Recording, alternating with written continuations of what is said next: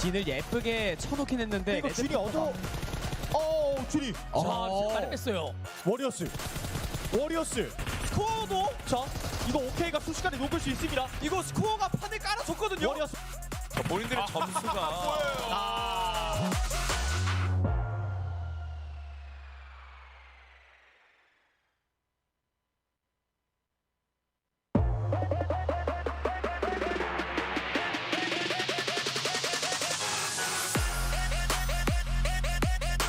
Jumper lontaran hit ke bahagian hadapan, tapi itulah dia Free Fire yang ditunggu dengan begitu sabar sekali oleh Rain. Mungkin akan meranapkan impian Team Secret. Team Secret terkeluar di tempat yang ke-8 dengan kini telah boleh diketahui.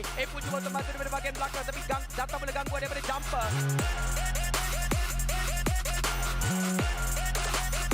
In the wrong direction, Zaxir aiming out for the grenade. Can he get the whole team wide here for Gig Fan? Oh, that's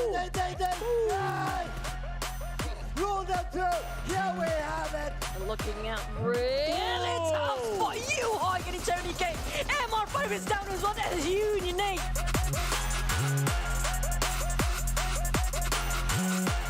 Close one there by Fluke. Ooh, another one coming in from Damru. Can he finish off Fluke? Fluke now 50% of health. Fluke is actually being shot at. Oh, Where is he gonna go? Oh no! Fluke! Fluke!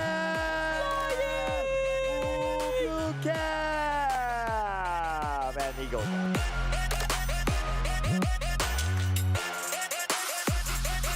Much early on as compared to Erangel Galacticos moving into the corner of the container, and Tamio gets taken down.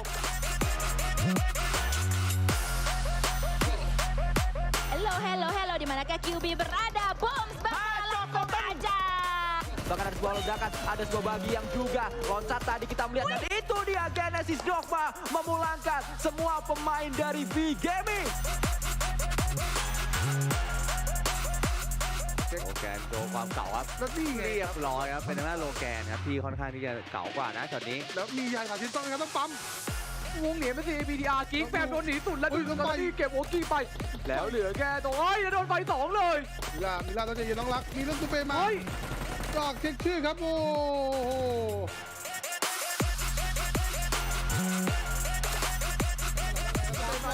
เอาได้เน้นมาปอนล่างเลยไฟหนอนแล้วเป็นเครียดแล้วก่อนหน้านี้โดนล้อมจากไกลๆขอแค่เม็ดเดียวพอขอแค่เม็ดเดียวล่วงไปโอ้โหจังหวะนี้3 ปอมเป็นเกมได้ไม่ทำได้แต่เพื่อนเขามาเทได้เหมือนกันแล้วไม่เอานอนแบบนี้เรียบร้อยเลยเป็น4 2 แต้ม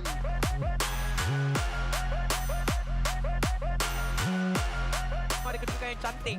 Kita lihatkan Team Secret di bahagian high ground tersebut, tapi Nerpeko dengan satu pemanduan yang begitu. Oh ya, mungkin dia memang mungkin achievement pula.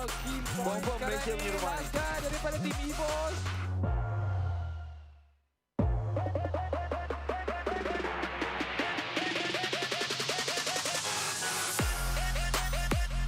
Referees, they had to lock horns, and that's why they witnessed the bloodbath with Marshall. door here very shortly. Marshall on the front lines looking to make the breach here. Nice volley.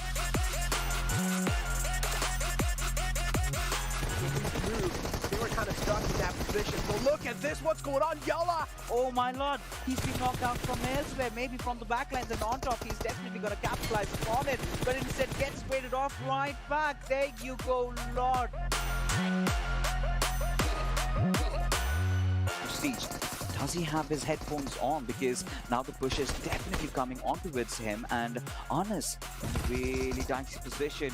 Honest and Prestige, 2 players surviving, does have the SKS. Quick scope, there you have it. Some bold action for you. Oh man, I'm looking at the minimap too, and it looks like they're going to be clashing with DRS. I don't know how long they'll be able to survive.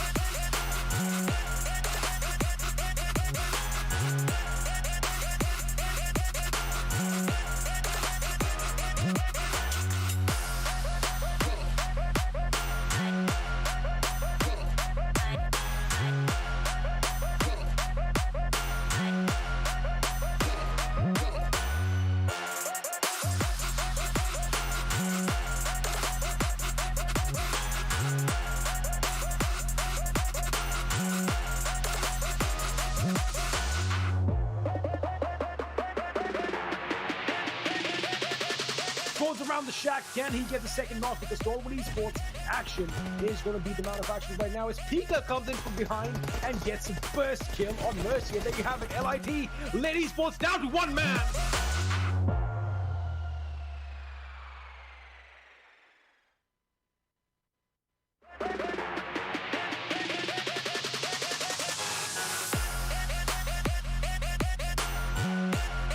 コリアのダウンキルを取っています。 BCXL さらにドーナツ SG も変わる動き。東側のエリアを自分たちのものにします。安全地帯は南側に。マークには届きませんでしたね、小池さん。うわー、これ2投目マークに刺さった。これを皮切りに一気に行くのはリジェクトです。マークを一気に潰しに行きます。デュエロサラ。さあユナイト3名になった。対してそのこうするかのように時計回りですね。時計回りで回っていくのがユナイトなので、このラピスが落ちると一気にリジェクトも危ないので、ここ耐えなくちゃいけないですね。ラピス耐えれるか。もう味方が来ている。車両でアタック。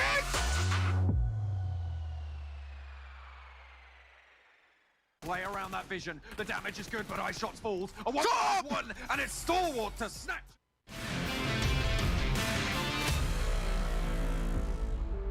He is getting hounded and he needs to somehow stay alive. The UMP comes out. He spots one. One, two. Double knock coming in from AJ. He's got to finish him off as well. Jumper. This nade could be everything. He's going to Beautiful. Is he going to find anyone? Yes, he is indeed. But shot actually from the sidelines, getting a knock. Now it's all down to attacker. The 1 versus 2. The lone standing member, and they know exactly where he is. And that is going to be Team Secret. Suppress this line, but more nades continue to go through. Jimmy in danger now. A beautiful nade to the back finds the flush, and King goes low as well. 2 players from Reject swelling over the hillside. 1 goes down, but is traded evenly with Jimmy. King now up to bat, looks for the shots, but not going to find it. Has to go for the weapon swap, and the drop shot is good. Nova taken down by Reject. Going and Nox going back and forth as nades start to fly on our main screen as well. DRS pressuring the Infinities with nades. Someone outside my window is unhappy about the Infinities taking the nades as well.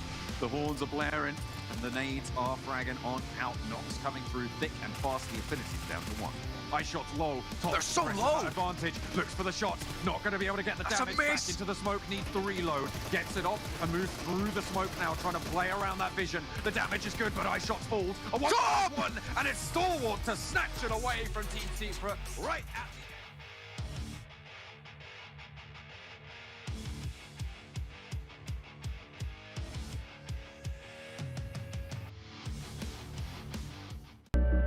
I saw the first light, the first steps. Now I see much more. I capture Earth in all its beauty. I see action. I see drama. And I see it in the finest detail. Moments of inspiration. And the first steps. I am the 1+9.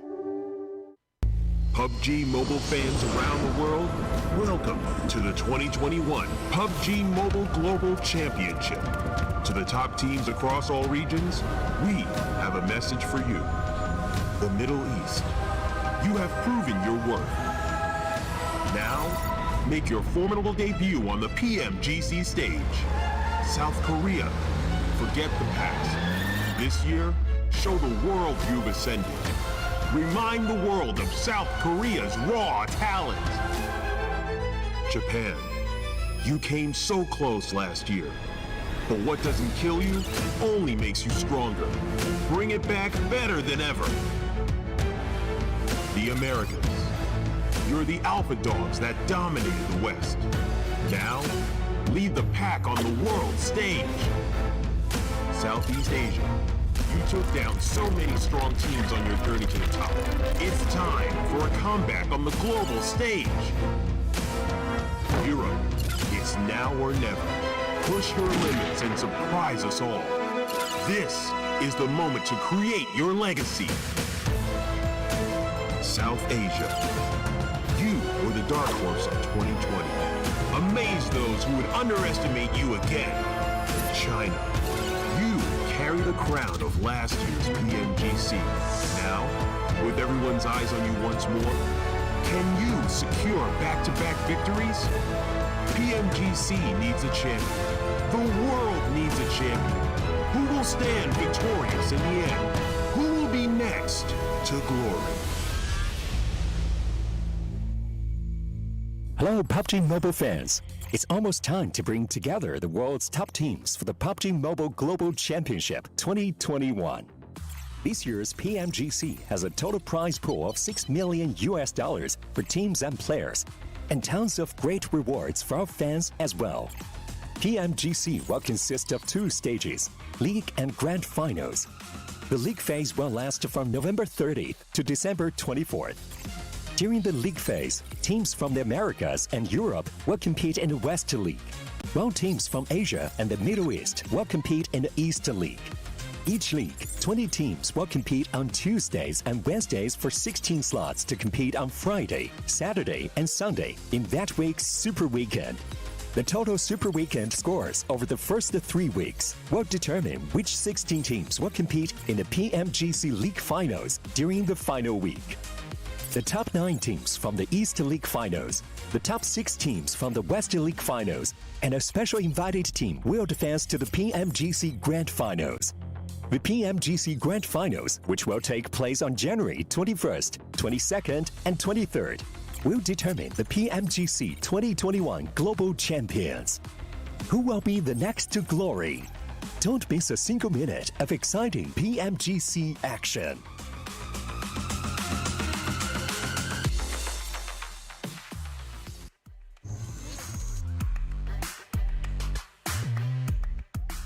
What's up? We're back with the PUBG Mobile Global Championship 2021 East League, and it is finally the final day here of our very first Super Weekend. It's our first of 3, and gentlemen, it is going to be an interesting one where we've had some teams have a massive step up yesterday, and some teams unfortunately not live up to the hype that we saw when it came to the league stage. I'm Jason Kaplan, still your host here, and joined by 2 handsome gentlemen who are looking phenomenal. Hair on point, everything on point for them. No zits to be seen. We got Maxman and Kalaris here to help break down all the action across today. First of all, Maxman. Actually, no, I'm sorry, Maxman. I have to go to the other end of the desk here. Kalaris, you weren't with us yesterday, Kalaris. What was your take on day 2 of the Super Weekend, man?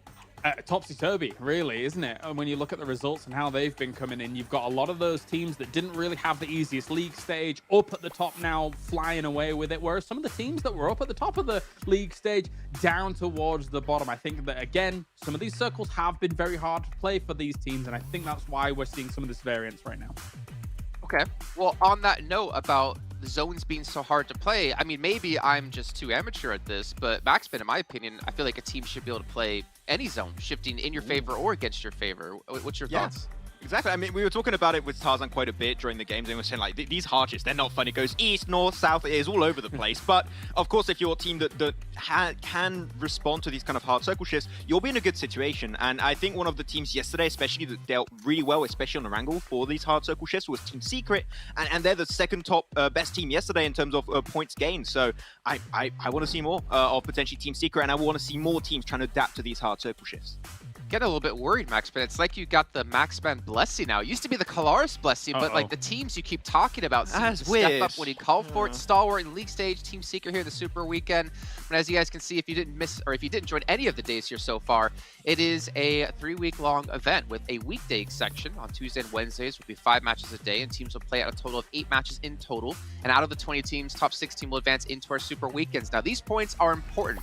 Every single point you get to Super Weekend will stick around into our league finals. And at the end of our 3 Super Weekends, our top 16 teams will go into those league finals, where it will be across 4 days, 6 matches a day, until we have our top 9 teams. Now, those 9 teams go into the global finals with 6 teams from the West and 1 special invite going out to India. We're not sure exactly how they're going to be inviting a team, what team it's going to be, but I can tell you what is going to be awesome to have India back here in the global stage.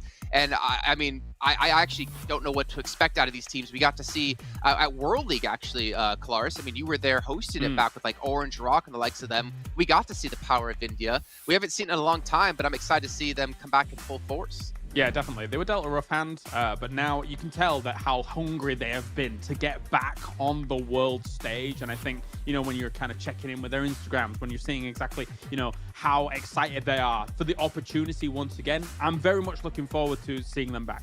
Yeah. Oh, yeah. I mean, $6 we million were doing World as well. League. We were doing World League last year, right? And if we don't have the cast to say Patse Headshot Bolte when the team from India is actually going to be playing, I'm going to be genuinely surprised. So we better see it. Well, now I'm a little bit sad I missed out on this because I was doing the West League in that one. I don't even know what that means. Imagine doing West. Imagine doing West.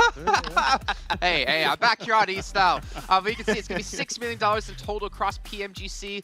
For instance, the winner here of the entire league stage super weekends and the league finals coming up later on in the month, they get $362,500. Like, there's a lot of money in the lines when it comes to just the league stages alone, but also in the finals as well. We're not sure exactly how the prize pool is going to break down there, but I'm almost assuming first place is going to be getting over $1 million. I don't know if you guys agree with me on that one, but it kind of makes sense. I mean, if you win the league stage plus also the grand finals, then yes, 100%, Jason. My math isn't on point, but I'm pretty sure it's going to be over $1 million. And I can tell you, that's a lot of 1+s. So you definitely want to win. That is a lot of 1+s, indeed.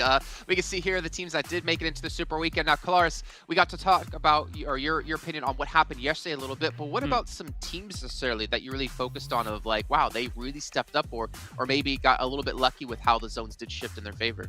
I mean, yeah, I don't want to kind of stray towards the luck factor because, as you say, you've got to work with whatever circles you are dealt, right? And that can materialize not only in like, okay, we're going to go for the win, or the circle shifted away from us, let's just go for kill points whilst we're trying to attempt to get towards these circles, right? And I think that, when you look at the Infinity's Secret 4 rivals, what they were able to put up yesterday was nothing short of spectacular. I was definitely impressed by the Infinity's, not consistency per se, but their highs. I mean, if you look at their past 4 games, second place, 8 kills, 10th place, then a first place, then a 10th place. But even in some of those 10th places, they're still able to get a few kills and kind of find those consolation moments when maybe those circles are not going the way. So I like what the Infinity was able to put up yesterday.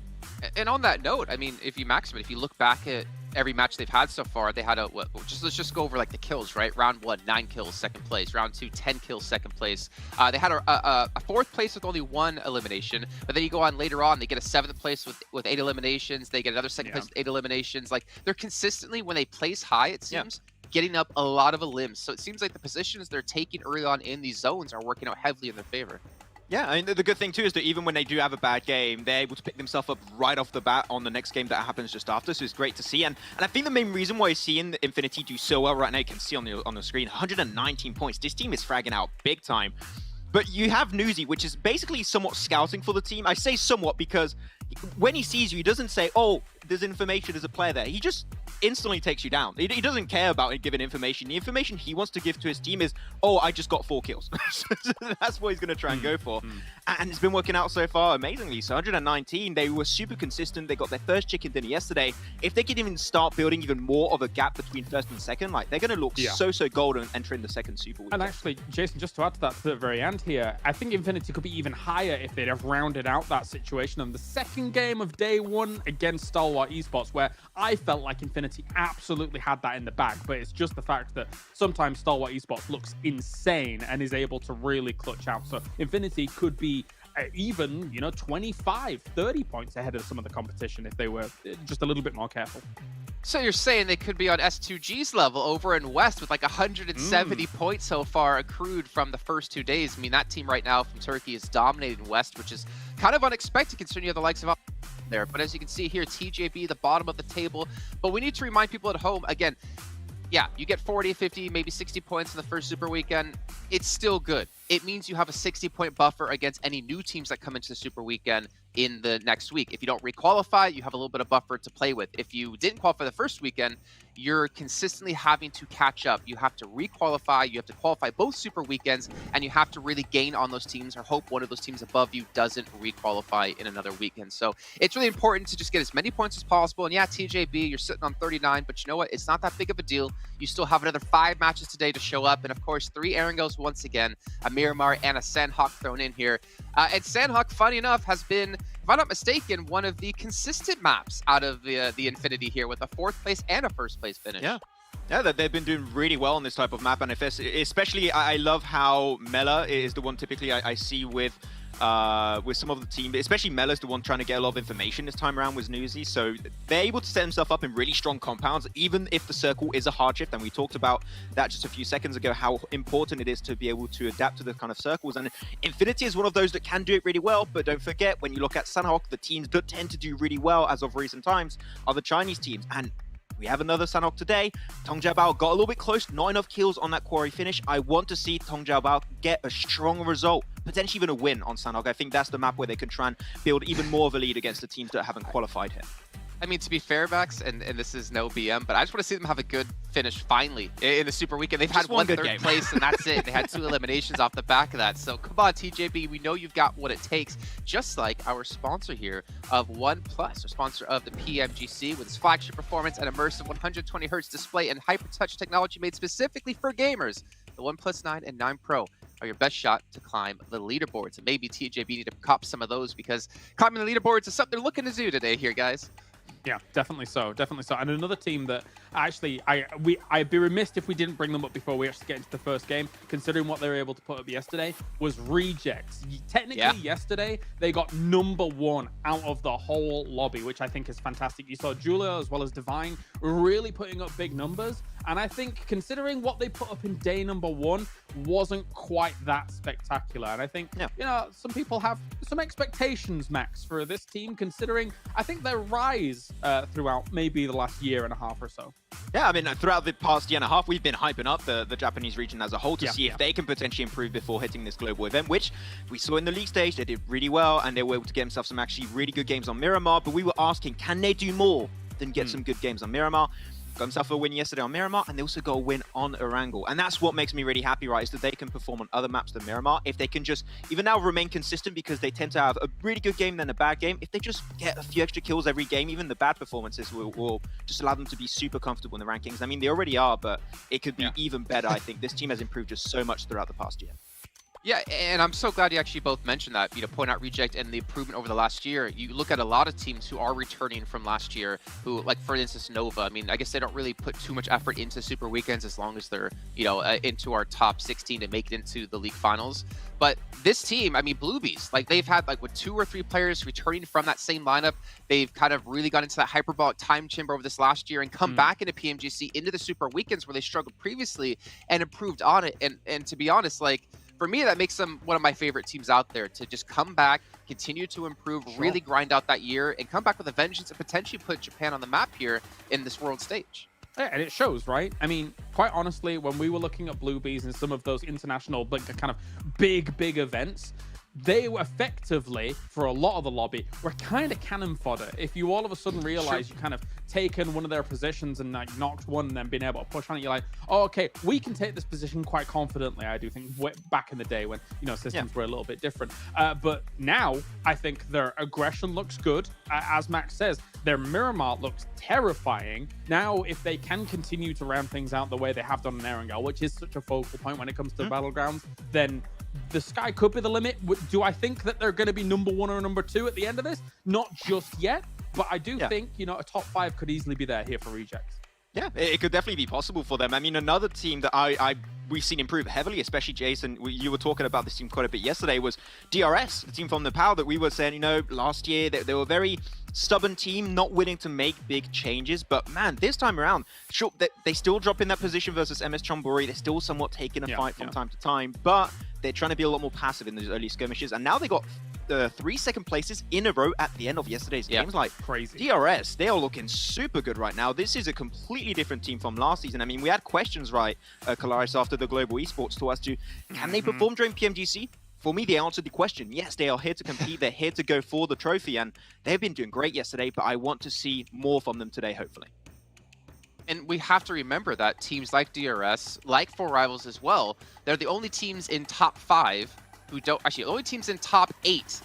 No, in top 9. I'm double checking this, and I'm like, oh my gosh, it was even further. The only team in top 9 without a chicken dinner. These 2 teams, and yet they're sitting in 3rd and 4th place. I think that's a true testament to how strong these teams are.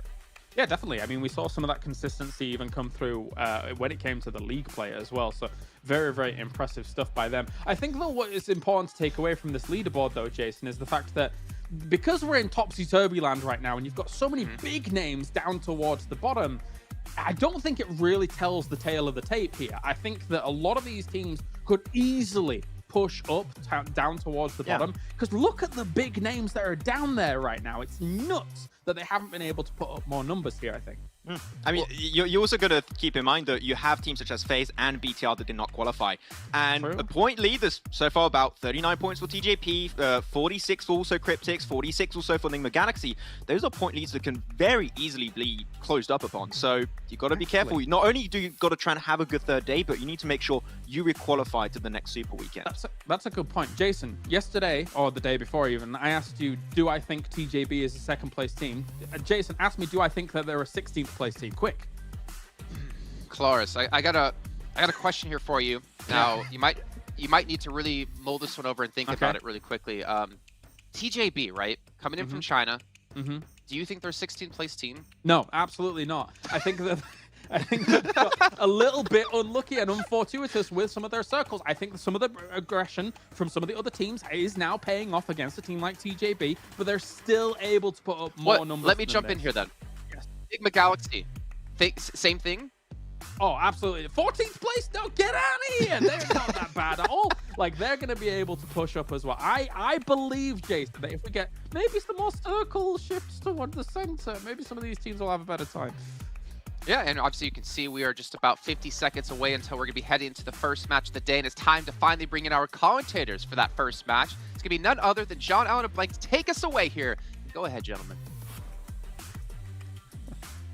Thank you very much, Jason. Yeah, we're very happy to be here to take this one away, as you so rightly put it. We're going to be heading into Erangel for our first game, and hopefully Tongjabao will show us that they aren't that 16th place team in today's play. Yeah, I mean, for Tongjabao, there's been a few times where the boys have been unlucky, I would say that, but I do think that, you know, this is the one time I might disagree with Kalaris, you know, like, yes, there might not be a 16th place team, but I do think that, yeah, a bit of that unluckiness, not sure. I mean, Sanhok in particular, they went to that compound towards Quarry. Yes, they got the central, and then they just don't move, and then the circle comes towards them. As soon as it moves away from them, they looked lost, and like their ability to move around was just very slow. And there was a clear win condition there for them, John, which was, you know, sweep on that western side, move up towards the position of the Infinity and try and take them down, but they just sat in the grass, got Molotov, got pushed out, and I think that really speaks to the Infinity because they're using their utility so well in these end moments to suffocate teams and make sure that they have the best chance of winning in the end of it. Again, also Newsy doing incredible work for this team from the Infinity. He's had some very clutch moments so far, even winning out against DRS yesterday on Sanhok versus AJ. I do think today DRS, they're kind of owed that chicken dinner though, right? They were so close so many times yesterday. I think now is the time. Actually getting gotten out by the Infinity in one or two of those circumstances as well. DRS still yet to claim that chicken dinner, but they still should be happy with the points they've managed to accrue so far, having been able to get so far up the tables, get up into 4th place, 98 points so far in 10 games, almost at that 10-point average. This is a very good place for them to stand in, right? This is a really solid point. And Jason mentioned yesterday, if he was going to ask me to get like a predicted bubble, the difficulty is if you don't know how many teams or which teams are going to be qualifying for which Super Weekends, it becomes very, very difficult as to whether that bubble is going to be on a team that has 15 games or has 30 games. It's most likely to be one of the two, but it's still very difficult to predict. But 98 points is pretty solid in this first Super Weekend, and they have another day's games left to play. Exactly. And I think that, you know, realistically at the moment, most teams, what they should be more focused on rather than hitting like a specific point margin is just getting as many points as possible. You want to be able to build up that buffer just in case you miss out on one of those Super Weekends. It does happen to some of these teams. And I think that even more than that, if BTR can turn things around, if FaZe can turn something around, you know, one of these teams, they might be dropping down to not go into the next Super Weekend. We know how good of a team FaZe is. So there could potentially be a sneaky team in here that they'll overtake and forced down to watch next Super Weekend instead. So I think that's the worrying thing at the moment, is that I don't think there's anyone in this lobby, including all 20, that is a bad team. Particularly, I do think there's teams in here that are vying for a chance to be in the next Super Weekend, and they're not going to make that league play easy. So get as many points as possible on board. I have been quite happy with Deadeye guys. Now I'm looking for a bit more of improvement. I think 59 points, it's okay, and just scraping by to get into the Super Weekend, that's an all right result. But they're not really showing me that they're a finals team. So BTR, FaZe Clan, they could just as easily, with how close it was with BTR not getting in, get into that next Super Weekend, and potentially Deadeye guys, they don't. I mean, this is the thing as well. We've seen teams from the bottom of those league play days come all the way towards the top, right? It's the Infinity qualified in 15th place, Team Secret 14th place, right? These two teams now sit first and second in these Super Weekend games. So even if they're only just qualifying, it absolutely can be a shift in momentum from these days to days. So hopefully we'll see more from some of the teams we're not seeing today. But we're only going to see stuff from the teams we are seeing today. I mean, I feel like that's pretty self-evident, but I'm going to say it. Yeah, that's fine. I'll allow that. We're not going to get any sneaky beavers coming in to this lobby here. They won't be shifting their weight from that league play watching room and moving into the actual playing room instead. But you're right, though. The Infinity, Team Secret, massive momentum shift from both these teams. I think specifically from Team Secret, it's a great example of what can happen over a few days, given the chance, which is that, they're so much quicker on these rotates, so much faster overall, and they're looking for those central spots in the game, and I think that's a massive change for them. I think they just had to realize that, yes, they can go toe-to-toe with a lot of these guys in the lobby. They don't have to, float around towards that north side of the map so much anymore. It's something that they do over here on Erangel, where they have that Kameshki split over towards Stelba. They also do it over towards Miramar and Torhamada. So, those are locations where you can't really just sit around and twiddle your thumbs. You do have to make it into the circle fairly quickly with a good plan ahead of you. And I think Team Secret's changed that, and I'm glad to see that confidence coming through. Nova on our screen, 10th place, 69 points.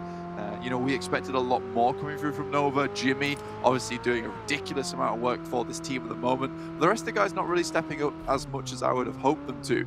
I think Order had a much better run last time I saw him, and I would like to see a little bit more out of that guy so far, but it does feel like he's getting caught out a few times and not able to unleash the beast that we know that is Nova Order.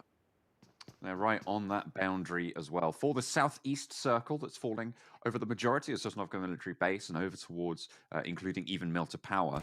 Interesting drop spot. Infinity going up to Zaki. They normally drop over on that C block on military base, but this time around they go right up to the northwest. I mean, the plane path was fairly northern, so maybe they didn't want to go all the way far down that way in the vehicles, get some loot early. But they're playing right outside, so we'll see if they can change up that strategy and make it work for themselves to get down to this southeast circle. I do think it's a smart secondary drop spot here. Unfortunately, it doesn't really work out for them the way they wanted it to with this circle. And I think that's purely the only reason we're seeing Stalwart down towards Nova at the moment is because they waited to drop out the plane down towards Shelter, Milta side, pick up some vehicles and head down towards Nova past Genesis Dogma. And I think that extra time in the plane afforded them time to realize, where is that circle going to drop? What do we do with it? Instead, the Infinity has to make a snap decision depending on the plane path, which is not really viable, heading towards Sosnovka, head toward Zark instead. So all in all, two smart decisions from both these teams. I just think Stalwart had a little bit more time to make their decision. Not to say that the Infinities was any worse, it just hasn't had that same look in terms of the circle. Because who thinks that this circle's coming through? It's very, very much down towards the southeast. We've been expecting like northern shifts up towards River. This time we're going to move away from that over towards the east side of the map now. See where it does drop in the end. I mean, it's potential for a military-based finish, but it feels unlikely given this circle shift. You have to feel that it's going to be on that mainland. A little bit of a scuffle breaking out the hillside from Jabal, taking fire from Enigma Galaxy. Trying to suppress that ridge line as well. Jabal just trying to leave this position out to the west of Pachinki. The attacker repositioning that. They are skirting around. These guys are now in for a little bit of a test here. They've sat down, they've sharpened the pencils, and they've got to figure out how they're going to make towards the center of this circle, because they dropped towards Hospital. And I do think that this is a good time now for us to see just how Tongjabao does rotate, because we know they like center, but they're almost certainly going to be forced to play towards the edge side for the majority of the game now. If they go down early, you know, that's going to be pretty much a good confirmation for me of how they rotate and do they have the chance to make it happen. Purely because, you know, without this ability to immediately take center and then just hole up for the majority of the game, Tongjabao is going to be an awkward scenario now. 39 points, it is pretty diabolical considering they have the center of the circle so many times and not able to control that. So Tongjabao, we'll keep an eye on this game. I think this rotate underneath Pachinki over towards the coastal side on those roads is going to be very, very important. We'll see what they make happen, but I don't think we're going to see any crazy shifts in terms of momentum or movement towards that second circle. 4 rivals making their way to the north side of Potato Hill right now. Third place in our tournament overall with the tied kill lead win. 15 kills back in the lead play. On the Greek Infinity team. We've been doing a lot of work in these circles. And it feels like I haven't been paying attention as much to them as maybe I should have done, because I feel like they have exceeded my expectations for them. Maybe you have a different view on that, but they absolutely have shot up those rankings, and to be in the conversation there, I think is an excellent achievement. Yeah, it really is for the time being. Both these teams, well, this team in particular, doing very, very well so far, and I think it is a surprise. It is a change to the paradigm that we've seen so far for most PMGCs. So it's exciting for me because I think that, again, you know, the guys talked about on the BTR phase being in that bottom 20, like, that's crazy to me already. So PMGC East cracking up to be one of the most exciting tournaments of the year, if not the most exciting tournament of the year. You know, imagine being in West, as Max says. But to be fair, over there, you know, you've got that one team in S2G just completely flying out of control. We're not seeing that here at East. You know, we've got a much more level playing field. And I think I would prefer that, though. Big congrats to S2G. You guys are killing it. Yeah, and they're gouging out the points for sort of the middle of the tables. What that means that is here we have, as you say, that flatter distribution of points across the lobby, which in fact is going to make it harder. Oh, okay, hang on a minute. Tongjabao, I'll come back to that in a minute, taking on a team from the same region, 628 right now. Sunan is going to go down. I think they're not even going to try and get this player back up. Can they get an answer? Not really. They don't really have the angles. Tongjabao, they pick up the point. So that's a pretty decent start, and again, this is being able to be quick with your rotations, get into position, and I think for STE losing Dao Shi now, not the best of things in the world for them. Tongjabao, this is great news for them, and I think that being able to take these compounds is good. I do think it's a product almost of 628's playstyle though, which is very lax at times. There you go, 2 players from Tongjabao rocking on forward. The attacker goes low, the spray down's good onto 1, and the second as well. 2 players fall. Now 33Z maybe looking to try and come in, look for a flush here, but thinks better of it. Last player standing for 628, just want to get out of dodge, get away from there. Try and keep towards the top side of these tables. Currently 6th place, 88 points. I do like that from 33Z. Jumps out the car and is like, I'm going to get you all. And he's like, actually, my entire team's dead, I'm going to leave. For Tongjabao, that's great. This is really, really good news. I'm glad we've set up this storyline beforehand because now we get to see how they're going to make this happen. Again, like I said, rotating down from Hospital, not easy through Gatka, open fields, but they found their way a little bit further into the circle here. Second shift as well, looking for this compound. This is good news for Tongjabao. Again, they still have to force their way further into the circle, but 3 kills onto STE, who are currently sat in 6th place with 88 points. It's good stuff. I mean, they can only be attacking teams above them on the tables, right? So there's no other way about it. They are currently in that 16th place. Team Secret, oh, they lose 1. MS Chamburi able to find that flush just below, but not going down just yet either. So no answer. Team Secret trying to push in from this north side, and it's a difficult road ahead of them. They haven't lost the player just yet. It is just a down, so they could potentially get this res. It looks like they are looking for it. I think this is where Team Secret, like their difference in ideas have changed, which is specifically like they know if they want location, they need to fight for it. especially coming from the northern side. There's no way you get through because most teams are going to rotate safely over that northern edge of the circle. With Team Secret adding into the mix there, it becomes a little bit difficult for them. But they've realized that, you know what, we have to crunch on for these zones. iShot's pop. We'll find him. He's done. Out in the open as well. There's no way you're getting back to that, unfortunately, especially if Team Secret have the angle. I mean, there's a smoke blooming, so maybe they're going to try and make that push, but there's very little cover here. MS Jonburi suffering now on what looks like a pretty solid start to a fight for them. The circle shifts out to the eastern side, and it is confirmed to be on the mainland. Stalwart have moved off from that military island. Teams are now moving east towards this next circle. Genesis Dogma tried to hold them out earlier on, but now Stalwart really getting a lot of dividends for that push they made towards Novo. They've got looted up, they'll be heavily ready to go. And now they can kind of move towards that eastern side of the map, which is very uncontested at the moment. Rico Infinity team going straight towards the center as well, to the north side of Farm. The fight from Nova as they push into Reject. This time around, Reject not going to be able to hold this one out. They're not going to be able to take down Jimmy this time. Jimmy takes the building back. Looking to hold on to this one for the time being. And I think Nova, yeah, we did need to see a big improvement from this team. Sat in 10th place at the moment. Like, this is the team that we're all got our eyes on a lot of the time. But I think we're starting to see new names that we definitely need to keep more up to date with. I think the Infinity, Team Secret, both these teams just always on it when it comes to all the tournaments around the world. And I think that they've been grinding very hard. And Team Secret's been so close to the top so many times. They've breathed that fresh air of sitting on top of the throne, but never quite sat on it. So it is now time for these kind of teams to really take their rightful place. What about they're going over the West Bridge onto Military Island?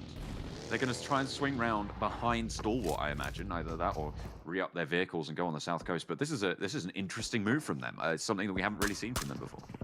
I think it's a great move as well, though, because, you know, with that plane path, it moves up towards the northern side. I think most teams would expect a lot of action towards the western side of the map. They've realized that themselves, trying to push through towards Pachinki, that it's heavily contested. Let's just head through where Stalwart moved. So I think that, yes, they might come into contact with Stalwart, who are currently holding buildings just down towards the south side of Milta. So they do have eyes on those bridges.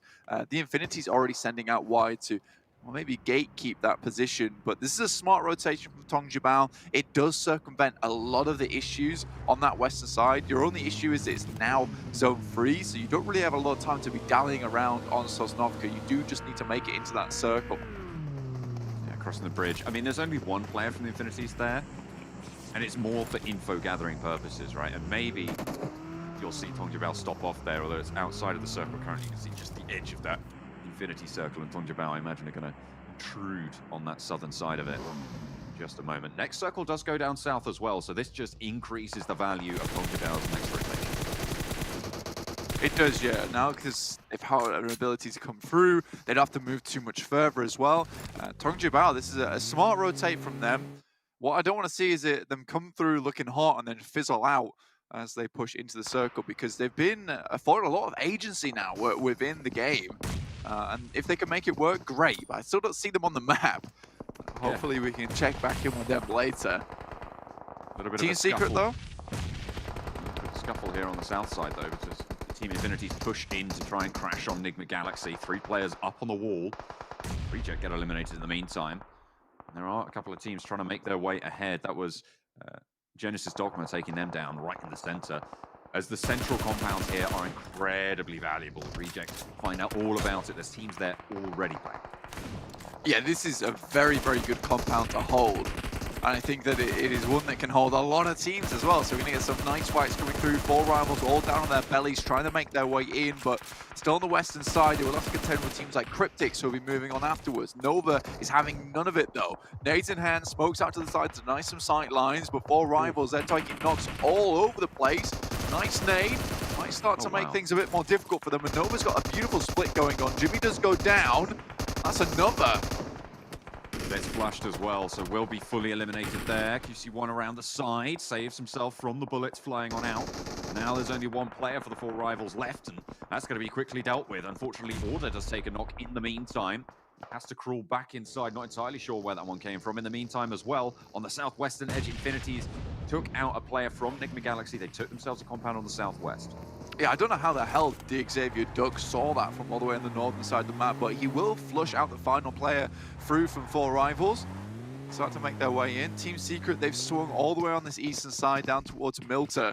Nice rotate here. You know, they've fought for that northern edge a little bit, but now they can decide to themselves, you know, we're going to take a bit of a more position towards that east side, stay safe, stay comfy. We'll play out the rest of the game a little bit longer. We don't really too many fights where we get to that end game. We've got no utility. We saw before how those smokes that they threw over on the 5th game on Erangel were so strong in allowing them to win that game. Xavier have the compound on the north, and they're trying to stop MS Jonbury from moving on through. Tongjabao lost 2 players on their southern rotation. Unfortunately, Team Secret kind of pushed into their area as well. Stalwart were a little bit in the way. And a lot of these teams now on the outskirts of this circle, but the central set of compounds is so hotly contested. You can see 4 teams really close to each other there on the minimap. Tongjabao's down to 2 players. Yeah. So something terribly wrong happened whilst they were rotating. I'm not sure what, but they've only got 2 in. Now it's a case of being able to hold out for a little bit longer. You know, you've made that rotate, you've found a position in the circle. Now you're looking for maybe a top 8 placing with those 2 players, or trying to sneak in towards the end. Again, though, like 14 teams, 48 alive. If you're just 2 guys here and Stalwart is just ahead of you, it's a bit rough. They've got a 2-2 split going on. You can see it there. They control a large amount of the land. Nice shift, though, for Tongjabao, but they will still have to fight through Stalwart, who have been looking pretty good. Yesterday was a bit of an anomaly for them. Hopefully today they can readjust, rewrite themselves in this leaderboard. Oh, Godtani moves up towards Tongjabao. Shaka thinks better of it. Back in the buggy. Enigma Galaxy want to have their turn as Godtani takes a turn and tail there. 2 players up to the wall, and Attacker goes down to a nade. A massive crash coming through from Enigma Galaxy is in the shed. 1 player stands tall. Lord looking to try and take care of it, but Bamboo with a death nade is good.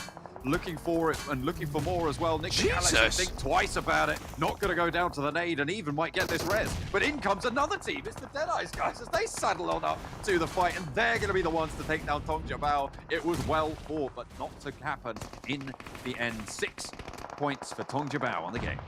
Yeah, I mean, that was a great nade from Bamboo, but again, that rotate just did not work out for them. Not sure where they lost those 2 of the members, but like I said, that circle 3, it does tick fairly hard, and if you don't have the meds to make it happen, you are going to come into the circle looking a little bit worse for wear there. Deadeye guys take the shack. It's not great. It's not the greatest of positions, but Stalwart's still holding on to this fantastic compound at the moment. Nova get the short end of the stick towards the center of the circle as we head down towards the south side, but they'll have Rico Infinity Team looking at them. They'll have Genesis Dogma looking at them. Team Secret very close to Xavier right now. Sprays some DRS with oversight on the fight. Rabbiz low hits the deck, but Jumper's the first to fall in the scuffle. Has to go down behind that buggy. Look at their health. Oh, it's on Xavier. They're so low, but they're staying alive and they can get these heals off flank. Yeah, I mean, Pika along the way from STE's taking shots towards this fight. That's why Xavier went quite low there. IKD5 tries to move out wide, so does Fredo. So Team Secret just using these smokes to advantage to reposition and re-angle themselves in this fight. It's smart. It adds a little bit of chaos to the mix. There's so much fighting going on at the moment. DRS trying to come up against Xavier. Team Secret saved by this team for the time being, but again, there's still shots ringing out all over the map. God, what a bloody hillside that's going to be on the northeast, as well as on the south side. Cryptic's struggling. MS Jonbury maybe looking to push up towards Nova. It's all popping off now. Infinities, they had 1 player go down there. Mela flushed out as well. They have got a little opening in that side of the circle. Genesis Dogma, they're taking shots time and time again. They've got a very, very good post to play for at the moment. I think Genesis Dogma has surprised me a lot throughout these games. I think they're quite a difficult team to play against, and they tend to really be able to hold down to their areas. They've got great teamwork. Rico Infinity Team trying to hold down a shack as teams push in towards them, but it's Stalwart taking down the Infinity in the meantime. Rico Infinity Team. One gets dropped out in the field, and they're looking to shut them down. They will be able to do so. Rico Infinity Team guard out Nova. What a shift to Infinities. As now they have Cryo Compound, Team Secret. They can have a long road ahead of them. With a player down, that's going to slow them really quite dramatically. Unfortunately, not for much longer, as they do just straight up lose that player. It's Xavier holding them in a death grip on the northeast. I think for Team Secret now, Rabbids has already moved forward, so this is potentially a time to clear out these remaining players from the Xavier. They've lost one on Team Secret so far, so again, there's time against both these teams where Rabbids already in the circle, but he goes down. Slight issue now going forward. Which is not really coming through just yet. It's Deadeye's guys who had that shack. Trying to play this edge, but there are only two. All up. All four. Gonna have to push on through. Team Secret now in a last chance fight. iShots wins one, but can't find the second. Bredo looking for retribution, but he's gonna lose this teammate no matter what. And across the way, gonna be spoiled there. Team Secret eliminated. Deadeye's guys continue to try and move, but Stalwart just spraying into this smoke, forcing them to hit the deck. I mean, Deadeye guys didn't have the greatest position overall towards that shack, but they were closer to the circle. And Stalwart's kind of held them out for a long time. They take shots backwards and forwards, but with the man advantage that Stalwart currently have now, they're looking much stronger, moving out towards the northern side, knowing there's a lot of chaos over towards there, so they can potentially move through. But Genesis Dogma, now they need to hold back Rico Infinity. Already Boom's going down. And getting flushed out as well. A nade being cooked by Satar, but needs to be a little bit careful there. Stops the players pushing into the building with the nade dropped down, but isolated to the top floor. Has to hop out. Misses the Molotov. Pretty crucially there as we hop on board with the southeastern fight as well as that crash happens over on the northern side, but we're back with it. And Us goes down, and a nice hold for Genesis Dogma, but it is only going to go that far. They lose an Us, but they claim the northern compound. Rico Infinity coming back into it, seeing a lot of these names that we weren't too sure about yesterday who had fallen off slightly. Rico Infinity team Stalwart, but now down to a three-way fight, I would say, between Stalwart, the Infinity, as well as Rico Infinity team. I believe that, you know what, Love probably not going to be in this circle for too much longer. Rico Infinity looks towards Stalwart, gets some nice sprays down towards them. All they've got is a tree. Not really going to do too much there. The wood splintering at their face, but it is providing sanctuary for now. Stalwart need to hold, and the sprays are good. Top takes a tickle. Crawls behind the vehicle, and Rico Infinity team more than likely going to have to leave their high ground positions. Can Stalwart weather the storm? The circle shifts out a little bit towards them, but there's an off angle as well. Deadeye's guys find the shots that they're looking for, and Stalwart again just going so low. One player for Deadeye's guys remains. This is good for Deadeye guys. I mean, this would be a nice ending for them if they get that third place after that little squad wipe onto Tong Jiao. Good stuff. Nuzi takes shots towards Stalwart too, so they're looking for that second place at the moment, but Nuzi and God Tunny, arguably the best players here on the Infinity to round out this game for them. You know, this is the chance that they needed. Rico Infinity down to 3, and they've lost Anas, who I would say is their best player. So struggling just a little bit, but I do still think that Rico Infinity team are a very strong team, but when you're up against God Tunny and Nuzi, anything can happen. And of course, they do have the numbers advantage right now, as you say, but they have lost Anas in this scenario. The question is, how much control can they exert over this next circle? Not too much ground in front of them to use as cover. And so a lot of angles still remain as a threat.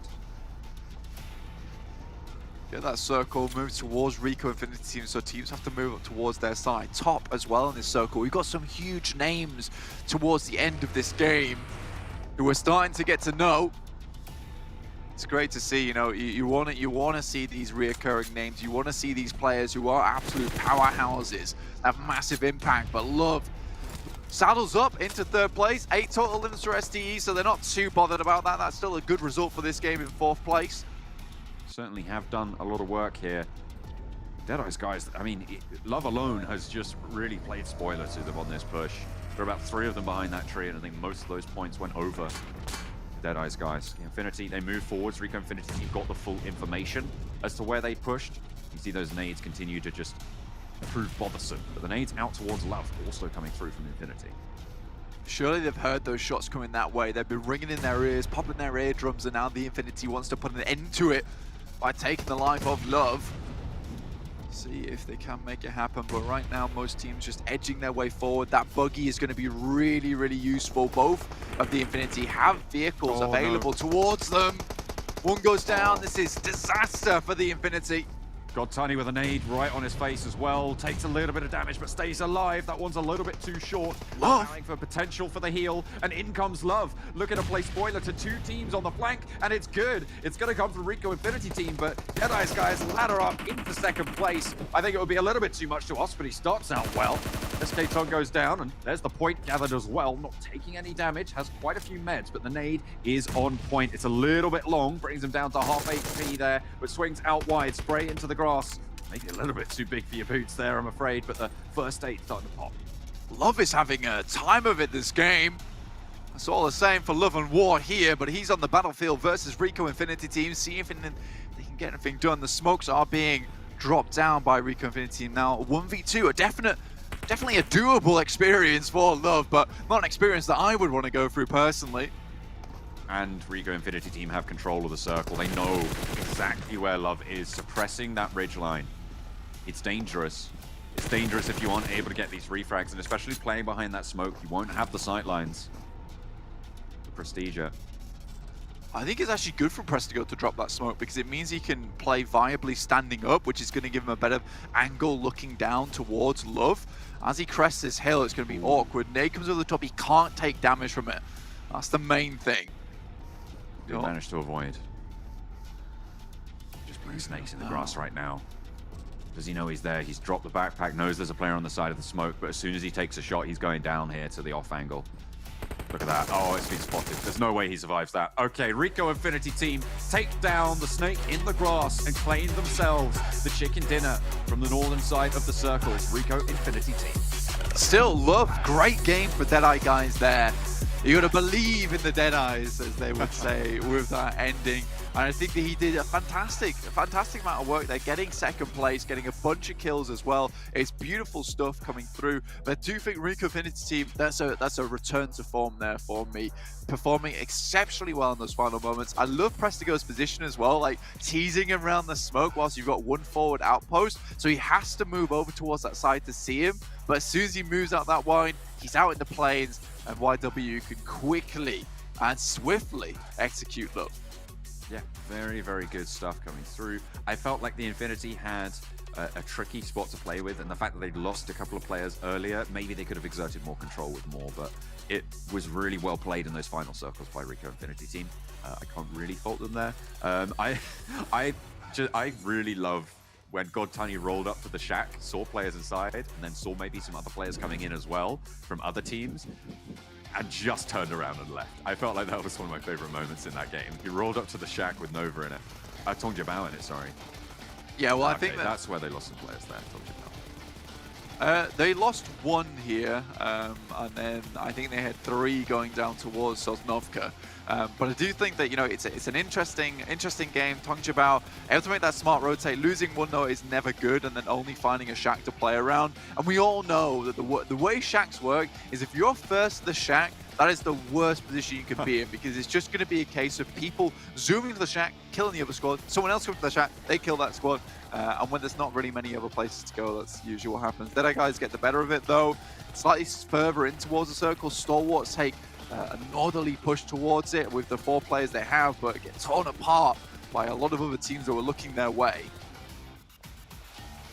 Stray downs from compound to compound. I mean, those central compounds did end up being very, very pivotal in the farm compounds. Certainly those positions worked out very well. And yeah, here's the first crash. You can see Godtani just fleeing in the background there, coming on through. I think it was Nigma Galaxy to go in first, who did go down, and then it was Deadeye's guys who came in second to clean up the pieces.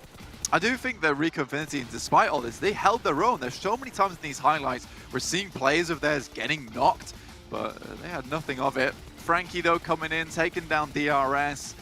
You know, the Napoli team, not having the best time during this game, but yesterday was a perfect result for them, coming to 4th place overall, but that will have changed, I believe, after the end of this game. The Infinity once again towards the top side. I think even if it was like a slightly rough game for them towards the end, still getting that 3rd place is ridiculously good. They're continuing to be towards the top of the rankings and continuing to be that familiar face for me and you, John, towards the end of the game, which is always a very, very, very good sign of a strong team. A couple of unfortunate off angles there getting exploited against the Infinity. But as you say, a very, very strong team. They are rightfully at the top of the tables right now, certainly on the best form. Tongjabao did not have that display of a non-60. I mean, to be fair, they had some pretty solid rotations, but they did get cut short. So maybe there's a glimmer of hope, but it wasn't to be in that Erangel. We're going to head back to the analyst desk. Maybe it'll be coming up in another Erangel, John, obviously, as you mentioned with TJB, but there's so many teams we got to be talking about here. I'm going to start things off talking about the Infinity, actually. I'm going to just throw you guys a curveball. They pick up a ton of eliminations yet again, showing some consistency when it matters here in the Super Weekend. This team has been able to put on a clinic here and continue to lengthen that lead against every other team in the lobby. Yeah. I mean, they dropped Zarki on this one, and Kalaris and me were having a conversation in the green room while watching this game. How important is it to have those secondary or even third drop locations to play from? You had a very northern plane path. They typically like to drop in military base itself. That plane path is not going to cut it, so you've got to drop for Zarki. And it worked out great. They had a really good entry point to the western side too. And as always, as we know what Infinity like to do, they scout out. And if they spot you even just for a split second, that's an easy kill. And they just fragged out big time once again here. Yeah, just kind of the nomadic nature of how they were able to get towards these circles, I think is impressive in itself. When we're looking at their drop there in Zarki, as Max is mentioning, aside from I think it was Genesis Dogma as well as Stalwart Esports, every other team is a barrier to their entry for these later circles. So to be able to get in a spot like this and yet 20 points, I think is very impressive. Shows great adaptability here, considering a problem here that they have to solve. Well, speaking of problems that need to be solved, someone needs to figure out how to take down the Infinity, getting themselves 20 points in this last match with 10 eliminations. Rico Infinity, though, getting themselves 12 eliminations with 27 points total. And Dead Eyes, guys, I kind of want to focus on them a little bit, obviously, because they did place second. But this team, we obviously saw just barely qualify off of 1 point. They beat out Bigatron in placement points, which is how they got here. But they've definitely turned the tides of their fate. I mean, they're looking up higher in the rankings, which is phenomenal for them. But one thing I am seeing lacking is I feel like we're not really seeing them ever frag out. And for me, that does worry me a little bit. I think their highest elimination game so far has been 7, and that was back in round 7 on a Miramar yesterday. I'm seeing a little bit of lacking of that potential out of the Maxmen. Yeah, but I would say in terms of their fragging power, they have significantly improved in that aspect from the league play into this first Super Weekend, because in the league play, of course, you might be a little bit stressed out to not make it into a Super Weekend. They were not willing to take fights. At least now, it's not always working out for them, but they're at least trying to go for the pushes. I mean, here, they just crashed in that shack, or the Gitun, as I like to call it, onto Tongjabao. It was very impressive. So I think that they are slowly but surely changing their mentality. It takes time to change your mindset of a more potentially passive team into a very aggressive team. They're trying to make it work out, and he actually did at the end. So yeah, it's good change from Dead Eyes, guys. Yeah, Kalaris, you made the sound perfect. 1,122 damage from Prestigio. I feel like we've seen Prestige quite a few times now, whether it's a head-to-head, whether it's an MVP. I mean, he is such a standout player. Yeah, I think this team has really been grinding. You can see it from them. I mean, we covered them Global Esports Tour, and they're into this as well. Like, they've been looking really, really nice. And I think what's super impressive about their campaign here in this game is their ability to push on Genesis Dogma the way they did. That opened up the game for them here. I mean, there are moments where Genesis Dogma's a little bit too split. Satar, it was a bit far away, so it kind of made this 3-1 split thing occur for Genesis Dogma. But Rico Infinity, and that's pushing up in a car, the other 3 pushing up to a position where they can then split that 3 into a 2. It was a strong divide and conquer tactic here, Max, that Rico Infinity's team executed beautifully. I mean, on the other side of the spectrum here for this head-to-head, we're looking at Turulov, and for the Dice guys talking about them wanting to take fights. Turulov, solo at the end of their game, not only was able to pick up kills on Stalwart, able to pick up kills on Infinity, he was able to go from 4th to 2nd in just a matter of seconds. Was a great usage of that utility, especially the grenades were really on point from Turulov. So, hey, we talk about it many times, Jason, talking about the clutch factor of some of those individual players, and Turulov, despite not always being the one clutching out for the side of Dead Eyes, this game was very impressive from Turulov. So I want to see more from him, especially for the side of Dead Eyes. And I think it's like the first time we've even seen anyone from Dead Eyes guys make it into a head-to-head, make it into an MVP at all. I believe so. I think so, yeah. Think back. And that kind of shows that we haven't really seen that standout player yet from the team. We haven't seen them be able to get a performance to allow them to have a standout player. But considering he has 60% of his team's contribution, really shows he is doing a lot of work when it comes to these individual matches. But you can see our overall rankings now, and we do have 32 points. The Infinity able to lengthen that lead quite heavily, and Team Secret behind them with 107. Not a bad lead, and not a bad amount of points to be built up for them. I mean, that should ideally be kind of a buffer zone that if they don't requalify for one of the Super Weekends, I almost want to say they should for sure still be safe. Yeah. They're even trying things out. Infinity understood that we are now looking so comfortable, we can allow ourselves to go for a secondary drop location in Zaki, potentially try some rotations that if we were in a more tricky position, we wouldn't try in the first place. So I'm really happy to see that coming out from Infinity. But Jason, I've yet to see a chicken dinner from 4 Rivals. Yeah, I'm not getting angry, but I want to see it. I want to see eventually because they're really consistent. If they can just change how they approach the late game just a small amount and they get wins, like they could catch up to Infinity, I would say, pretty swiftly. Before we change the subject here, Jason, just to quickly hit on the Infinity again as well. They are rapidly approaching, even though there are 3 Super Weekends to be able to get yourself into that finals later on down the line, 139 points is rapidly approaching what I would consider to be a safe zone for the finals. And they've got more games in hand today here in this Super Weekend. So I think it's extremely impressive for them here to start things off, Jason. I do want to bring up, though, one more topic about Rico Infinity is the fact that they have 3 chicken dinners, but they only have 48 eliminations.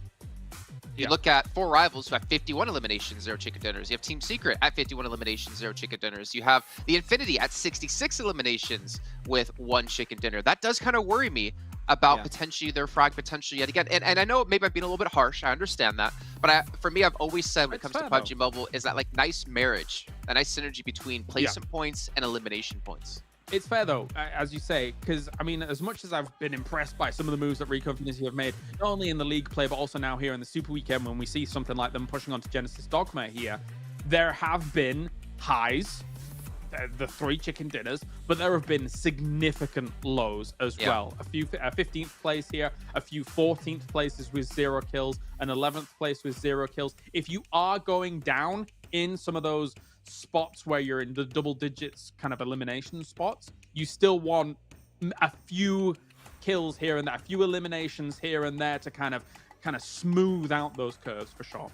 Yeah, and obviously, you know, being consistent, getting like consistent points is definitely going to favor you better in these marathon events. Whereas when you get to these sprint, 3-4 day finals, that's when you want to be able to have those high highs and potentially eliminate those low lows if it is possible. But as we just saw, I mean, Prestige was the MVP. Maybe you at home want to vote for him in the fan favorite vote as your favorite player so far in the event. We still have it going on currently until the 27th of December, and there's some limited time rewards you guys can get for yourselves with various pink level permanent items as well. So make sure you guys are voting as much as possible for your teams, for your players, and you guys know you still have some time to do just that. But Maximin, it's coming down time to your part of the show here where you get to flourish. What do you have to break down for us here?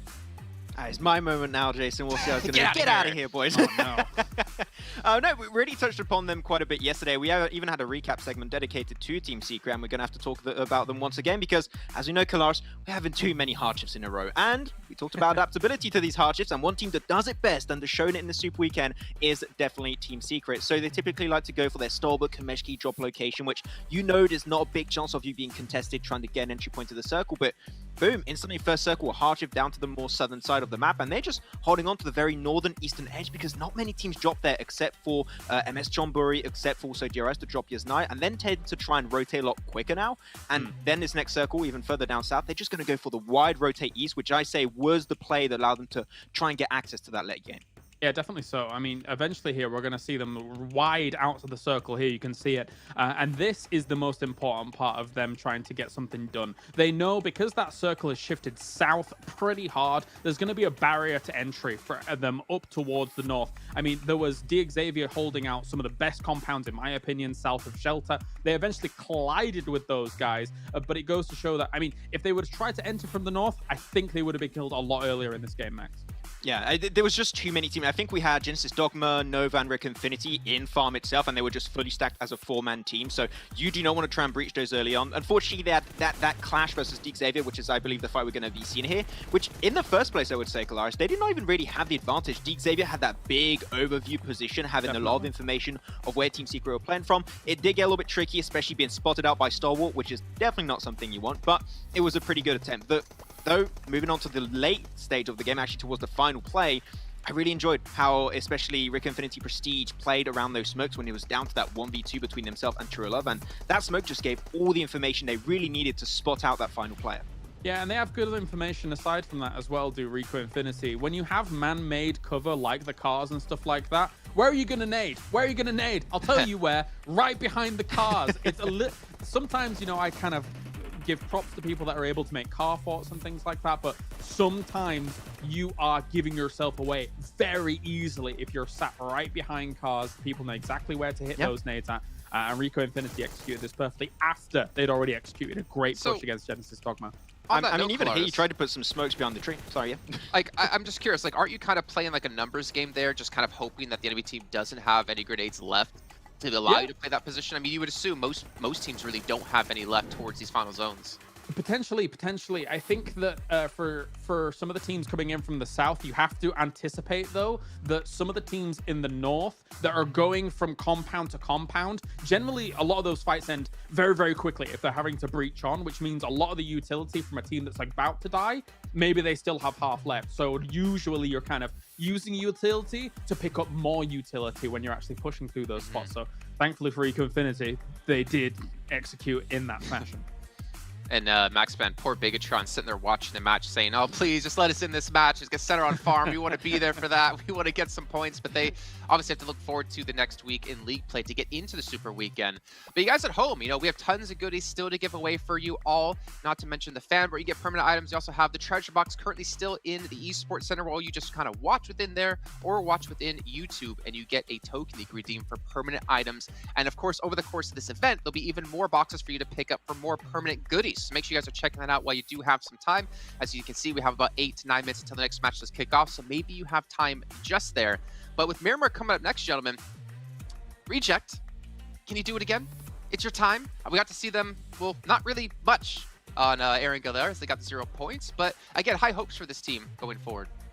Yeah, I would say that they're just looking as the favorite team. When you come down to a Miramar game, they're looking like a very clear favorite. So we'll see if they can try and get themselves another good game onto that map. That would be great to see. But there's other teams that I would like to see some good results potentially from. I would like to see, and seeing how they were playing yesterday, 4 rivals play a really strong Miramar. I would like to potentially see them secure themselves a chicken dinner. I think they get a little bit too confident, especially towards the end of the game, and they don't expect teams to be late to rotate into the circle itself. And I think that kind of assumption they make can sometimes hurt them. That's what hurt them heavily, actually, in their fight versus Dead Eyes guys yesterday. So I still want to see it, Jason. I want to see your 4 rivals win because they've been extremely consistent currently, the top team without a singular chicken dinner. So they got to get one eventually. Come on. I think they're living that, was it Class 2 Athletics life from last year at PMGC, where they were like top 3 with 0 chicken dinners, or I guess big if you're watching PMPL Western Europe. It is a bit of a struggle to close out matches, but I guess the upside is you don't get $1,000 per chicken dinner here in PMGC. You don't have to worry about that. It's just about the points, and obviously you get a bigger prize at the very end of the rainbow when you do get there, if you can get there, obviously. But with Miramar coming up next, I am curious to see which teams again will continue to show up. I hate to say it, but Enigma Galaxy, like, come on, guys. I want to see a little bit more. You were so surprising to us in league play, but we're just consistently seeing you at the bottom of the table right now. And Colors, I mean, I don't want to put you on the spot, but I really don't know what's going wrong for them. Yeah, I haven't been able to fully extrapolate it either, if I'm perfectly honest here. And I think Miramar is not exactly the best opportunity for them to put things back on the board either. When we were thinking about that league play, when I was looking at them, Erangel was definitely where they shone, which is kind of thankful for them that we are playing so much Erangel here, but it's not really materializing just yet. So for Miramar, there were some slow choices made, which could have materialized in even more points for them in that league play. But yeah, we'll see coming into this one. Or Max, maybe another a top 1v2 against Team Secret at the very end on Miramar as well as that we've had before. I'm actually like really impressed that we've been able to see star players, but not just in one match, but just to consistently see those players standing out, which is so difficult to do against the caliber teams we do have. But with Miramar coming up next, we do have a little bit of time until then, so we got to head to that short break. And on the other side of that break, we'll be kicking off directly into match 2 in just a few. PUBG Mobile fans around the world, welcome to the 2021 PUBG Mobile Global Championship. To the top teams across all regions, we have a message for you. The Middle East, you have proven your worth. Now, make your formidable debut on the PMGC stage. South Korea, forget the past. This year, show the world you've ascended. Remind the world of South Korea's raw talent. Japan, you came so close last year. But what doesn't kill you only makes you stronger. Bring it back better than ever. The Americans. You're the alpha dogs that dominated the West. Now, lead the pack on the world stage. Southeast Asia. You took down so many strong teams on your journey to the top. It's time for a comeback on the global stage. Europe, it's now or never.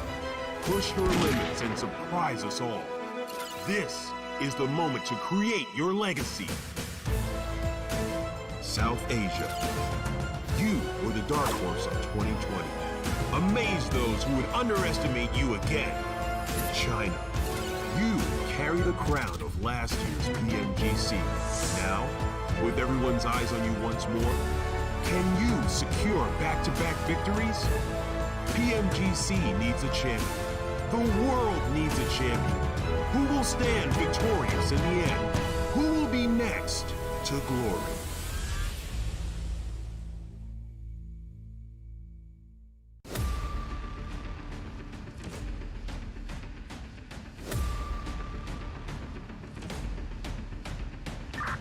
Danny, ready for abstract.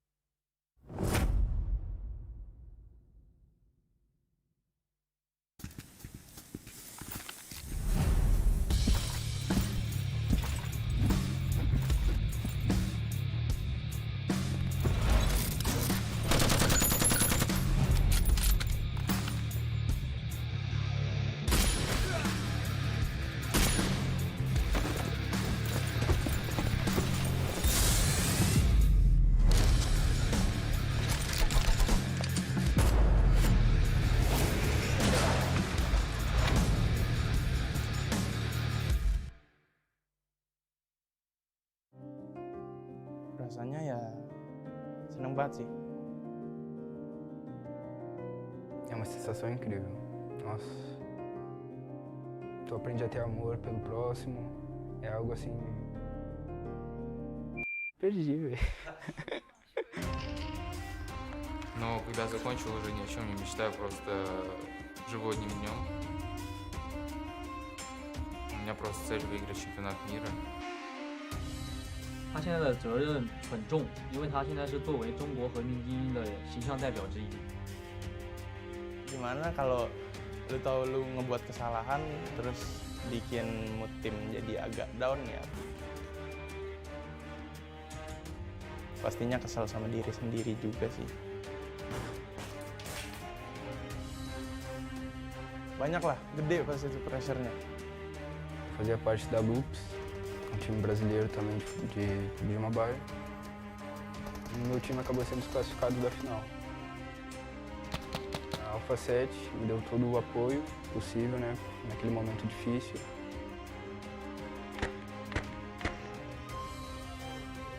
Я уверен, что команда в нашей текущей форме готова stать чемпионами.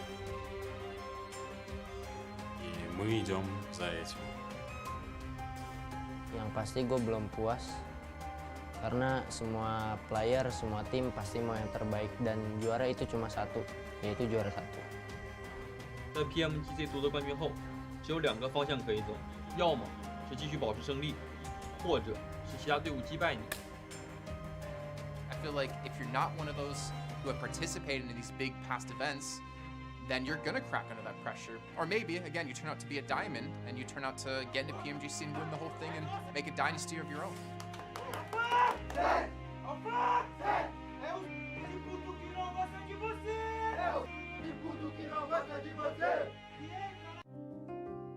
Rasanya ya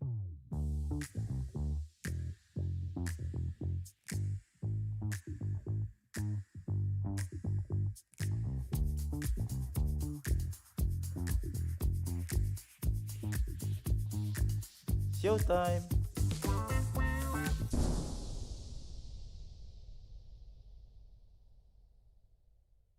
Play around that vision. The damage is good, but eye shots falls. A one, and it's Stalwart to snatch.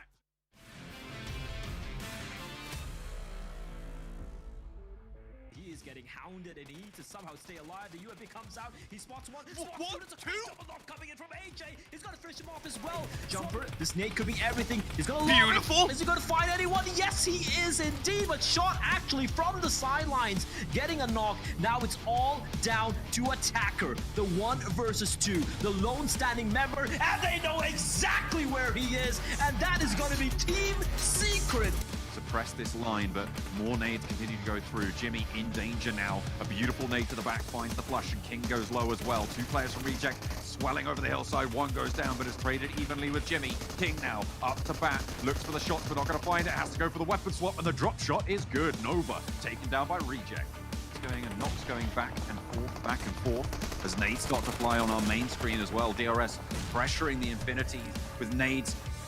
Someone outside my window is unhappy about the Infinities taking the nades as well. The horns are blaring and the nades are fragging on out. Nox coming through thick and fast. The Infinities down to 1.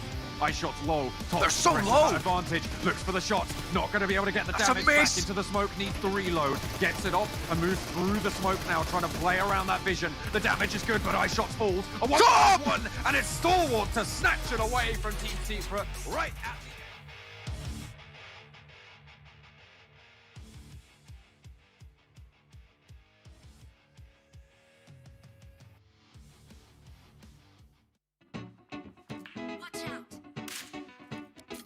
Get it. Watch out.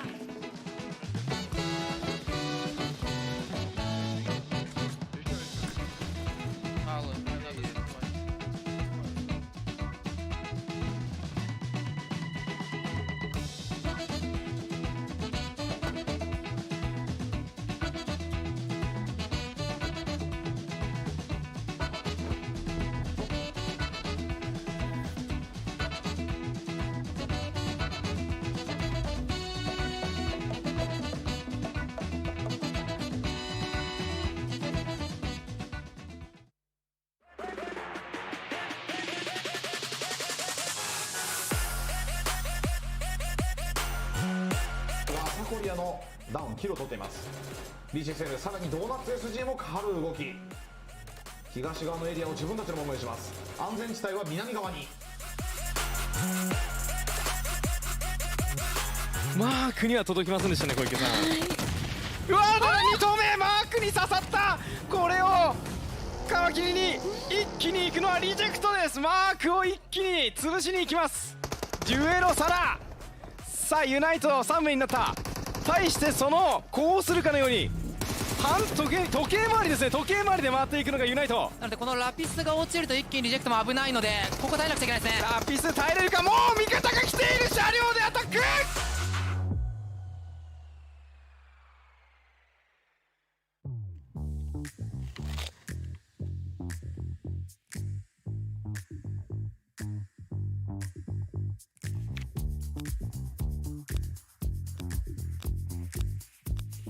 Setiap saat, chicken dinner.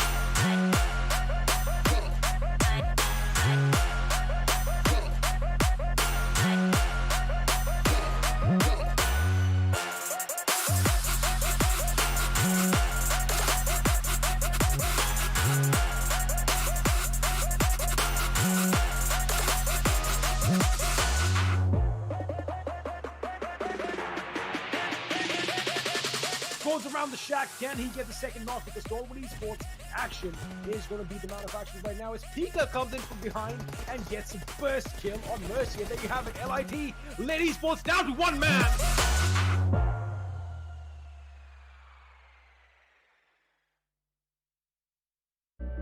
I saw the first light, the first steps.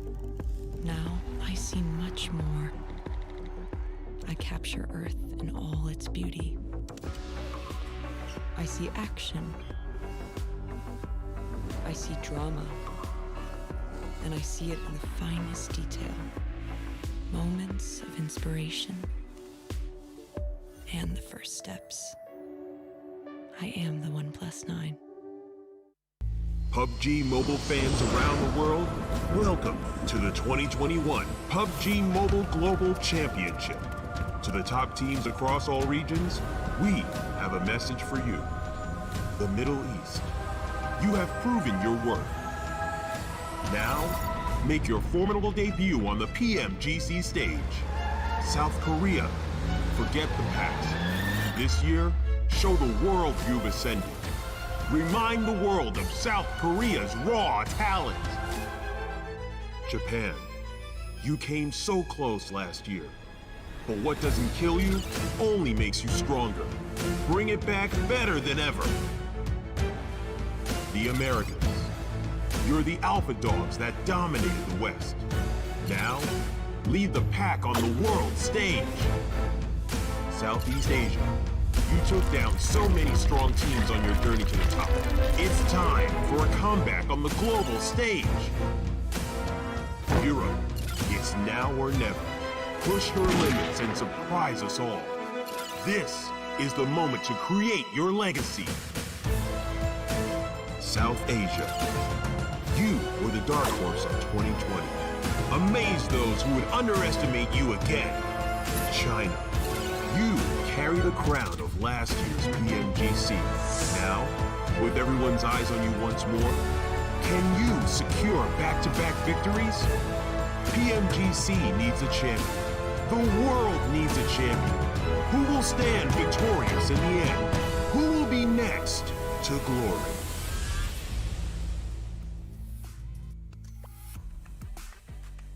Who's going to be next to glory? Well, we're not going to find out today. We still have a little bit of time before we can get into the PMGC Grand Finals kicking off in January with 9 teams from this East Conference, 6 from the West, and 1 invited team from India. But one thing I can guarantee you, it is going to be a hell of an event and a hell of a final as well, as Nova look to defend that title of being the world champions. But speaking of Nova, before they can even get to that stage, they're kind of sitting in the middle of the pack here overall within our standings. But you know what? Middle of the pack is fine. As long as when it comes into that final event, you lead the pack like Usain Bolt in the 100-meter sprint. Speaking of Usain Bolt and speed, Maxman, we're going into Miramar next. Ooh, I want to get a prediction out of you really quickly of who you think is going to take this one. Or maybe not a prediction who's going to win, but what do you expect to see? I mean, we're going to have hardships. I think we have a bunch of those already. So that's a cop-out prediction. Wow.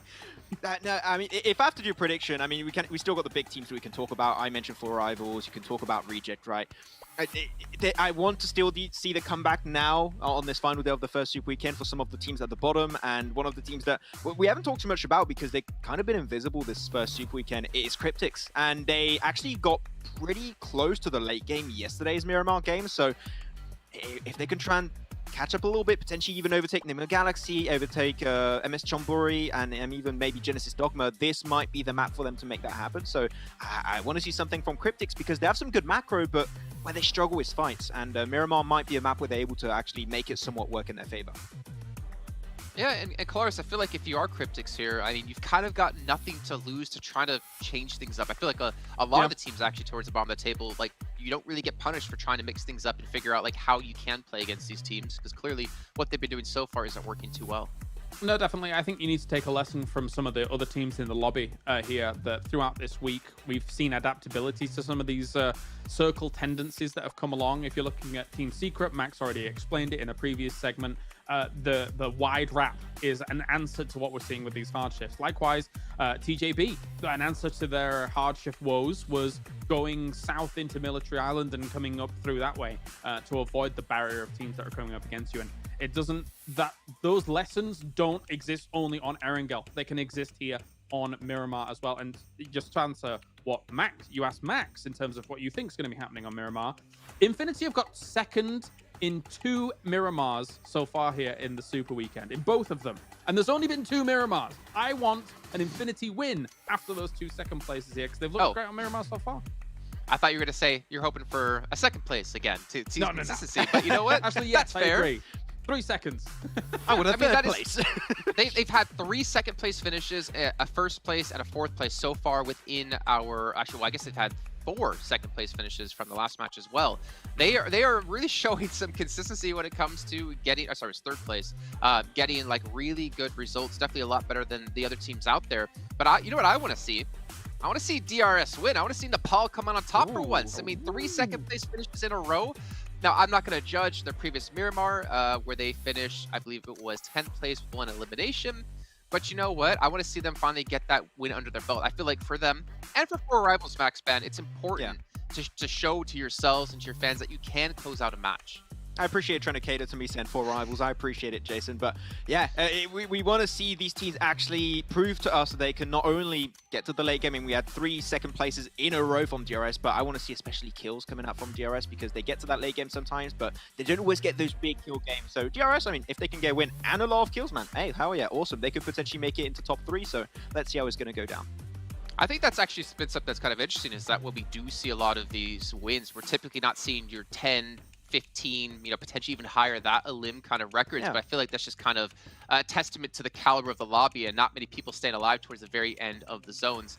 But I believe this next match is ready to go. I believe we're going to be hopping into Miramar in just a second. And we have 2 handsome gentlemen, as ever, to bring you all that action. It's John Allen and Blank yet again. No, it's not you, Kalaris. It's them too. Oh, sad.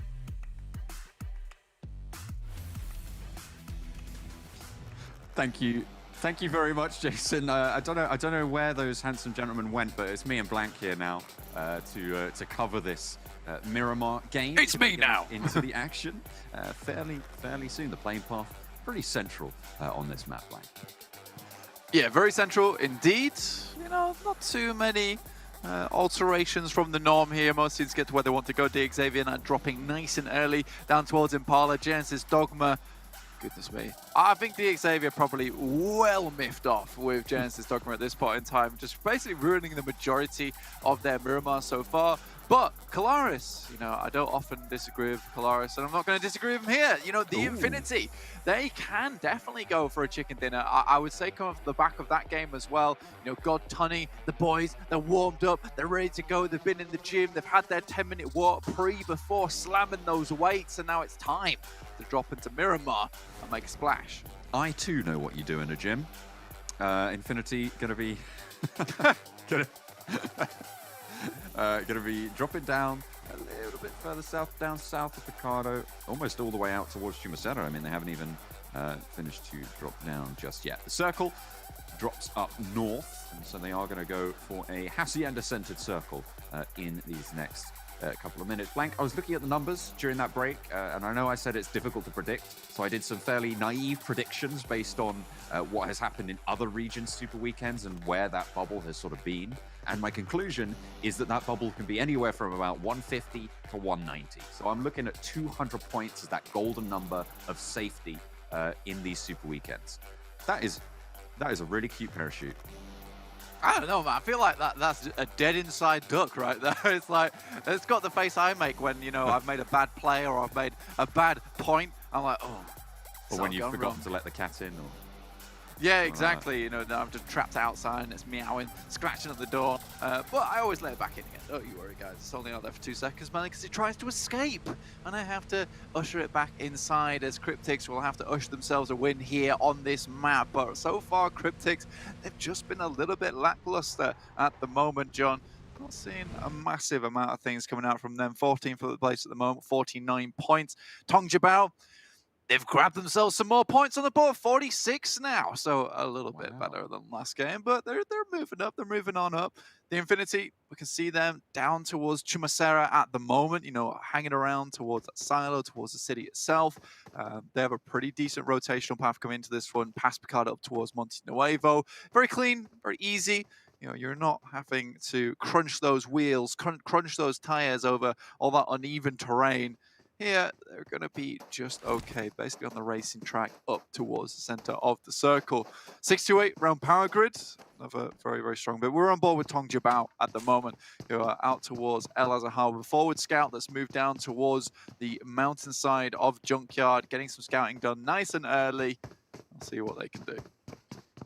Infinity just spreading out. Not one to... Los Leones is probably the closest area of this map right now.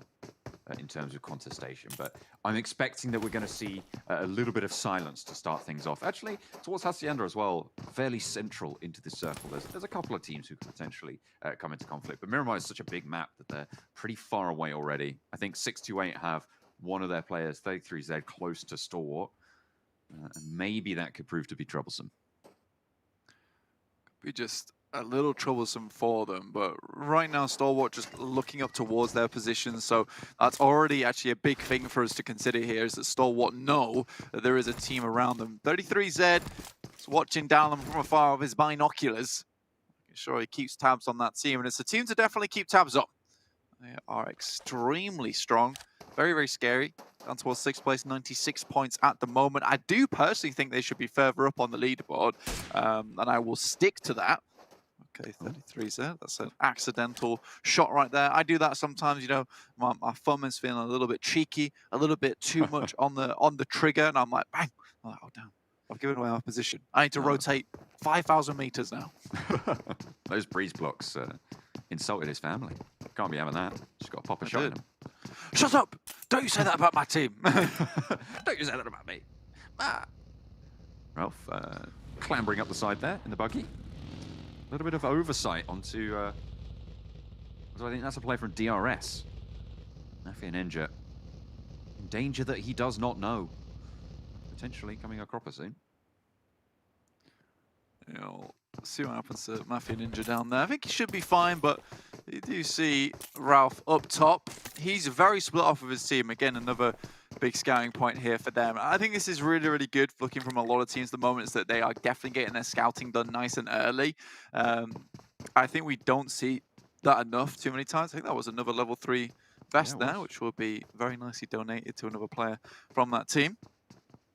Reject, on the other hand, down towards the very, very south side of the map, underneath MS Chonburi. They'll be hanging around there for the time being. I imagine it won't be until a little while longer that they move up towards the map. I mean, second circle shift probably would be best for them. They're waiting for teams to move on out, and then they can head on in. The teams around Hacienda are getting a little bit closer to each other. 4 rivals right now. One of those teams, as Nova start to crunch into the middle as well. So it is getting more busy right in the middle of this circle, Blank. It is, yeah. Now, one thing to take note, considering you said you got that golden number of 200. So you got the 200 there, looking at that one. The Infinity sat with 139 points. Guys are blasting out of control at the moment, but they certainly have control over many teams over in this lobby. And the thing is though, we do still have 4 more matches to go, including this one today. Final day of the first Super Weekend, which has been fantastic to watch. It's been very entertaining. But in that moment, you know, there is a definite capability, considering we have high hopes for them here on Miramar, that they can hit up towards that top number at 200. You know, easily, I reckon they could hit 180 today if they continue that kind of performance we've seen from them. They've been extremely consistent. I would say that, like, they're a team like Stalwart. They have very, very good aggression. They've got some great fraggers on the team.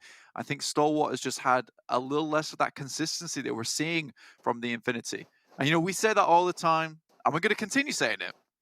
And there's nothing you can do about it. I'm sorry. But it is important. It certainly is. I mean, they have been pretty dominant. I mean, Infinity at the moment is sat, I think, over a 13-point average on their 11 games that they've played. So if they can keep up that average, you're right, they should be able to break over that 180 mark towards the end of the day fairly easily. But the question is, can they keep that up for 4 games straight, right? Is it just sort of some of the flukes coming in from either yesterday or today? But by all accounts, it feels like it's not a fluke. They have a second place, a fourth place, another second place. 2 of those are in Miramar, by the way, and the first place coming into this lobby. The interesting thing is that when they haven't got those top spots, they've gone out in 13th, in 15th, in 7th for one of them, but then 10th and 10th again. So it's very much an all or nothing field right now. Well, that's fine though, as long as you're able to do it. There's a similar approach that Tongjabao took as well, which is like get center, try and get those big points, blast out, but they weren't able to keep that kind of momentum up. This is how the Infinity wants to play it, which is big game, break game. Big game, break game, big game. That's exactly, I'm happy with it. It works out just fantastically for them so far. Perhaps when we get to those finals, they can't really afford to have those little off games now and again. We need to even out those numbers. Tongjabao taking shots over towards Xavier at the moment. They're both like crunched around Cruz de Valle down towards that south side and water treatment at the moment. Tongjabao a little bit split off with a 2-2 split at the moment. Players towards the north and the south, so Xavier towards the middle. It's always a little bit dangerous. I feel like we've had a shift in momentum here, John, from Vikendi time to Miramar time. 9 minutes, we've only just seen our first knock here. It's taken a little while. Well, hang on a minute, because with those first couple of knocks, look at who's not at the bottom of the tables anymore, Blank. Oh my lord, Tongjabao! They've broken the tie. Let's go! They are no longer 16th place team. That title goes to Enigma Galaxy, who from League Play, again, another team that we would not have expected to be down this far. I'm really enjoying the momentum shifts that we're seeing here in the PMGC East League. Happy Ninja. Oh no, he's spotted. How has Ralph not hit those? I mean, I feel like you have to hit those. I feel like you have to hit those sitting ducks. Yeah, he literally was just crouched there. Ralph did a very similar thing to what was going on the other side of the map, and I think this is the great ability to hold down these mountainsides from Enigma Galaxy again. In 16th place, not something we expected, considering coming off the league play, like you said, they were hot. They looked good. They were in the frying pan, and they were making some great sense coming through into this game.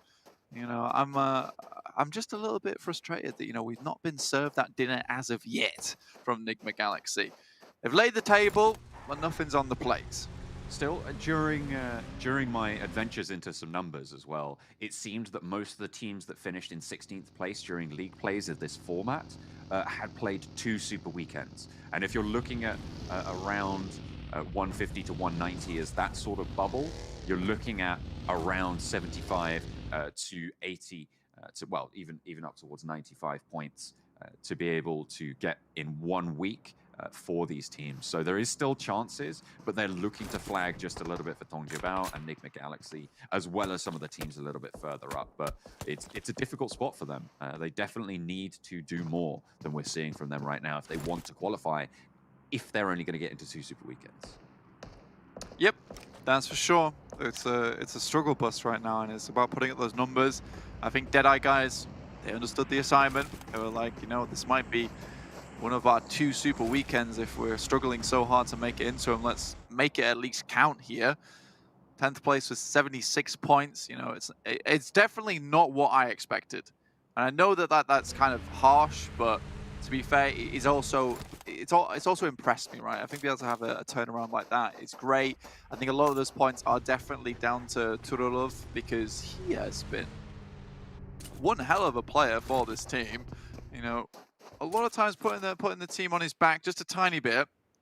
But Miramar is definitely where they struggle, I would say. You know, they get themselves into scenarios where, you know, they've made some decent rotations, and then those rotations grind to a devastating stop there. And then they kind of struggle to find their way out of some awkward scenarios. So I would hope that doesn't happen here in this game. Already through to Zone 2. 12 minutes on the clock with only 2 teams...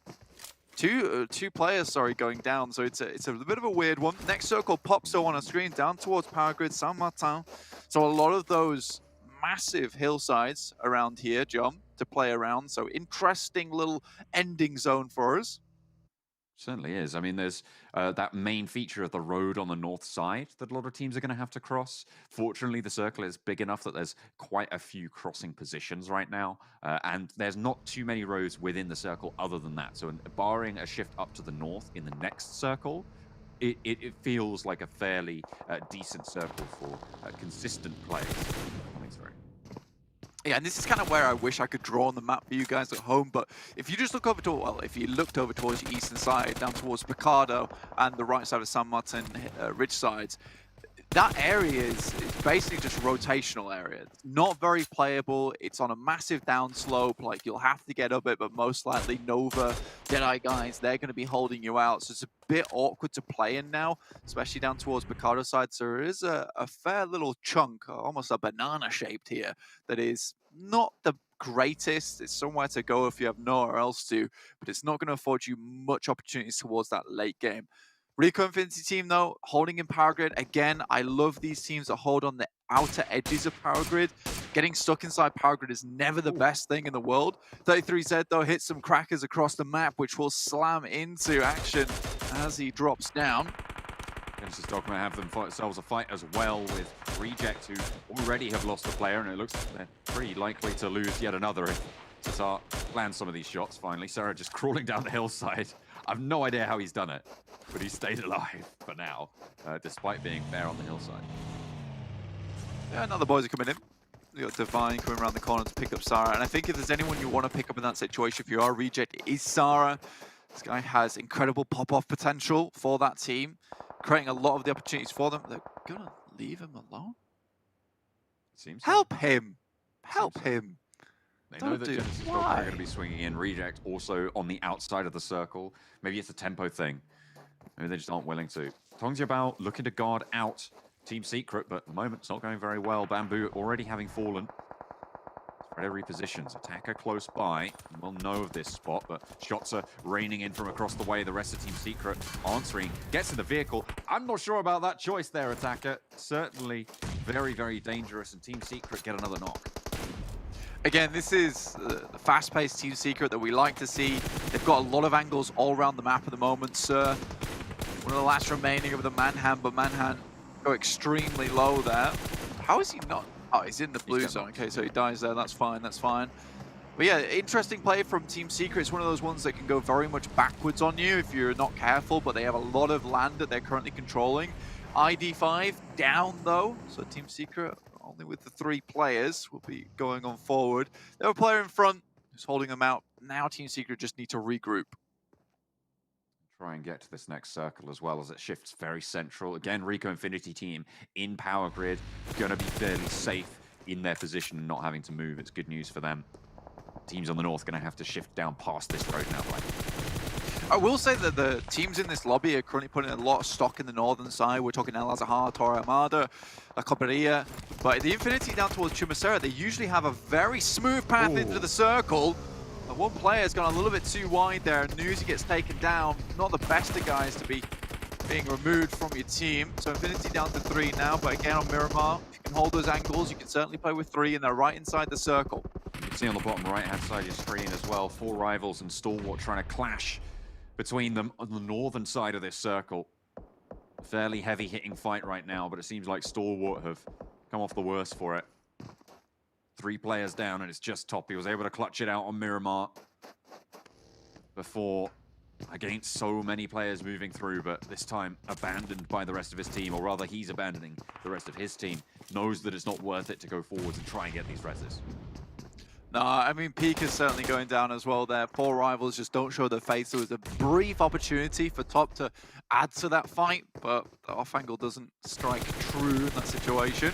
Unfortunate stuff, 4 rivals just move away in the buggy. Top not able to do anything about it. Goes in for round 2. The spray's not quite landing though. 4 rivals going to be moving straight past 628 as well.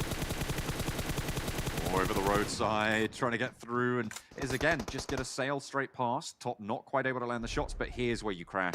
Here's where it all comes tumbling down, and the 4 rivals lose 2 players who have moved forwards. Yeah, Yu Yang was able to give a lot of information onto this push, so 628 were very ready. He's towards the backside. There's still some players from 4 rivals coming into the circle. Sunan going to pick up 33Z, you can see down towards your bottom right there, that is Genesis Dogma versus the remaining players of Reject. Molotovs all over the place. Hillside's on fire. DRS burning down 628. Look at that. No chance. Daoshi in the open. AJ gets the shots that they want. Very, very low. That gets the heal off 33Z as well. And in the meantime, Reject, hang on a minute. The bot right outside your screen's just been able to pull it off. Genesis Dogma getting eliminated there. Oh, no, wait. They still have booms. Just the flush is coming through. But 2 players from Reject have stayed strong on the southeast. Yeah, I was well confused by that situation. It just felt like both teams kind of just went into a full-on standoff, just rat-a-tarring at one another. No real skill, no real strategy, just basically hold down the fire button and then hope to God that your bullets hit true. Enigma Galaxy moving to Rico Infinity's position. Again, they're holding on the outside like I'd like to see. Now, Rico Infinity team need to deal with them. There's a really nice ridge side just in front of them that Enigma Galaxy can start to play around. Let's see what they do about it, but they're starting to swing. This is very patient, very well played. You know, they're playing these sight lines to their advantage. The good news as well is that they're playing with their backs to the blue. They know there's not going to be too many teams behind them. It makes these ridge lines a lot safer for them to push up. The difficulty is that DRS might have sideswipe sight lines. With a shift down south, they are going to have to move further than this. Enigma Galaxy might just call off this push here, given the circle shift. Yeah, you can just swing down, like you said, on that western side and stay out of sight of Rico Infinity team. I think for the Infinity, though, a bit of an awkward scenario here with Nova coming into the circle, with Cryptix on their western side. They have to fight as a 2 versus 4 onto Cryptix. Not easily done, but done before. Mela taking a tumble as well. Cryptix doing so much work against the Infinity. I think that's them down to 1 as well. DRS trying to roll past 628. 2 of them are down. Nima on the forefront as well. Picks up these points, picks up these flushes, brings them up to 5 total. And another from the top. It's Yu Yang to look for the flush onto AJ. Will find it, so Retribution found, but only 1 player for 628 remains. Yeah, DRS is a real force at the moment. You know, there's a unit just moving through the map, and I think DRS has really struck us as a very much improved team here. No longer as of old. I think that, you know, there were some teams that we mentioned on the desk with cannon fodder. I would say more or less DRS were a nuisance, but now they're more than that. They're like a hornet the size of a dog. That is a scary prospect. I do not enjoy that image that you've just conjured in my mind blank. Oh god, shivers all around. Cryptix taking nades from the top. It's Enigma Galaxy to try and contest that. They did skirt around the side after getting a knock. The nades from El Chapo starting to come back as well. Enigma Galaxy have met a little bit of resistance. The nades not quite doing too much there. Moving forwards and separating Rico Infinity Team from Cryptix. And that might prove to be difficult for them. Freak does go down, and there's another nade to seal the deal. Enigma Galaxy down to 3. Because the response is not quite as powerful here. Cryptix still on 4. Enigma Galaxy just trying to make their way around this position. We saw final member of the Infinity going down towards Nova side. We're in the middle of the map at the moment. Enigma Galaxy need to make this fight work. They want to stay with a chance in the standings. With Hamodi going down, now just Lord. Really have to bring it together.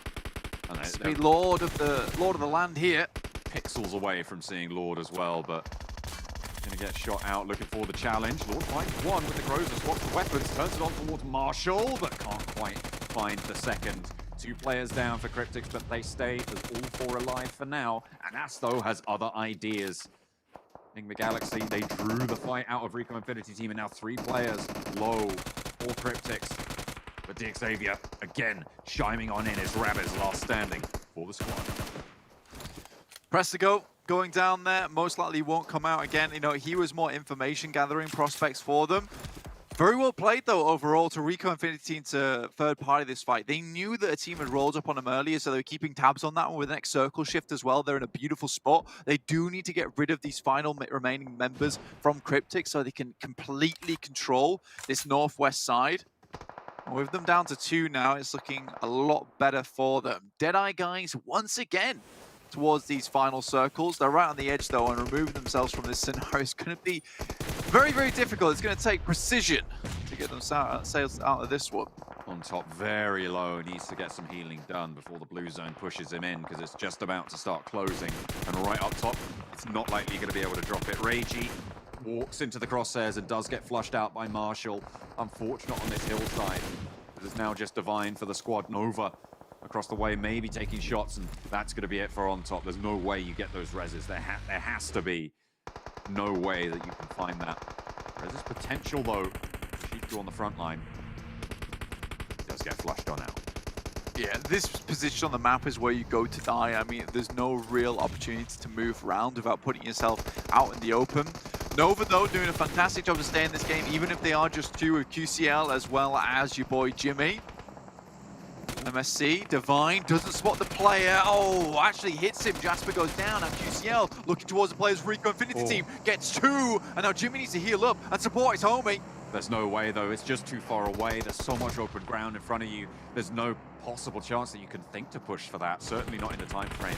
But now that things are quieted down, maybe there's a little bit of an opening. Deadeye's guys pushing forwards, and Jimmy is on the bead. MS Chonburi with 3 players alive. One of them has been knocked. Deadeye's guys fought closely with it. Players laying down, trying to sneak their way through as we're down to 16 from 8. Jimmy now with the last man standing buff on board with him. There's always very, very strong Rico Infinity team. Synchronized action as SK Ton and Nanas get back up to 70% HP apiece. But Jimmy just trying to move around these hillsides, get back up to full HP here. 11 alive, 6 teams. You know, there's a big opportunity to ladder up here. Divine from Reject will go down, now down to just 5. MSC Chonburi. These guys are looking really good here on Miramar, and I think they've been having a better day today. Rico Infinity team dispatch of Jimmy. Nova will leave the battle for now. 4 teams remain. MS Chonburi. Oh, their forward player down. Booms from Genesis Dogma. Actually in not a terrible spot here, Black. Yeah, no, he has the divot to play around. He has a vehicle in front of them, so it's difficult for MS Chonburi to actually know he is here. And with so many players going down low, now is a great chance for Genesis Dogma's Booms to strike out, potentially get towards that 3rd place spot. Deadeye guys, once again, that was an almost unwinnable situation for them, but they've managed to extract themselves bit by bit here and get into the circle. So the next one shifts across, and Rico Infinity team might be on for the back-to-back. Having a great position in this circle. 7 kills as well so far on the game. 3 players alive. You have to wonder how this firing line can be dispatched off, but that's a good start. What? Goes low, and he rattles off plenty more towards the ridgeline as well. And Anas now taking a little bit of flack, and all of a sudden it's gone topsy-turvy. 2 players from Deadeye's guys moving in like a bulldozer from the east. It's me and Rico Infinity. All I can do here is just attempt not to be crushed under the power of Frag Boy. It looks like MS Chonburi is trying to move away, but Genesis Dogma takes a few shots. Frag Boy, low on HP, hasn't healed as of yet. SK Ton just trying to play around these edges. Now finally, Frag Boy's going to heal up after they've gathered so much ground. And goodness me, Rico Infinity team taking the full force of the Deadeyes. They are moving straight on through Anas low, and Booms now in the fight of his life for this circle, trying to move with MS Chonburi, but unfortunately there's sharks in the water. Not going to work out for them this time, though, as Booms gets the best end of the fight. Booms suppressed again, though, as the lines look good. SK Ton getting knocked in the meantime, and Deadeye's guys down to 1 as SK Ton leaves Anas. Lone Soldier, Lone Ranger, MS Chonburi, they're down to 1, and it's Love to stand tall. 3 teams remain, and Booms is still in the fight. It's a 1v1v1 flank, and out in the open ground, Booms gets cut down in his prime, and Love now up top with 1 chance to seal the deal. The nade could be good here. Pop standing between him and the chicken dinner. Maybe look to reposition for the fight, but the nade dunks down, and it is Love to stand tall. The man, the myth, the legend. He is going to win out the day, and Deadeye's guys take Miramar. Deadeye guys, cool guys, don't look at explosions as they throw across that grenade. He just walks away from it. He knew he had that win. You know, coming off the back of that last one, where it's so bloody close towards the end for Love, this time he was not about to let that chicken dinner get away from him. He steals the play off the table of MS Chonburi. Rico Infinity team as well. I don't think any of these 2 teams expected anyone else to be winning this one, and then he's down to MS Chonburi. Leaving Deadeye guys alone and letting them get away with that spot where you have to move out into open ground, you know, comes back to bite them in the end. That is what happens when you push a creature like Deadeye guys into a corner. It's going to bite back. Absolutely. I mean, it was it was really quite the thing, right? They pushed through and took down 2 layers of Rico Infinity Team's defenses on that surge into the circle. And the south side was sort of chock-a-block. They couldn't really do too much. They were busy dealing with Booms, who managed to get all the way up into third. A really nice result for Genesis Dogma there. And all credit to those guys. I think Rico Infinity Team played that very well. They let it slip at the end, but absolutely phenomenal play coming in from the Eastern push. I think for Rico Infinity Team, it's such an annoying moment for them because if you're thinking about it from their side and you're looking at those games in retrospect, like they were so focused on keeping MS Chumbury at bay, but they didn't realistically have to. Considering that Boom is in the backline there for MS Chumbury, they were almost trapped in that fight with him because he was going to be keeping clawing them back over to that side of the map. So Rico Infinity Team could have, and I suppose should have, turned around and taken that fight with Deadeye guys instead, just the full 3-man force, whilst Booms kept them under control.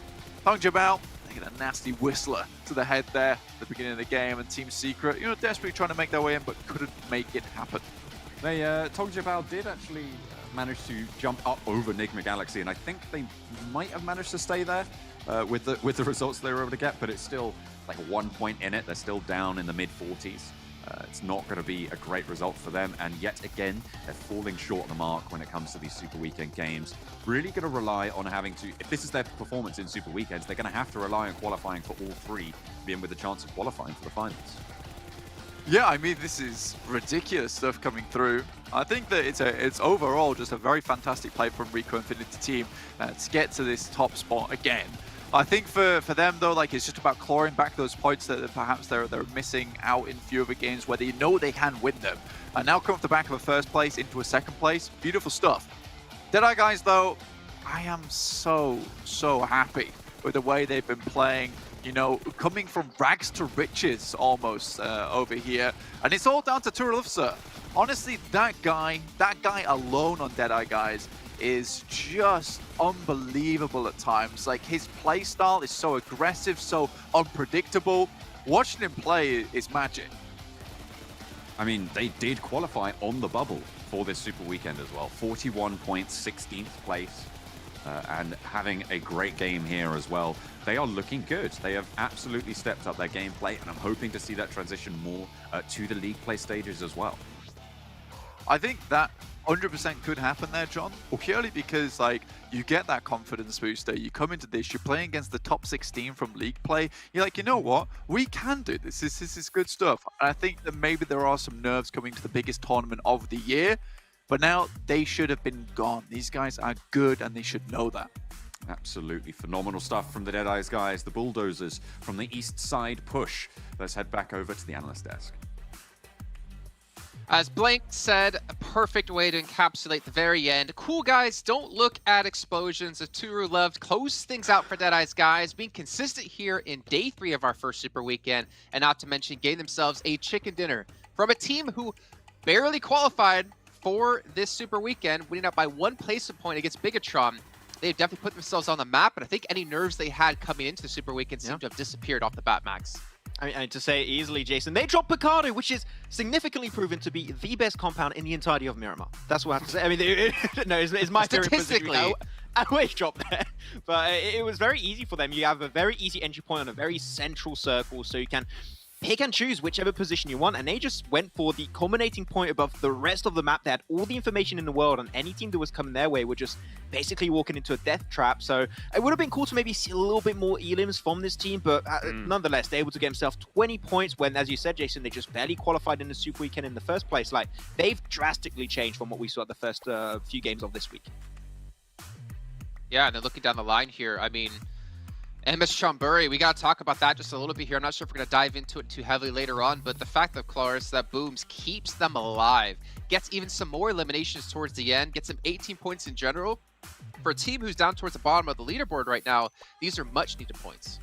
MS Chumbury was over in that compound, sat in a very central position for quite a while, eventually kind of having the circle shift away from them. I think it's fine for them to be able to get themselves some points, but Booms, as you mentioned on Genesis Dogma, the craziness of the rotation that they had. I mean, we're going to break that down later on, Max. That's going to be, I don't even know what to say about that right now because I'm all afluster.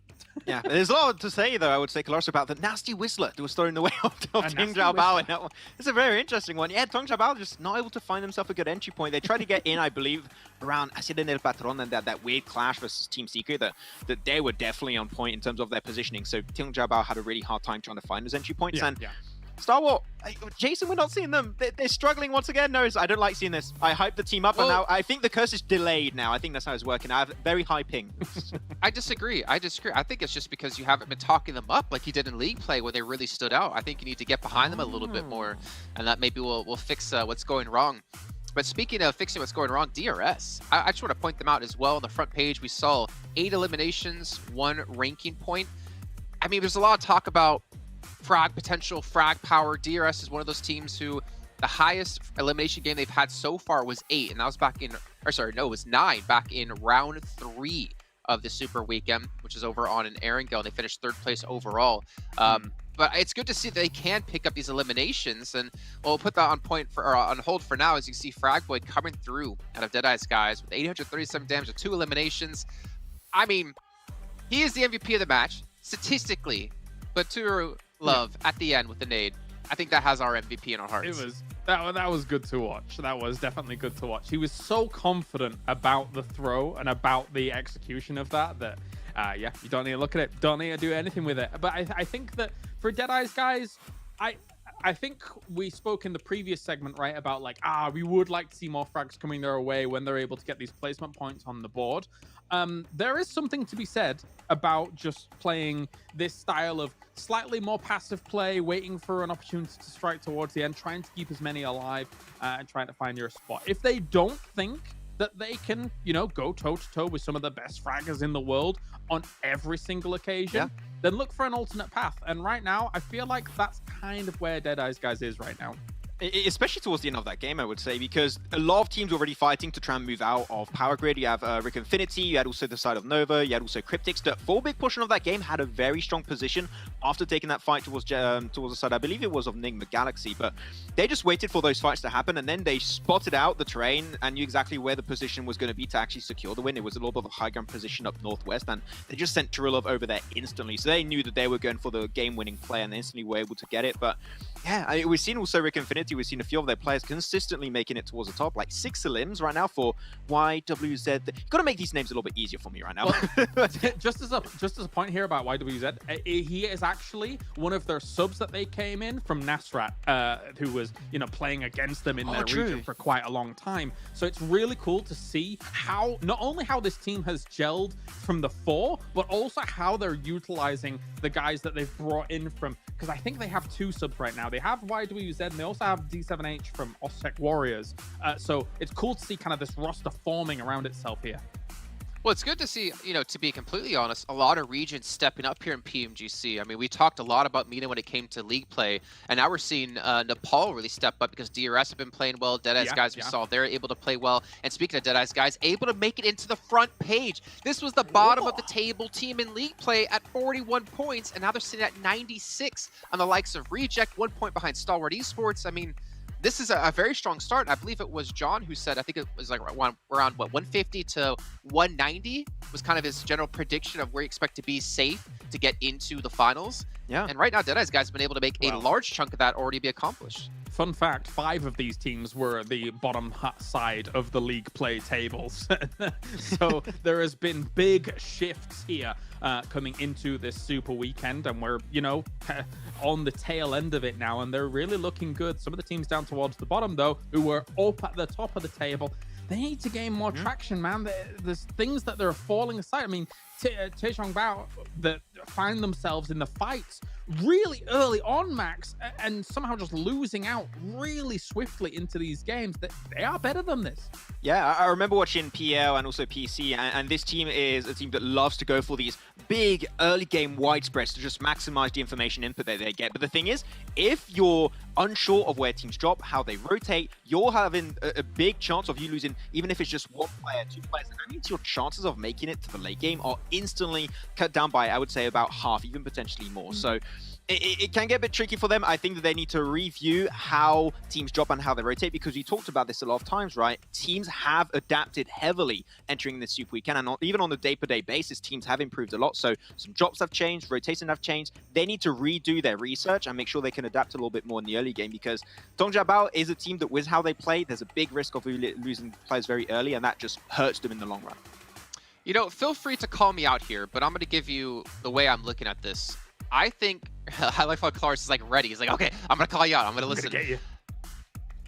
There's a reason in my head to never perform super well in league play, because you don't want people to keep their eye out for you. You don't want people's attention being brought up like, oh, Dongjabao, they're playing really well. Okay, let's look into what they're doing. Because it kind of forces you then to change your style a little bit and to also continue to improve even further than you would have to do for a team who you don't expect a lot out of, like maybe Deadeye's guys, because they came through 16 plays. I feel like it's actually a detriment to do exceptionally well in league play, because teams are going to be looking out for you a lot more, looking to rotations more, and look to punish you a lot more. Maybe. It depends on your style. It really does. It's hard to be like, no. Oh yes. Because the thing is that it is, one, it's the best kind of practice you're ever going to get for a lobby like this, especially if you're anticipating the majority of this 16 to then eventually be in that final, right? You're also analyzing exactly how all the teams are moving around you. But you're right, there is that element of like painting a target on your back and then people being like, okay, what are these notable tendencies that these teams are using? For example, if a team is constantly rotating wide or rotating in the blue, you know that you're more likely to, if you're playing edge on a certain location, you're more likely to run into them and kind of maybe hold them out on certain angles, right? So yeah, there are some of those things. I would even add on top of it, right? If you found a playstyle that works really well for you in, I don't know, your own respective region, and you want to stick to that playstyle, that's completely fine. But entering into the Super Weekend, you maybe want to test it out and see if that playstyle works specifically. And I think that I would say you just want to try hard as much as you can to see if it does work, and you want to be able to bring those adjustments before entering the finals. So I would say just play as good as you can. I don't think it's worth hiding anything. I don't think teams are going to be 10,000 IQ about it. But I mean, yeah, there's different playstyles, seems how teams approach it. Okay, well, as you guys saw down there below us as well, the fan favorite vote is still going on until the 27th of December. You can guys get your various pink level permanent items. Just go ahead and check it out in the Esports Center. I know Max has already done that. What did you actually decide to pick, Max? For my fan favorite, I mean, I went for Pika. I told you, Jason, every day. I'm choosing Pika. I'm never changing from Pika. He's the man, the myth, the Pikachu. I don't know. Yeah. Perfect. Excellent. Max, what do you got for us next? Okay, now you're putting him on the spot. I'm solo now. Thank you very much, Jason. Appreciate it. No, we had some, as we talked about this game, we had some teams that played really well on their high ground position. We had Deadeye's guys, such and such, but there's no one.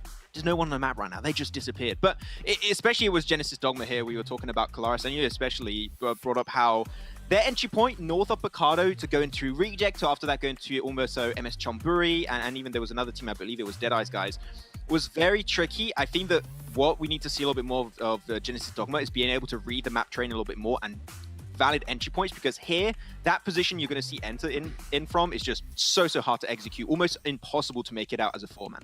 Yeah, so they, from this position, move probably a little west and then start moving straight north from here, which for me is insane.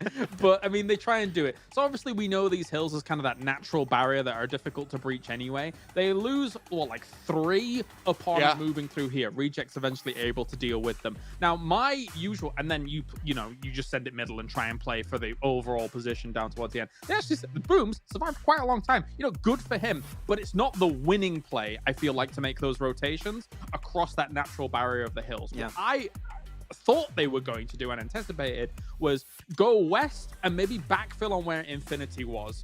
1, you maybe get a few kills off the back of it. 2, I think it probably leaves you in better stead to get 3 or 2 into that position to try and play out the rest of the game, as opposed to 1, luckily, against Reject's position. And what I've also spotted out for Genesis Dogma is that they, compared to other teams, it seems like they take a lot less time to scout, and that lack of information is why they make decisions like pushing into Reject when they literally have no information of what's currently happening, and maybe go for a rotation like that. Because if you see Genesis Dogma where Booms were as a, I'm speaking a 2-man even, or just a 3-man, 4-man, that could have been them taking himself a win here, which is desperately needed from this team right now. But I'm gonna, at the end, we're gonna see the frag eventually coming out from Churla, but man, this guy's clutching it today. It's amazing to see from this guy. I was going to say some of those sprays were really good coming out from Deadeye's guys here, considering the kind of position and exactly how much they could see there. Booms, obviously, as we were mentioning before, he did manage to get a lot of placement points after the bit of catastrophe that went down in the hill, so that's great for him. But yeah, Deadeye's guys, I love the fact that they wrapped to the high ground here in this circle. It could have been very easy for them to just kind of go from that straight east side and go through to the middle. I mean, it's kind of the, in inverted commas, lazier play, but it leaves you so vulnerable. So to take the high ground in the north and then play from there against these teams that are kind of scrapping out down towards the bottom, it's the perfect play for Deadeye's guys to, well, walk away from the explosion and not look at it. There you go. He did the thing. He did the thing, wow. He did the thing, wow. Yeah, but again, a needed win out of them to get some confidence within the team to continue to perform like they've been doing. As we saw, they're into the top page now in 8th place and have been able to build up a lot of points over the course of these last, I'd say, day today and yesterday, to be perfectly honest. And by the way, Max, I asked you earlier, who did you pick for the fan favorite vote? But I'm curious when we get to the treasure box we have going on that you guys at home can earn by watching within the Esports Center or here on YouTube. What did you pick for that? So I didn't go for the parachute. I already have the PMCA 2019 parachute. That's an OG one. I'm not using another one. The pan is pretty cool. So I haven't got enough points yet. Okay. But when I do, Jason, I'm going for the pan. It's a pretty sick one. I went pan. All right. Yeah, I mean, you got to go pan, right? Exactly. That's the whole point. You throw it for them so they have the skin for that split second till they equip it. But obviously, you guys can get that as well for yourselves to be more treasure boxes as we do go on to the rest of PMGC too. So make sure you keep your guys' eye out. And I'm sure a lot of you out there probably have more points than Max Man because he's busy working on the shows. He can't watch the show and play and do the show at the same time. Or I don't know, maybe he's that talented. I have it on the side. I'm watching also myself. I'm very egotistical, I have the impression. I'm watching myself also while I'm working. I don't know. I'm having it. I'm farming the points. What you guys don't realize is behind his monitor, he has a mirror so he can see himself. He has a tablet next to him so he can watch himself. And then he also has the feed we have to see ourselves live as well at the exact same time. My wallpaper is a picture of myself. That's how far I'm going. Didn't you get yourself painted in like a regal chair holding like a scepter? I'm pretty sure you did. I think I have a drawing for myself. I'll show it later, but you'll see. I know what drawing that is. Yeah. It's got my twin Mason in mine, actually, with his blue eyes. But we can see now coming up next will be Erangel as our third match of the day. Only 3 matches left to go here, actually, in our very first Super Weekend before we get back into League play, where it's just going to be 2 days long.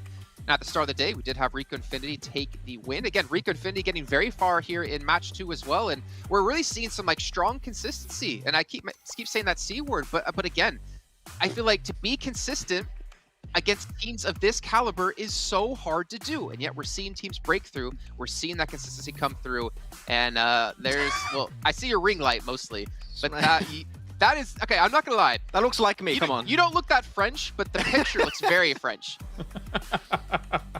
I like this. This is my twin brother, actually. I've lost contact. I don't know where he is. I lost him. Please find him. Do you have this on display at every single moment, Max? Is this just like next to... No, it's behind a curtain because I'm scared looking at it. I have the impression I'm going to be haunted. But yeah, it's behind a curtain. Well, normally. I see mine over there as well. Maybe I'll bring that out. But you know what we're going to do for now while we try to scrub that image from our brain of Max's brother. We're going to head to a short break. And we come back, we will be heading to our third match of the day. PUBG Mobile fans around the world, welcome to the 2021 PUBG Mobile Global Championship. To the top teams across all regions, we have a message for you. The Middle East. You have proven your worth. Now, make your formidable debut on the PMGC stage. South Korea, forget the past. This year, show the world you've ascended. Remind the world of South Korea's raw talent. Japan, you came so close last year. But what doesn't kill you only makes you stronger. Bring it back better than ever. The Americans, you're the alpha dogs that dominated the West. Now, lead the pack on the world stage. Southeast Asia, You took down so many strong teams on your journey to the top. It's time for a comeback on the global stage. Europe, it's now or never. Push your limits and surprise us all. This is the moment to create your legacy. South Asia, you were the dark horse of 2020. Amaze those who would underestimate you again. China, you carry the crown of last year's PMGC. Now, with everyone's eyes on you once more, can you secure back-to-back victories? PMGC needs a champion. The world needs a champion. Who will stand victorious in the end? Who will be next to glory?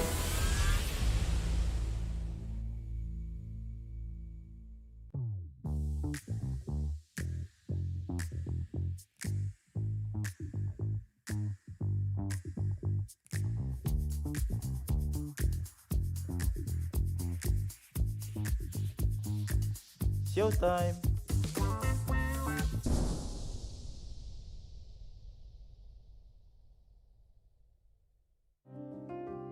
Rasanya ya seneng banget sih. É uma sensação incrível. Nossa. Tu aprende a ter amor pelo próximo. É algo assim. Perdi, velho. Но когда закончил, уже ни о чем не мечтаю, просто живу одним днем. У меня просто цель выиграть чемпионат мира. 他现在的责任很重，因为他现在是作为中国和平精英的形象代表之一。 Gimana kalau lu tahu lu ngebuat kesalahan terus bikin mood tim jadi agak down ya? Pastinya kesal sama diri sendiri juga sih. Banyak lah, gede pasti itu pressure-nya. Fazia parte da Loops, um time brasileiro também de PUBG Mobile. E meu time acabou sendo desclassificado da final. A Alpha 7 me deu todo o apoio possível, né, naquele momento difícil.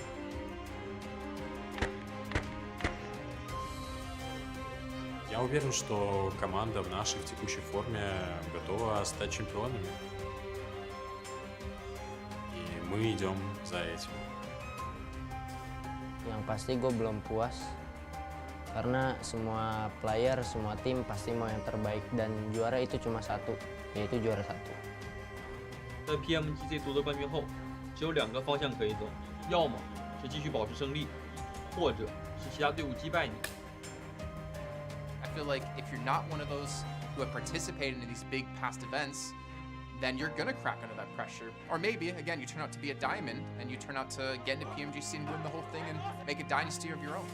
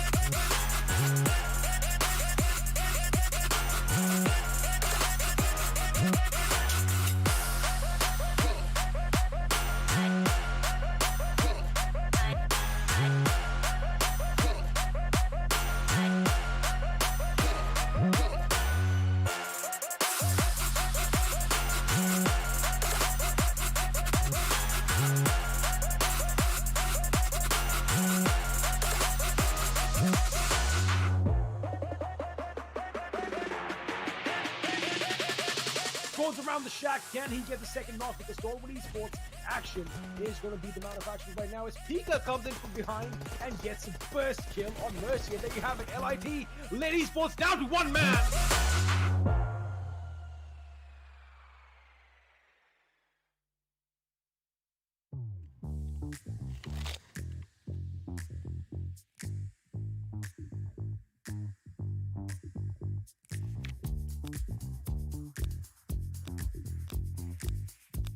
Setiap saat, chicken dinner.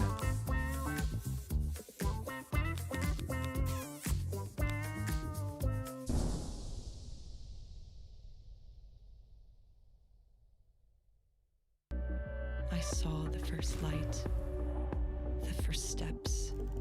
Now I see much more. I capture Earth in all its beauty. I see action. I see drama. And I see it in the finest detail. Moments of inspiration. And the first steps. I am the 1+9. Welcome back, everyone, here to the PMGC 2021 East League as we're into our third match of our third day of our first Super Weekend. Max, don't get confused with the numbers. There's no math involved. Don't worry too much. Jason Kaplan joined here with Maxman and Claris as well. But before we can fully hop into our next match, I want to remind you guys about OnePlus, our official sponsor here of the PMGC. And you know why? Because with the flagship performance and the immersive 120Hz display and hyper-touch technology made specifically for gamers, the OnePlus 9 and 9 Pro are your best shot to climb the leaderboards. No, Maxman, you can't reach to the screen and grab one yourself. I saw you trying right there. You're not, also not Sitar. You're not the magician. You're not making the phone float with your hand. I thought, man, I can make coins disappear. I think that's as far as I go, unfortunately. It entertains like 5-year-olds, but yeah. I know Blake is very good at making money disappear, but while we do head into our next match, I don't know, no one will get what that means, and I'm not even sure I fully know what that means either. I want to get some predictions out of you two, but not about who's going to win. First team, who's going out? Maxman first. Oh, okay. First team is going out on this game. Okay, no predictions out of you. Okay, Genesis Dogma. Claris, you don't need to do a prediction because you're just 100% right all the time, and I don't want you to curse any of these teams out there. But let's head to our commentators, though, for the first time today. We got Pyramid Blade yet again here to cover all the action. Well, there we go. Thank you for that, Jason. Listen, before we get into the game, Imperium, I kind of want to know how Blank makes money disappear, because that seems like a very particular skill set. It is, you know, in the words of Liam Neeson, having a very particular set of skills, dangerous ones. Obviously not going down that route, but yeah, indeed. Man, coming into this game, we've had a hell of a start over the two games so far between Erangel and Miramar. Deadeye's guys, we have to take a bit of time to talk about them because they've been very impressive, capping that second game off with the glorious chicken dinner. To give a bit of perspective as well, day one of this Super Weekend Blood, they got a total of 27 points. Day two, they got a total of 32 points. In the two games alone today so far, they've got 37 points. So the improvement from the South Asian team has been massive already in this day three. And it's speaking of improvement, you can't forget how they managed to somehow miraculously qualify for the Super Weekend, right? They barely had any points. They had to sit out the final couple of games where, like, it's looking very unlikely, and they got through just by the skin of their teeth, and they have delivered top 8 already, and we still have a few more games remaining here in final day of the first Super Weekend. I'm just taking a look. I mean, we were talking about this in the virtual green room. We're looking at the top 8, and we're like, damn.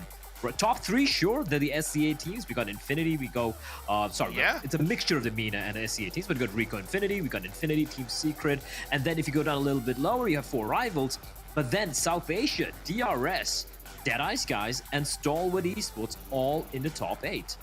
Yeah, it is so close, and that's where the excitement of this global championship really comes into play, because there's very little difference in really the skill set of these teams. Yes, some teams are struggling more than others at the moment, but it doesn't deny the fact that the skill set at this level of gameplay is amazing to see.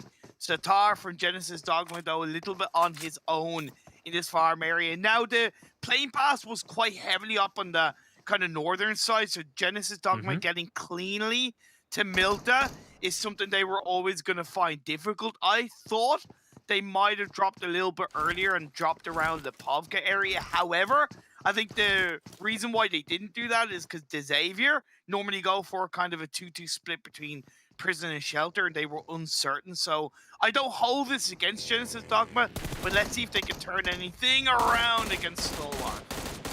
Oh, action with a very quick knock and a finish, but unfortunately he's not quite able to confirm the kill. And that's going to be Genesis Dogma getting the knock and the finish, but the cavalry has arrived. Unfortunately, about 15 seconds late, but we all know how Stalwart Esports like to play. They are aware that Genesis Dogma really haven't had the chance to loot up a lot, the other three members. They made a mad dash to save their teammates. So now Scry going to be leading the charge, but look at the position from Boom, just lying prone. He's going to show himself though, but instantly taken up by Scry. They're not checking behind them, and they might just get mowed out by Daybot. Daybot! A double! That is massive from Daybot, and now it's all on top. 1 versus 3. The res is already taken place on the one member knocked earlier for Genesis Dogma, and Top has a lot of work to do. That AK-47 is dealing a lot of damage, but it will not be enough. Stalwart Esports bid us goodbye in the very first few minutes of the game. What a play, what a wipe from Genesis Dogma. What's the #1 rule, Blair, when you cross the road? When you go to cross the road, what's the #1 rule? You look left and you look right. Exactly. They didn't look both directions. They only looked one direction, and they kind of paid the price. It's unfortunate, but that's a really big risk when you're kind of walking out of that warehouse. You just have absolutely no visibility, and again they committed to that one direction only, and it was a backstab double knock that came out from Daybot. Very well controlled, very well played from Genesis Dogma. They were quick to react off the back of the initial knock, so they deserved that team fight win, and they come out on top. And hey, look, Genesis Dogma, they're a team that have, you know, so far in the Super Weekend played okay, but they haven't really hit the notes that we know they can. They've shown tiny flashes, but it hasn't been that kind of executed plays that we know they can't pull out. Any decent result that's come out from them, it's been more solo achievement. It's been more kind of like, okay, getting the best out of a bad situation. But once again, in today's games, they've gotten a 9-point game with 3 kills and a 13-point game with 3 kills. I still need to see that team-wide game from them, that team-wide performance of 4 players alive in Phase 7 with, you know, to possibly get a chicken dinner. But for now, I think the evolution is there based on how they performed in this first Super Weekend alone. For sure, I think you hit the nail on the head on all the points you made over there. For me personally, Genesis Dogma are for me, they're the leader of the middle of the pack, kind of.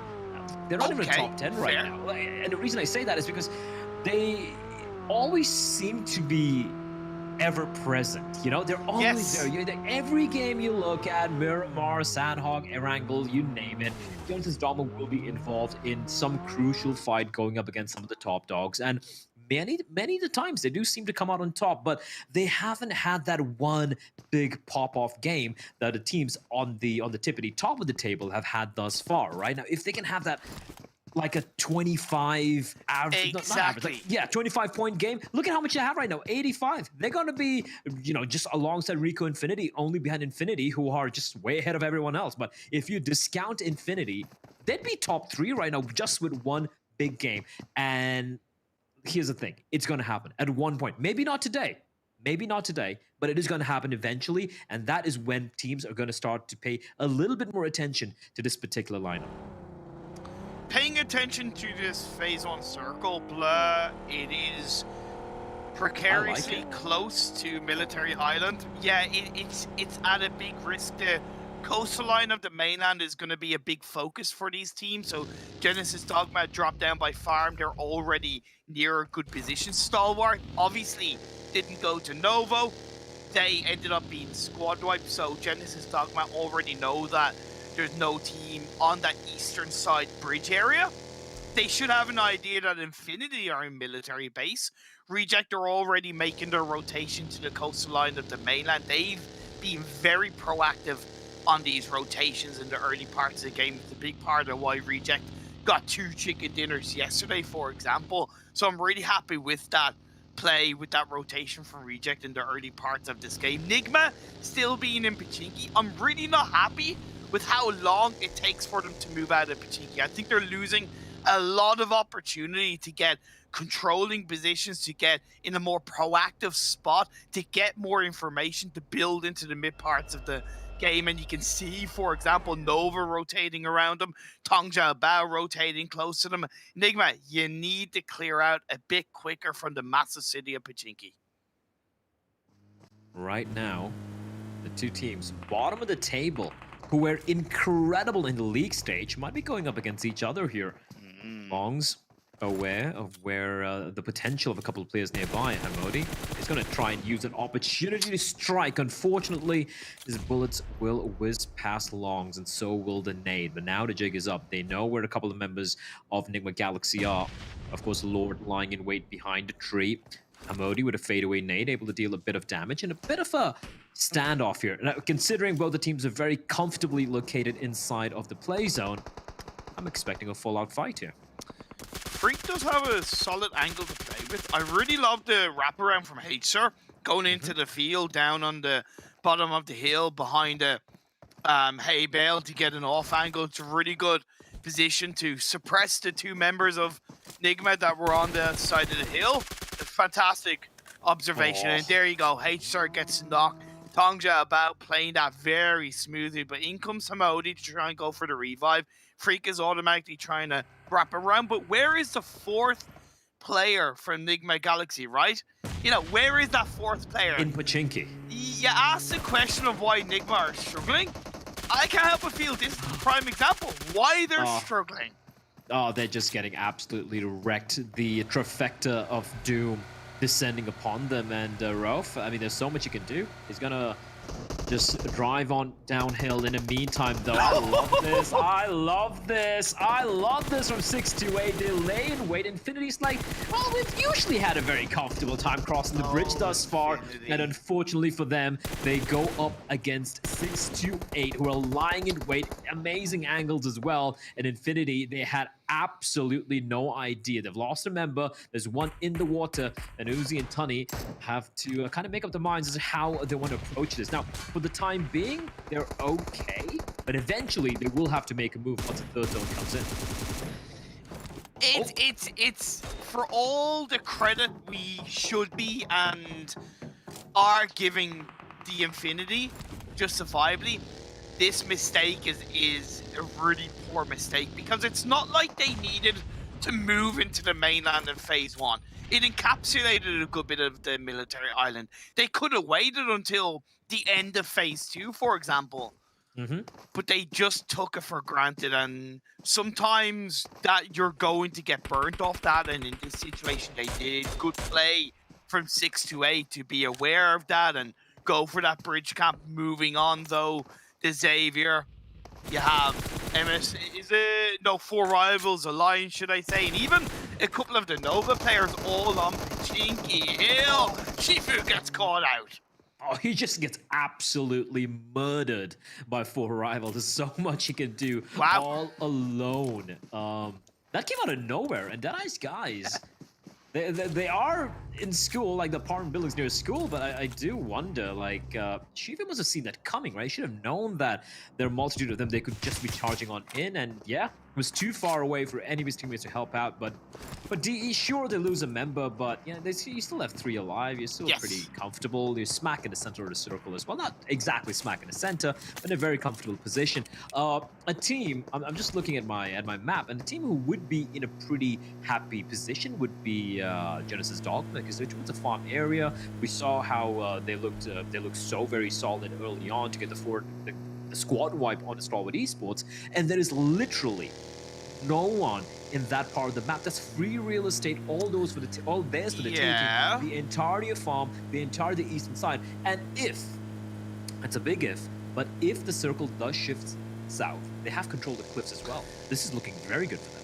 You're right, but I would prefer to see one of them shift a little bit more up north of that eastern side, because the risk around that farm area... I'm sorry, I'm so sorry, Per, I have to cut you off there. What are 628 up to? They're hunting. I know. They're hunting. That's so they're rabid lions in the jungle preying on the deer or the gazelle or the zebra that's trying to run away in the desert fields of the whatever. I'm not good with geography, but I'm trying to build it up. I like how you go. The savannah. It's called a Serengeti in Africa. There we go. There we go. And somehow Tunny has managed to avoid the lions. He has jumped into the water alongside Mela. So Infinity, they're still alive. I just love how ludicrous 628 are. Like the bloodlust was just so much. And they could have easily, here's the thing, they could have easily just kept a player behind to gatekeep Infinity, and they could have headed straight into Pochinki. Instead, they go all the way around in order to find Tunny, and they're still looking for him. The poor guy, just let him be. Now, well, I think they are now better off letting him be, because with the circle shift on phase 3 going up north, that's kind of what I was alluding to with Genesis Dogma, because from that farm area up the hill, you don't really get much information, but now they've reacted extremely quickly as a team to move in through that eastern side of the circle on the edge outside of the Potato Hill, should I say. So good adaptability from Genesis Dogma. The other good thing about this circle shift play is that pretty much all the teams are inside the circle. We have 15 up. 13 of them are now inside the circle of phase 3. So we should see a little bit of a lull for the next 4 to 5 minutes until the next phase pops up. So I'm still keeping an eye on the minimap. So Tunny, he realizes that he's like, okay, maybe they've left. Maybe I can make my move, my way in. And you have Yu Yang. He's crossing the bridge now. This is hilarious from 628. They really don't want Tunny to stay alive, but we'll get back to it later. Oh, there we go. There we go. It's going to be Daoshi, actually. It was all a ruse. The 2 players left early, but they left a couple behind, and Yu Yang Tunny just pokes his head off the ground. He's like, are they gone? I think they're gone. No, they weren't. No, they were not. So Infinity down to the 1 member, but he is alive. Mela is still alive on the western side of, just the west of Pochinki. There's a couple of really good splits that are coming out in this circle. MS Chonburi especially, I really like that 2-2 split. They tuned the compound down by the buildings that's opposite of not opposite, but outside of school, and then 2 overlooking Pochinki. DRS as well, they have 1 holding onto the compound in the northeastern edge of the circle, and then the other 3 players are in that compound. It's a small compound, but it's a really good kind of building area outside of Potato Hill. And again, it gives them a lot of area of control for this phase 4 wraparound. And the Xavier, I'm not the biggest fan of this 2-2 split. But now with the next circle shifting up north, they can control Potato Hill on that south edge of the circle and possibly pick off a couple of teams. I think they're going to regroup as well, right? You can see Raviz and Lamborghini making the way towards the southern side of that particular zone. And that is, of course, going to be skirting the top edge of the Potato Hill. In the meantime, the Deadeye's guys, they are finally going to have to defend their the fortification they've had. Now we have Rico Infinity making the way to the neighboring apartments. You can also hear Nova in the background whizzing past. And can't forget 4 rivals still holding the position right outside the school apartment. So this is interesting. And TJB as well on a bit of a migration. And they are tanking the bullet from 4 rivals as Prestigo. He's got an angle. not really a massive fan of Rico committing to apartments. I think any team going to apartments on phase 4 is a big risk.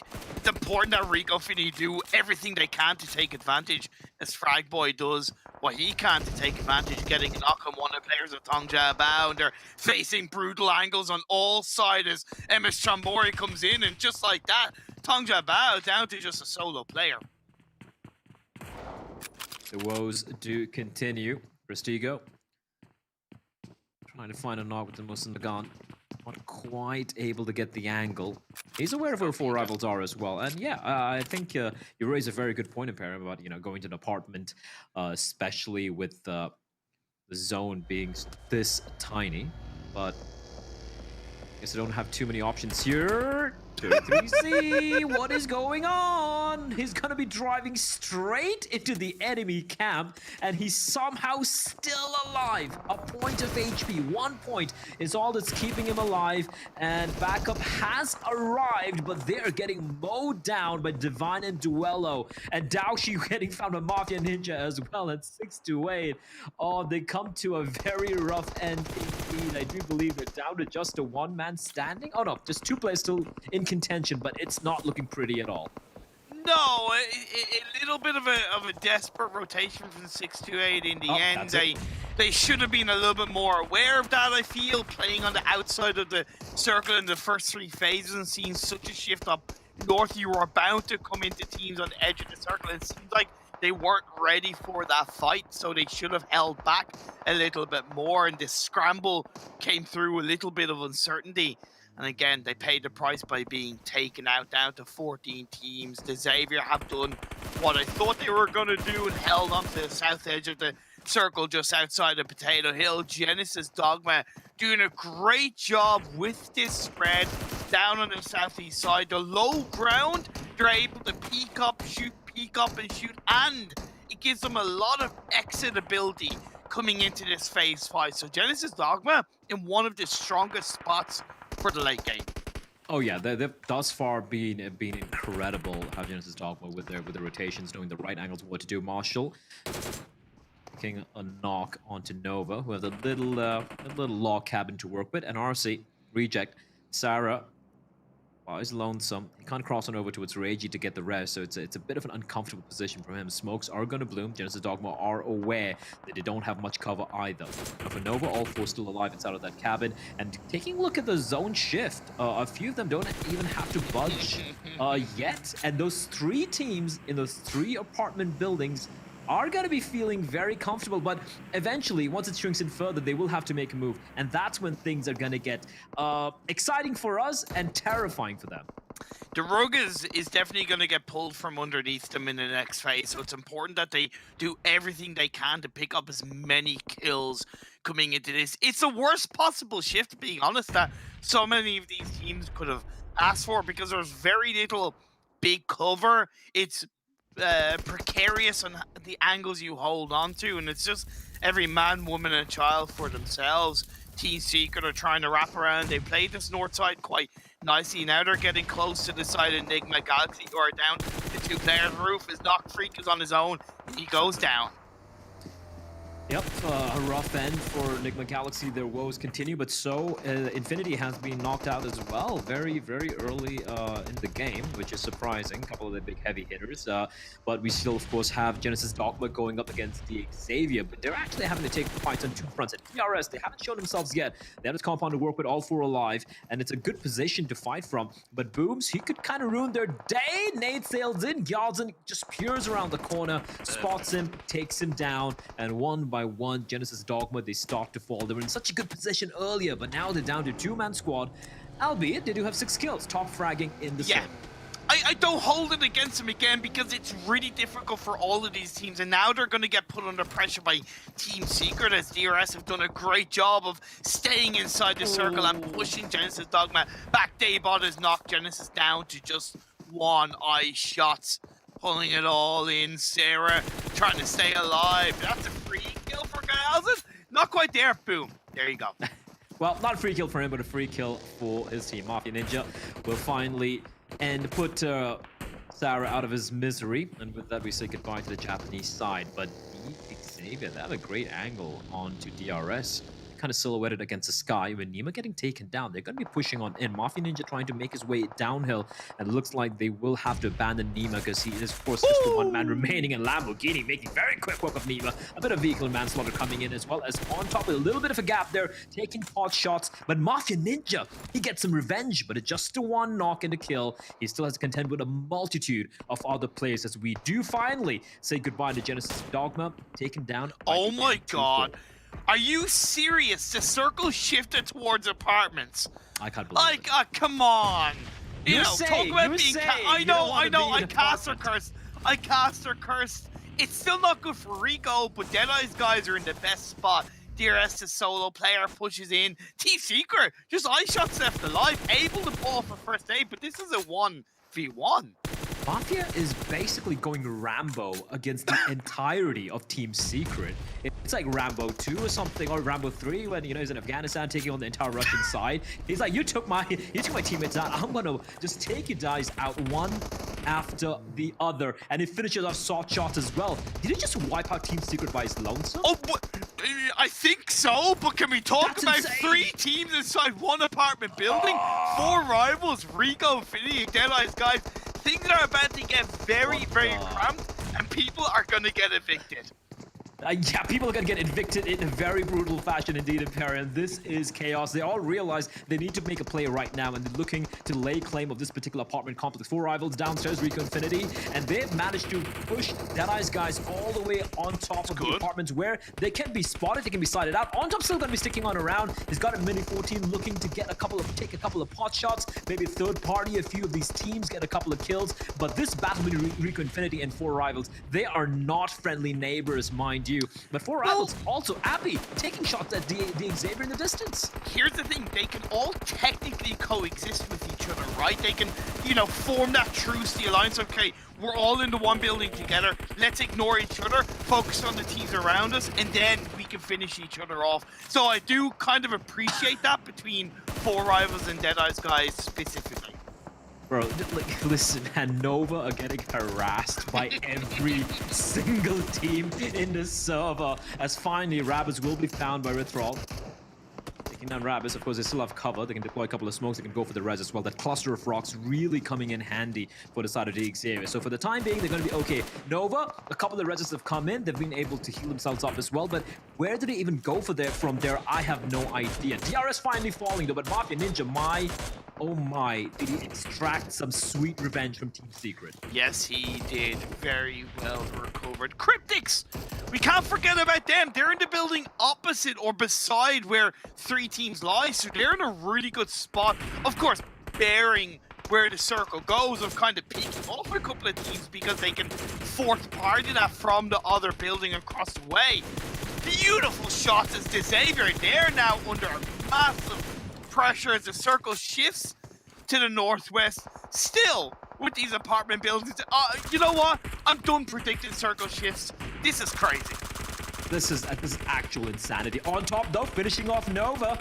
And I think Nova have been eliminated. There we go. Della's guys taking care of them. And I gotta say, I love how Rico Infinity are not just keeping Xavier pinned down, but they're also ensuring that they're keeping 4 rivals at bay. They're taking fights on multiple fronts as Tang Jiabao and Xavier as well exchanging bullets. And I gotta say, it's looking very grim for both Tang Jiabao as well as Xavier. They're both outside of the zone. And the moment they move out of their cover, they're going to be facing a hail of bullets, not just from Deadeye's guys above, but also from Rico Infinity, and perhaps even. However, for the time being, Cryptics are exchanging a few shots with a couple of teams in the neighboring building. But yeah, right now these 4 teams, they're not going to budge, not really going to be battling each other out. Instead, they're going to be focusing all their attention on Team Xavier for Xavier.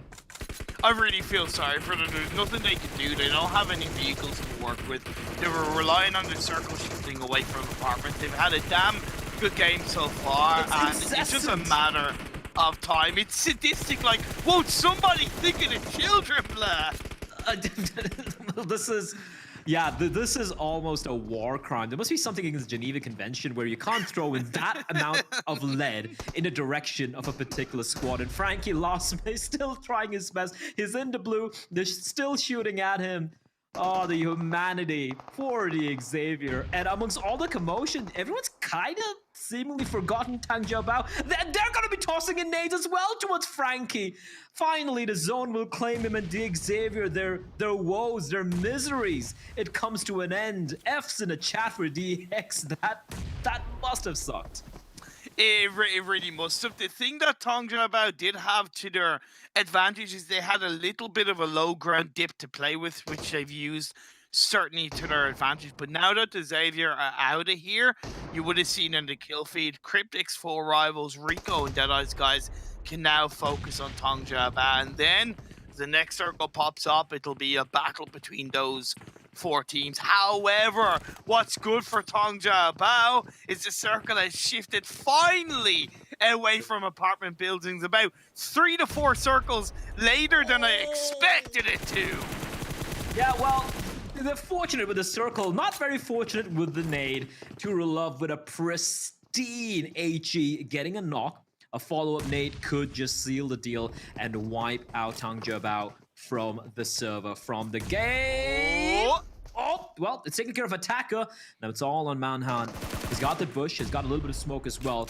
But as the circle does shrink, and as you pointed out, DE's attention has to be focused on the remaining teams in this apartment. 4 rivals opens a knock onto one of the Cryptics players, El Chapo. Lots of smoke's being thrown out by Cryptics as they do have to exit the building.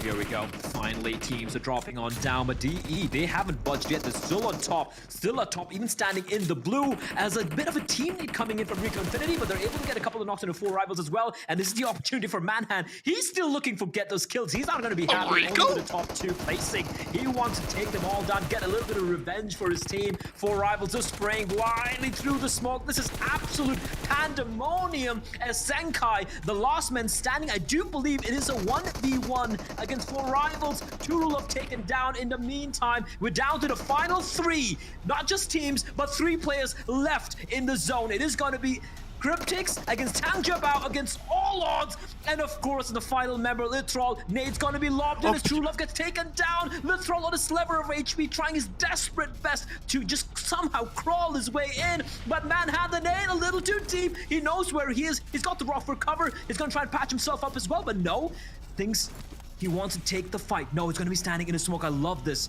Repositioning himself. But Literal, I think he has an idea. He's got an inkling. He's going to crawl in closer. Oh my God. You got to switch your weapon anytime soon, son. You need to switch to a gun right now. And he has no idea. He still has no idea where Literal's going to be coming in from. Both the players have healed up right now. He's making a lot of noise. Literal sneaking in from the side. He can hear him. He knows where he is. And Manhan just seems to be tunnel vision on the fact that he's across this little mound. Has no clue. He's to his left. And it is oh my God! He's lying his weight. He's going to line it up. But he gets spotted out. And it is going to be the chicken dinner going the way of TJB somehow. Manhan is able to clutch it out. What a miracle for TJB Imperium. They had no business winning that.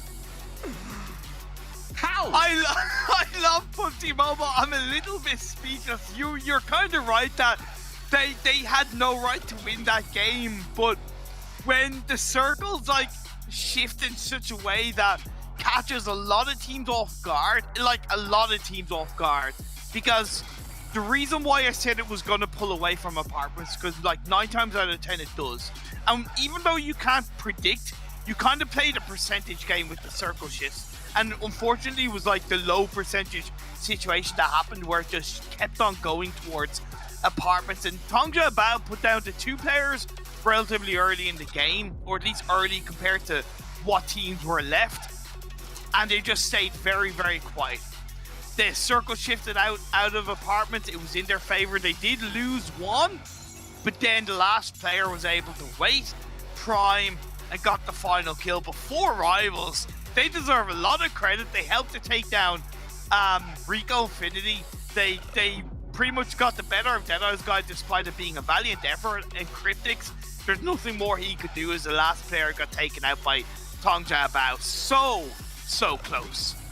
Honestly, I still don't know how Manhunt was able to spin around. And oh man, if I was Rithal, I'm gonna be seething at myself. I'm gonna be furious at myself because he saw him. He saw him for a full 3 seconds. He had all the time in the world to line up the headshot and get the kill.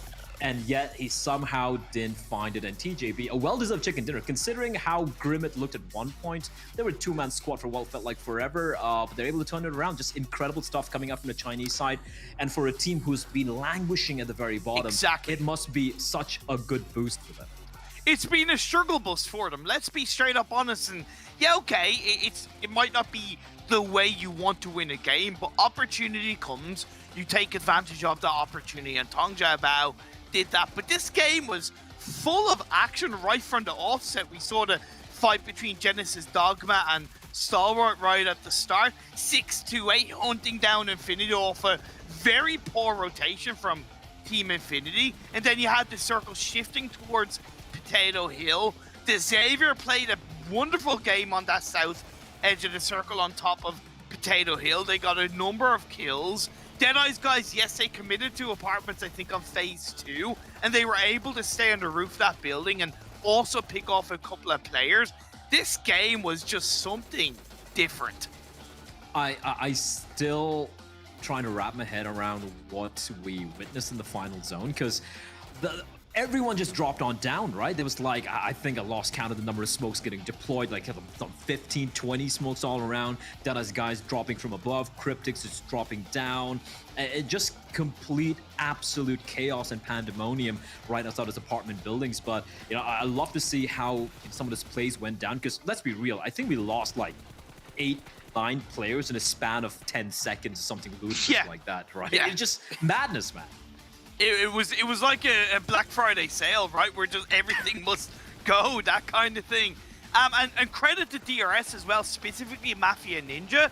I believe it was a 1v3 on the Team Secret overall to grab a couple of extra kill points, so very well played. And here's the thing, because of the very precarious circle shifts, like really awkward circle shifts, I don't think any of these teams played badly, right? I really don't. At least the kind of top 5, top 6 teams, they really made the best of tough situations. They played some fantastic rotations. Like even Team Secret, despite getting 1v3, they were doing such a good job on that north side. They were proactively moving, waiting for the next circle, setting themselves up. It's just one of those things that can happen. Even Nova full sending, like I don't think they did a bad job full sending it where they went. It just happened to be that when the circle shifted away from them, they had like 4 teams looking at them. 4 teams, like nothing they could do. So yeah, tough game, but very entertaining. Yeah, I mean, commiserations to Dig Xavier. Listen, man, my heart went out to them. But of course, we have the desk, the analyst panel to break everything down. So Jason, take it away. I don't know what there is to take away from that match, man. Like, apartments, we're like, oh, okay. I mean, everyone in apartments are going to have such a tough time getting out. Clarence, you're talking about this. Then the zone goes back on top of apartments, and we're like, okay, well, now what's going to happen here? And then it shifts away last second as well. I think the perfect way to describe that is madness. Yeah. How did we start talking about this game, Kalash? Like, oh yeah, not too many hard shifts. This is nice. Like, no, it's not nice. That was not a good finish. But yeah, I mean, it rarely happens to finish around apartment, right, towards school area, apartment area eventually, and they just got stacked on top of each other, and then it ends up going towards Manhan, and he's just able to take it towards... yeah, there's so many things to really break down in a game like this, but it was absolute madness. You rarely see games like this, but, I mean, TJB, they were at the bottom, and the fact they're able to get a win on the game like this is good for them to try and push themselves away from those bottom positions.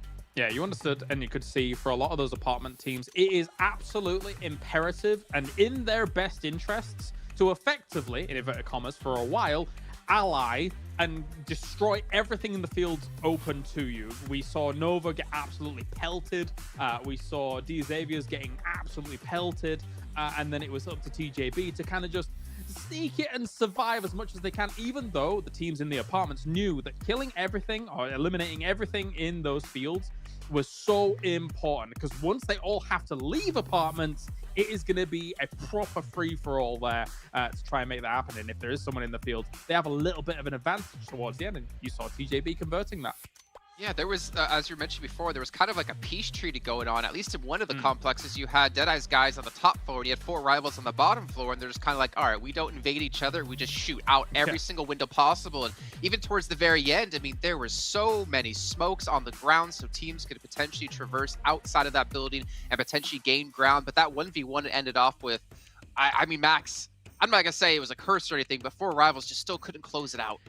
I want the 4 rivals win. It's not happening yet. We're getting close every time. They got a lot of second places, but yeah, it'll happen, Jason. It'll happen eventually. We'll have to see. Also, we didn't have time to talk about it on the first page, but Cryptics, it was a game stuff. I believe it was the 3rd place in terms of total points they were able to accumulate this game. Like, the teams at the bottom are having a small resurgence. We're not seeing that resurgence though from the Galaxy.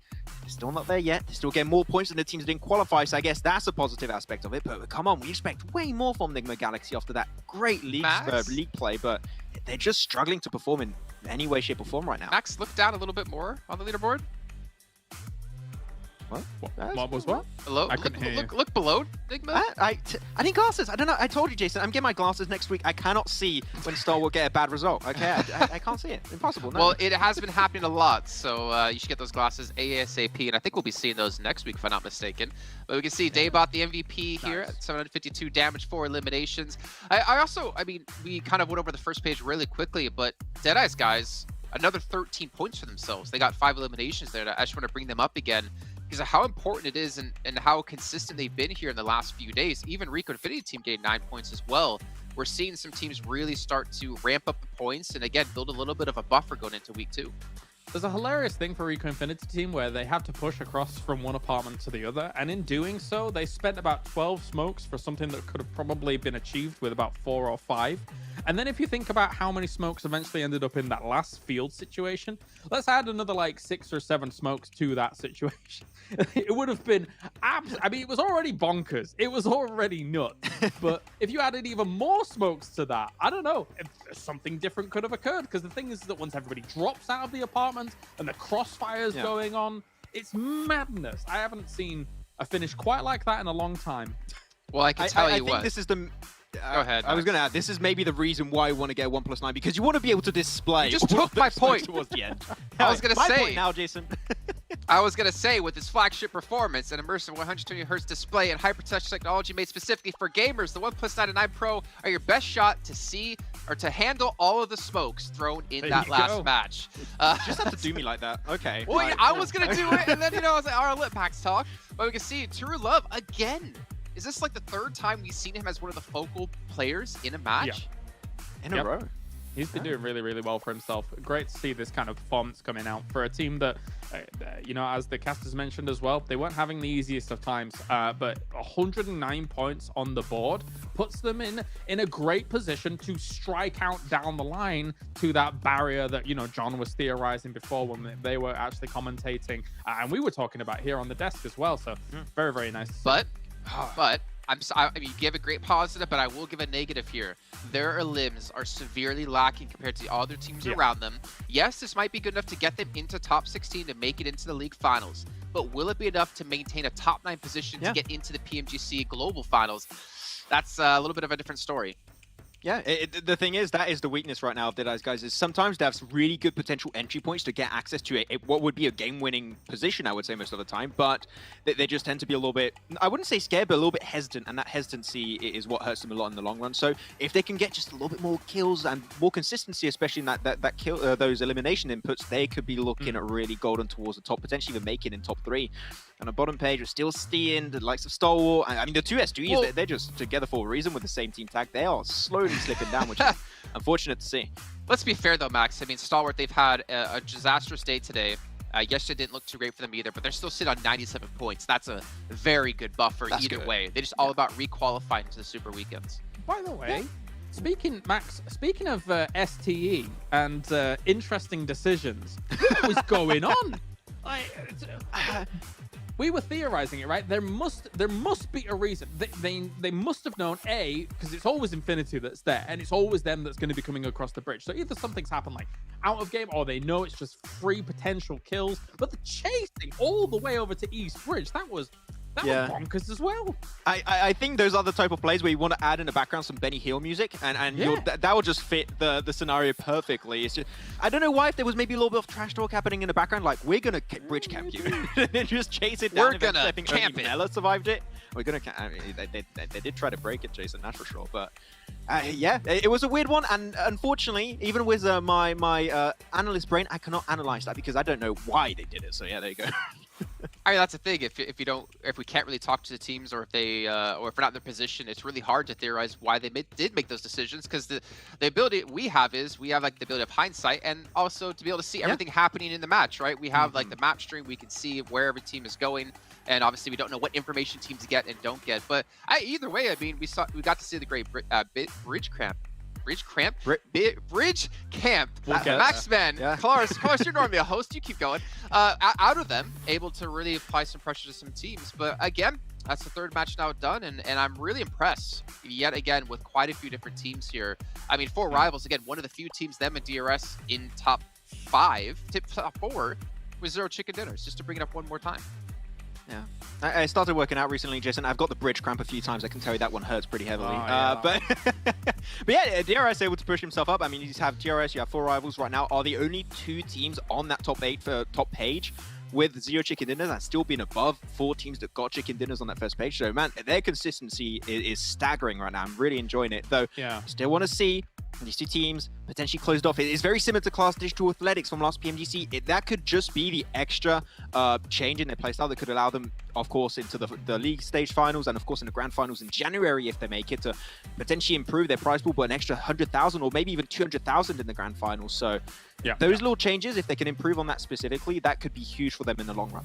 And you were talking, Jason, about kind of the eliminations coming in for Deadeye's guys who are looking great in the overall standings. But again, where are those eliminations? I think there does still have to be a little bit of concern. There are, I think, 3 or 4 teams kind of on their heels that have a lot of kills that we know can convert to chicken dinners as well. I'm thinking about your Novas. I'm thinking about, I think, some of the STE teams as well, looking in their position where they are. Like, they have decent kill count. So if they just convert 1 chicken dinner, a hero or something like that, get themselves 20-some points on the board, they can easily leapfrog where we're seeing Deadeye's guys right now. Yeah, I'm actually trying to like place where they would be. I think if we were going off eliminations alone, they'd be around 12th out of the 16 teams, but they're currently sitting up there in 6th. I mean, that is a major discrepancy when it comes to that. But, you know, either way, they still have time to work on it, right? They have time to improve and also time to maybe impress you all at home for a fan favorite vote. It's still going on until the 27th of December. If you guys participate, you can get some permanent items for free yourselves. We know who Max already picked. I'm leaving mine as undecided for now. Max? Yeah, I'm leaving mine undecided for now. Maybe I'll change eventually. I don't know. Pika, come on. We want to see some kills, homie, please. We need some 1v3 clutches happening. He needs some time to recharge, you know. He needs a little bit of cuddle time with Ash. But let's actually get into our recap here of what we were going to be breaking down, Max. It's going to be D Xavier, I'm guessing? Yeah, D Xavier actually is the team that we found very interesting from the very start of the game with Kalaris, and we were talking that their team, they are very used to normally playing in the past of this PMGC positions around Milta. They got contested by Genesis Dogma. They like to play school apartment. They like to play shelter. They know no teams drop in that position, so they're feeling super confident from the get-go, and because of that first circle, they just tried to take as much free real estate. But the part that I really enjoyed myself here, Kalaris, is them going for 2-2 split, 2 players on Potato Hill specifically is the culminating point, and you're just getting the information on all the teams that are going to have to rotate around you. And we know that because it went towards apartment, they just had to go downhill, always having the height advantage. It made it very easy for them to get to that late game until the circle got a little bit weird. No, indeed. It gives them good anchor points, right? The top of Potato Hill, where they were presiding, gives them an opportunity to move north if they want to. The 2 that were down south, actually, that compound that they took with the 2 at the bottom is very strong, and you see Nova very frequently taking that kind of spot in those kinds of circles. So they understand the power of that compound as well. Unfortunately for them, I mean, it kind of shifts north. They have to then kind of traverse through this. And to be frank, this is some of the best cover in these final circles, even though there's not much of it. And we saw what must have been 7 million or 8 million bullets peppered into the smoke position that they were in just by the teams in these apartments. Very difficult for them to survive going into those final circles. But they made the best of what they could.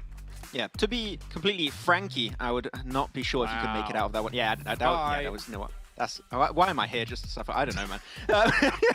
But yeah, we had also at the very start of this game, we had some action happening between Genesis Dogma and also Star Wars, which they were completely underlooted, Galaris. You gave an M16 to potentially one of your top players, Action and Top, and you're not going to fight it back. I mean, yeah, Snickle is coming in with also a shotgun. Like, they're meaning business right now. And Genesis Dogma, throughout this tournament, have been willing to take these fights a little bit more. They feel a lot more confident when it comes down to early skirmishes. So, I mean, that double knock that came out from Daybot instantly put the man advantage in their favor, and they just were able to close it off really well. Yeah, I think as you pointed out, having an M16 with burst fire, personally I don't like the burst fire. Having that as your primary weapon to try and enter those fights to start things off is really just a suboptimal situation. If Action has any other gun in that spot, I think that he gets that first knock, and then maybe that entire fight goes very, very differently, and you buy enough time for your team to reinforce. But rough stuff there for FTE. Credit to Daybot, though, the angle he was playing. Like, one of his teammates gets knocked to the other side of the barrier, right? And then the other two come out to look for the other Genesis Dogma players. And he's like, nope, I'm here. Surprise, guys. We have more than one magician on the team, and eliminates quite a few there. But either way, I mean, we do see it all round out. And for you guys at home, as we've been talking about what you guys can win, we obviously have the players trying to play for their prize of the $6 million. You guys at home, well, you can't quite get the $6 million, but what you can get is the treasure box going on. As long as you're watching on YouTube or in the esports center, you will get some points to get you a token to unlock a permanent item for yourselves, and we'll have obviously 2 more happening throughout the rest of PMGC. I don't know exactly when, or maybe I do. Maybe I'm just not telling you. Maybe if you follow me over on Instagram and send me a message, I will tell you. Who knows? But either way, make sure you guys are checking it out in the game as soon as possible. We have 13 minutes till the next match, so you know what? You have time until then. But yeah, gentlemen, I mean, I don't know what else there is to really talk about, because Sanhok's coming up next, and we know how bloody it can get. We know how crazy it can get. But we've also had one team be ever so consistent on Sanhok, which of course is the Infinity. Yeah, I mean, they will give himself their first win actually throughout this super weekend so far on the map of Sanhok, so they're feeling confident coming into it. But Jason, I want to bring up the team that you've been talking about quite a bit as how they've been so strong coming into this. Hopefully I'm not going to curse them. I haven't cursed anyone right now, so I'm going to allow myself to do it. It would be good to see a DRS win. I mean, they got really close to it yesterday, and it went down to a 1v1. Unfortunately, not able to quite secure and close off the game, but I would love to see a Nepali win here, and this might be the one. I mean, we finally got a Nepali win before. Oui. I'm just channeling my inner French here really quickly. But we already had out of Dead Eyes, guys. Could we have 2 today in total for Nepal? Well, we'll find out after we come back from a short break.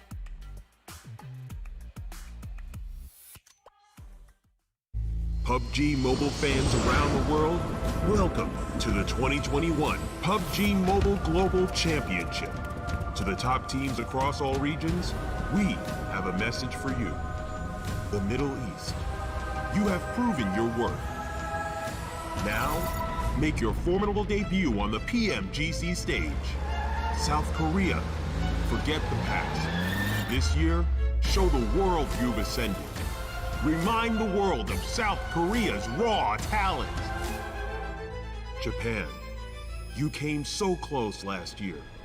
But what doesn't kill you only makes you stronger. Bring it back better than ever. The Americans, you're the alpha dogs that dominated the West. Now, lead the pack on the world stage. Southeast Asia, you took down so many strong teams on your journey to the top. It's time for a comeback on the global stage. Europe, it's now or never. Push your limits and surprise us all. This is the moment to create your legacy. South Asia, you were the dark horse of 2020. Amaze those who would underestimate you again. China, you carry the crown of last year's PMGC. Now, with everyone's eyes on you once more, can you secure back-to-back victories? PMGC needs a champion. The world needs a champion. Who will stand victorious in the end? Who will be next to glory?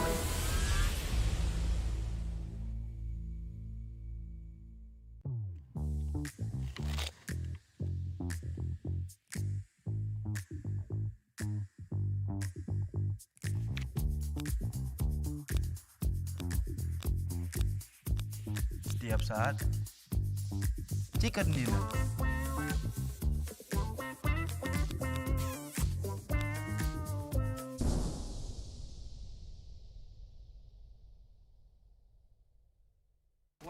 that vision. The damage is good, but Ice Shots falls. A 1-1, and it's Stalwart to snatch.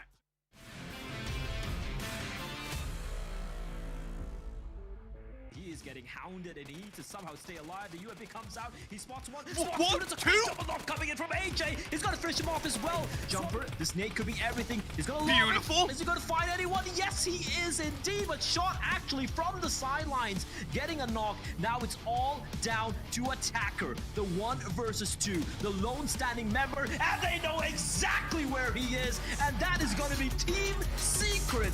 Suppress this line, but more nades continue to go through. Jimmy in danger now. A beautiful nade to the back finds the flush, and King goes low as well. 2 players from Reject swelling over the hillside. 1 goes down, but is traded evenly with Jimmy. King now up to bat, looks for the shots, but not going to find it. Has to go for the weapon swap, and the drop shot is good. Nova taken down by Reject. Going and Nox going back and forth as nades start to fly on our main screen as well. DRS pressuring the Infinities with nades. Someone outside my window is unhappy about the Infinities taking the nades as well. The horns are blaring and the nades are fragging on out. Nox coming through thick and fast. The Infinities down to 1.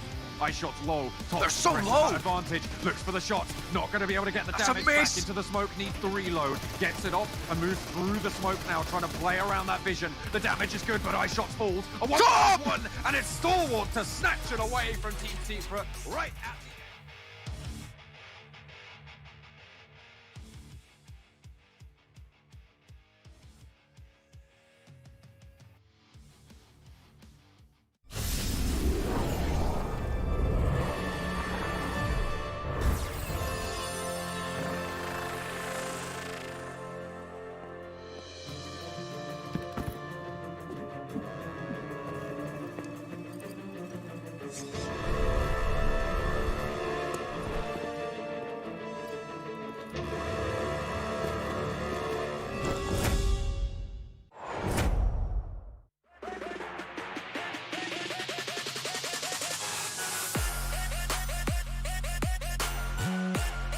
コリアのダウンキルを取っています。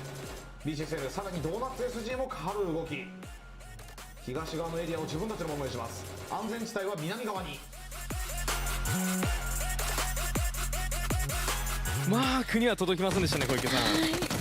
うわー、2投目マークに刺さった。これを皮切りに一気に行くのはリジェクトです。マークを一気に潰しに行きます。デュエロサラ。さあユナイト3名になった。対してそのこうするかのように時計回りですね。時計回りで回っていくのがユナイトなので、このラピスが落ちると一気にリジェクトも危ないので、ここ耐えなくちゃいけないですね。ラピス耐えれるか。もう味方が来ている。車両でアタック。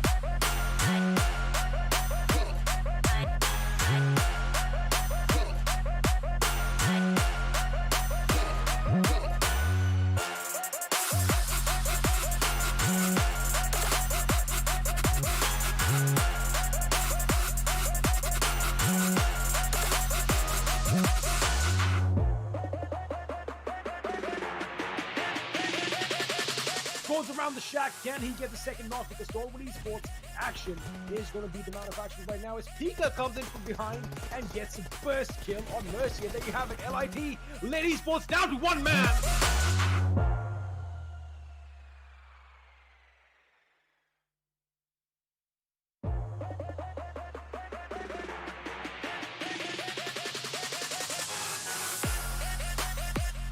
Referees, they had to lock horns, and that's why they witnessed a bloodbath with Marshall.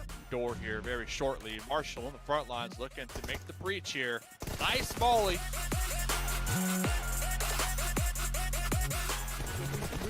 They were kind of stuck in that position. So look at this, what's going on, Yala? Oh my lord, he's been knocked out from elsewhere, maybe from the backlines, and on top, he's definitely gonna capitalize upon it, but instead gets traded off right back. There you go, Lord. Prestige, does he have his headphones on? Because now the push is definitely coming on towards him, and Honest, really dicey position. Honest and Prestige, two players surviving, does have the SKS. Quick scope, there you have it. Some bold action for you. Oh man, I'm looking at the minimap too, and it looks like they're going to be clashing with DRS. I don't know how long they'll be able to survive.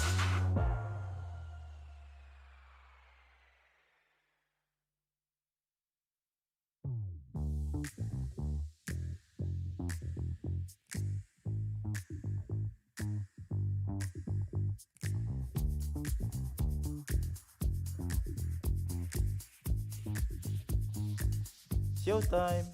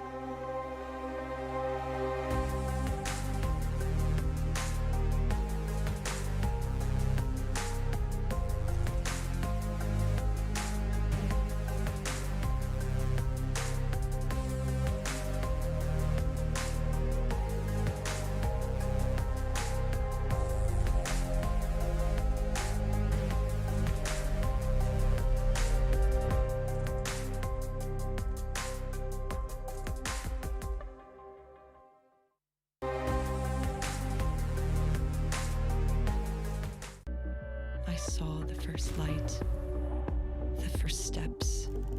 Now I see much more. I capture Earth in all its beauty. I see action.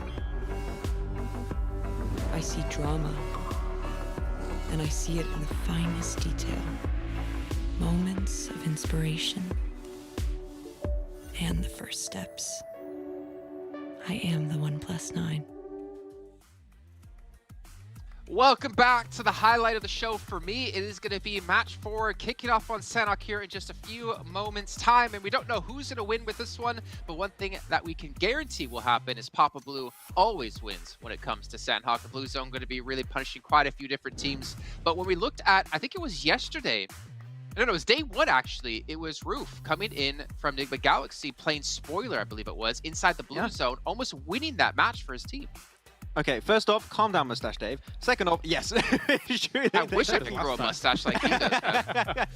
But it's true that's unfortunately the hard reality of Sanhok is that you're always going to have some players potentially sneaking around and having the upper hand because of that surprise factor. So you always got to try and be careful, because we all remember Eye Shots from Team Secret snatching away that win from Bluebees last year in PMGC, and it almost happened again, actually. I believe on yesterday's Sanhok game, he just came in from the blue as Team Secret onto DRS. Got tricky for a second, but yeah, he was going to make sure you clear what's happening behind you, because otherwise just one player could be your demise instantly.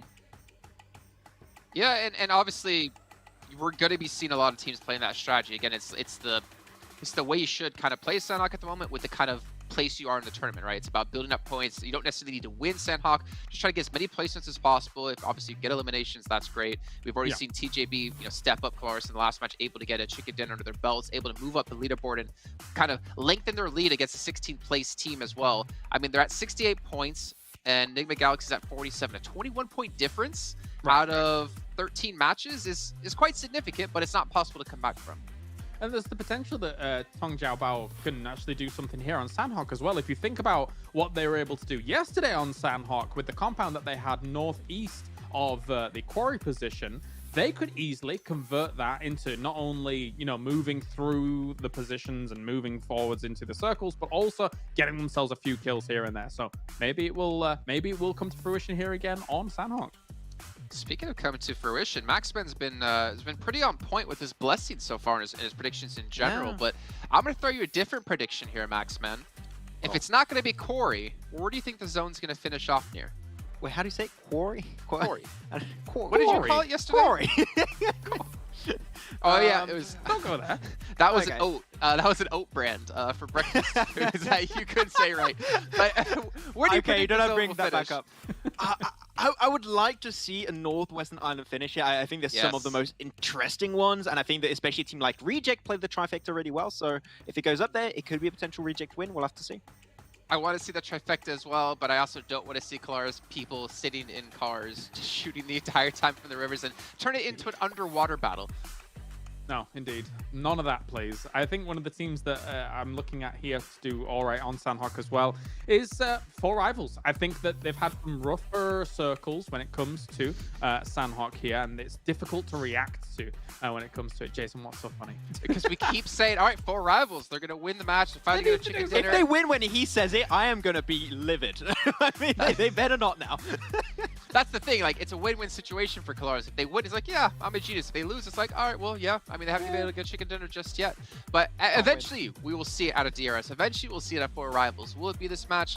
Well, only time will tell. I believe the match is ready to go. It's a countdown coming through. So let's throw it back to our commentators of Imperium and Blur once again.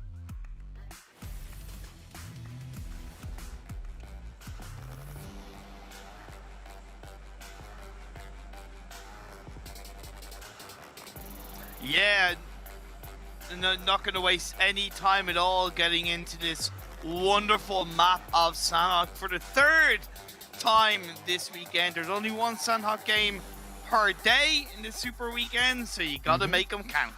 Oh, absolutely. And I think it kind of, I don't know what happened there with my setup, but it looks like I was muted for the beginning, but it's okay. It's all right. Imperium more than capable of soloing this if you so wish. I do want to allude to what Odesk mentioned about, you know, DRS, 4 Rivals. They have to get one. I don't know if it's going to be this particular game. Maybe it will, but what I do want to see is Rico Infinity in the Xavier. And Xavier, listen, They must have some vendetta on their minds after getting abused by 5 separate teams in the previous map.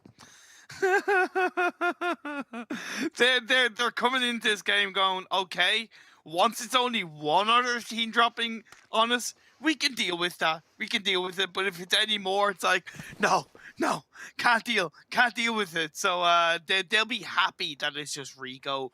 Paradise in itself, though, is a pretty difficult city compound area to fight around. There's a lot of hard cover on the walls, and there's only certain ways you can safely get around the resort area, and it might be better for Rico to do what they're doing right now, which is have 1 or 2 on the outside of it and move around that way to try and find an off angle onto one of the Xavier players. So I'm curious how that fight is going to break out. Tongja Bao in the center of the map outside of boot camp in a 4-man split. The phase 1 popped up, and it's very nice for all of these teams because it only touches, it tickles the Northwest and Southwest Islands. It's very much a mainland spot for this first circle.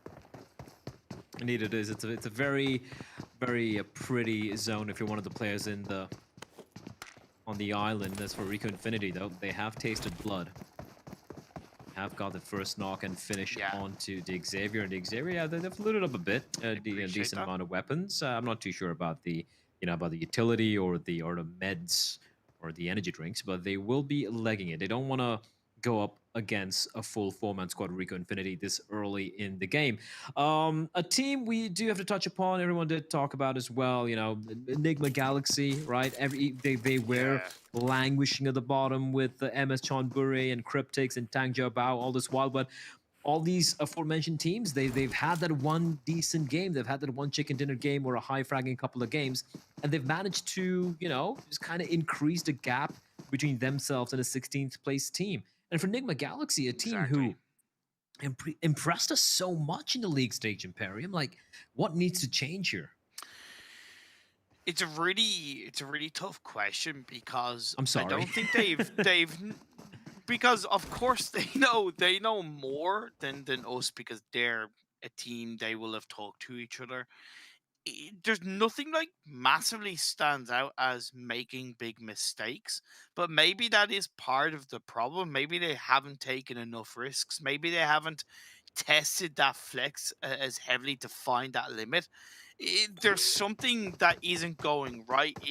Hopefully, and I believe that they'll fix it coming into the second week. But the biggest fear for them in the end of the first Super Weekend is even if they get 20, 30 points in the next 2 games, it still kind of leaves them pretty badly outside the minimum, what I would say calculated minimum, to get 16th at the end of the third Super Weekend. To build upon a little bit of what John brought to the table with his kind of rough calculations, I took 6 PMPL full split league stages, and I did kind of calculations of average points required for the 16th place team that play 2 Super Weekends, and it's roughly 85 points plus or minus 10 per Super Weekend. So you're looking at around 170 or so points required, and that is not good for Nick. Yeah, it's not good for Sarah either right now. Jimmy gets it done very, very comfortably there. Sarah probably not aware of someone occupying those houses. So, despite a couple of early knocks here, it has been a bit of a uncharacteristically quiet start to Sanhok we've had thus far in Imperium. But I want to expound further, or rather, I want you to expound further on the point you just made right there. So 80-ish points per game, and these are for the teams who per weekend. Per weekend, sorry. And these are for the teams who are going to be playing only the once, 2 Super Weekends, right? Yes.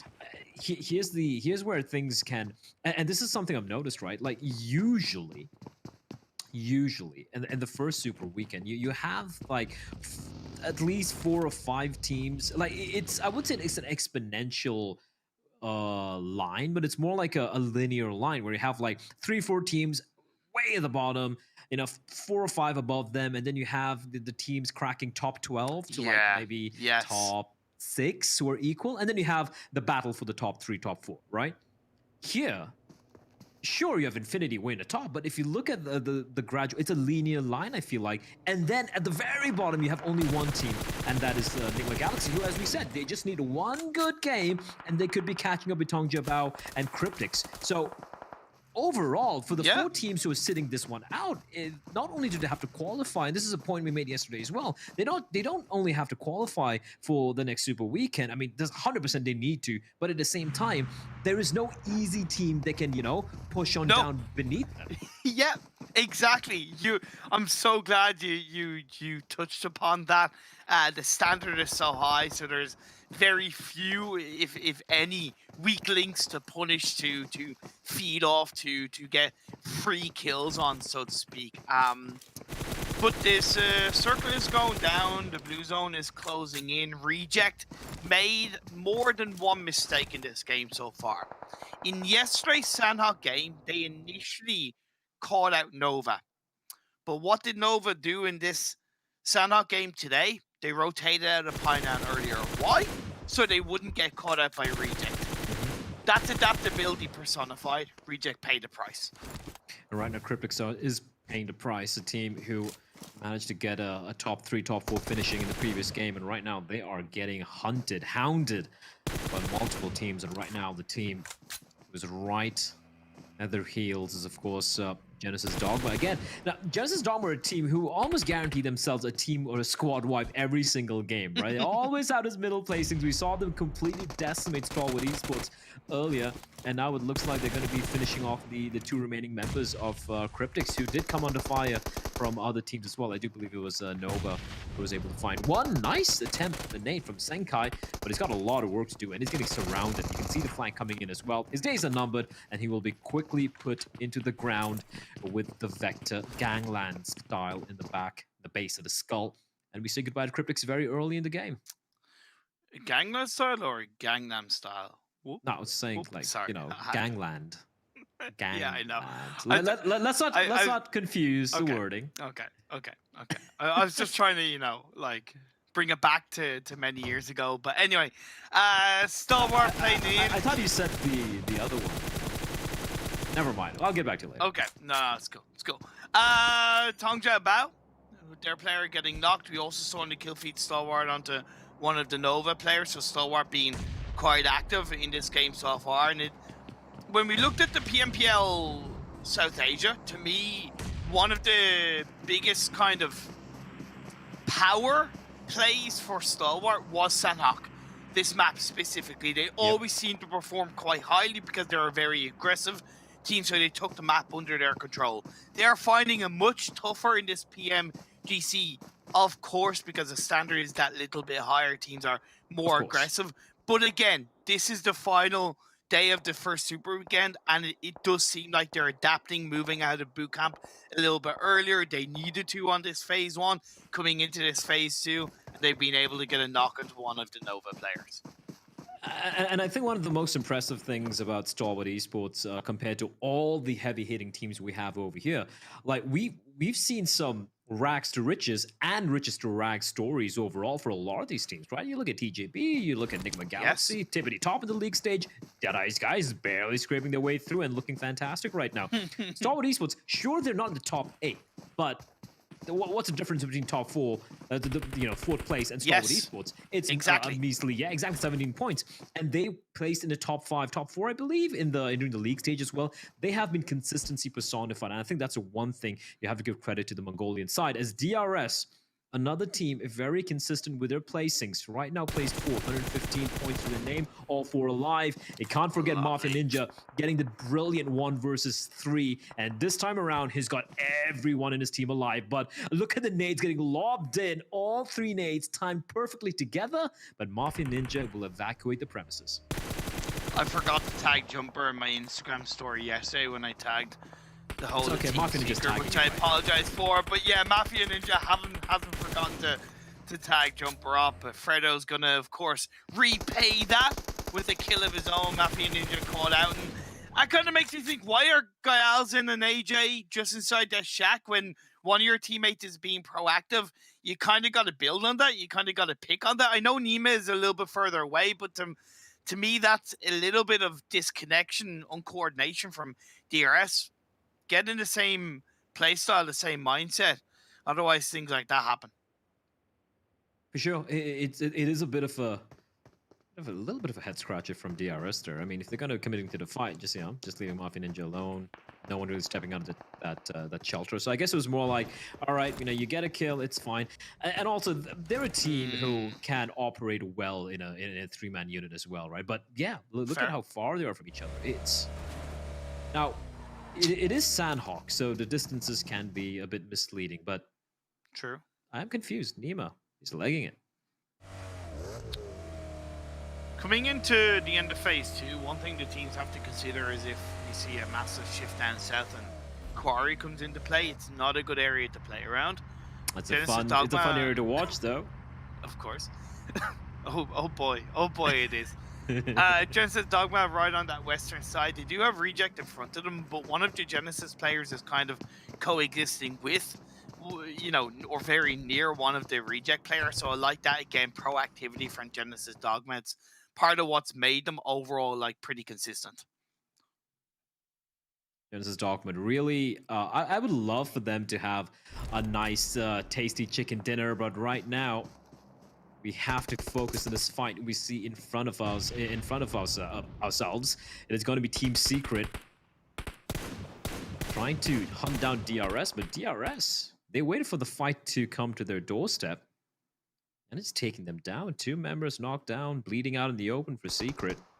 There's not much the other 2 members can do from above, apart from, just a couple of shots knocking at the door of the huts rather, that DRS have called home.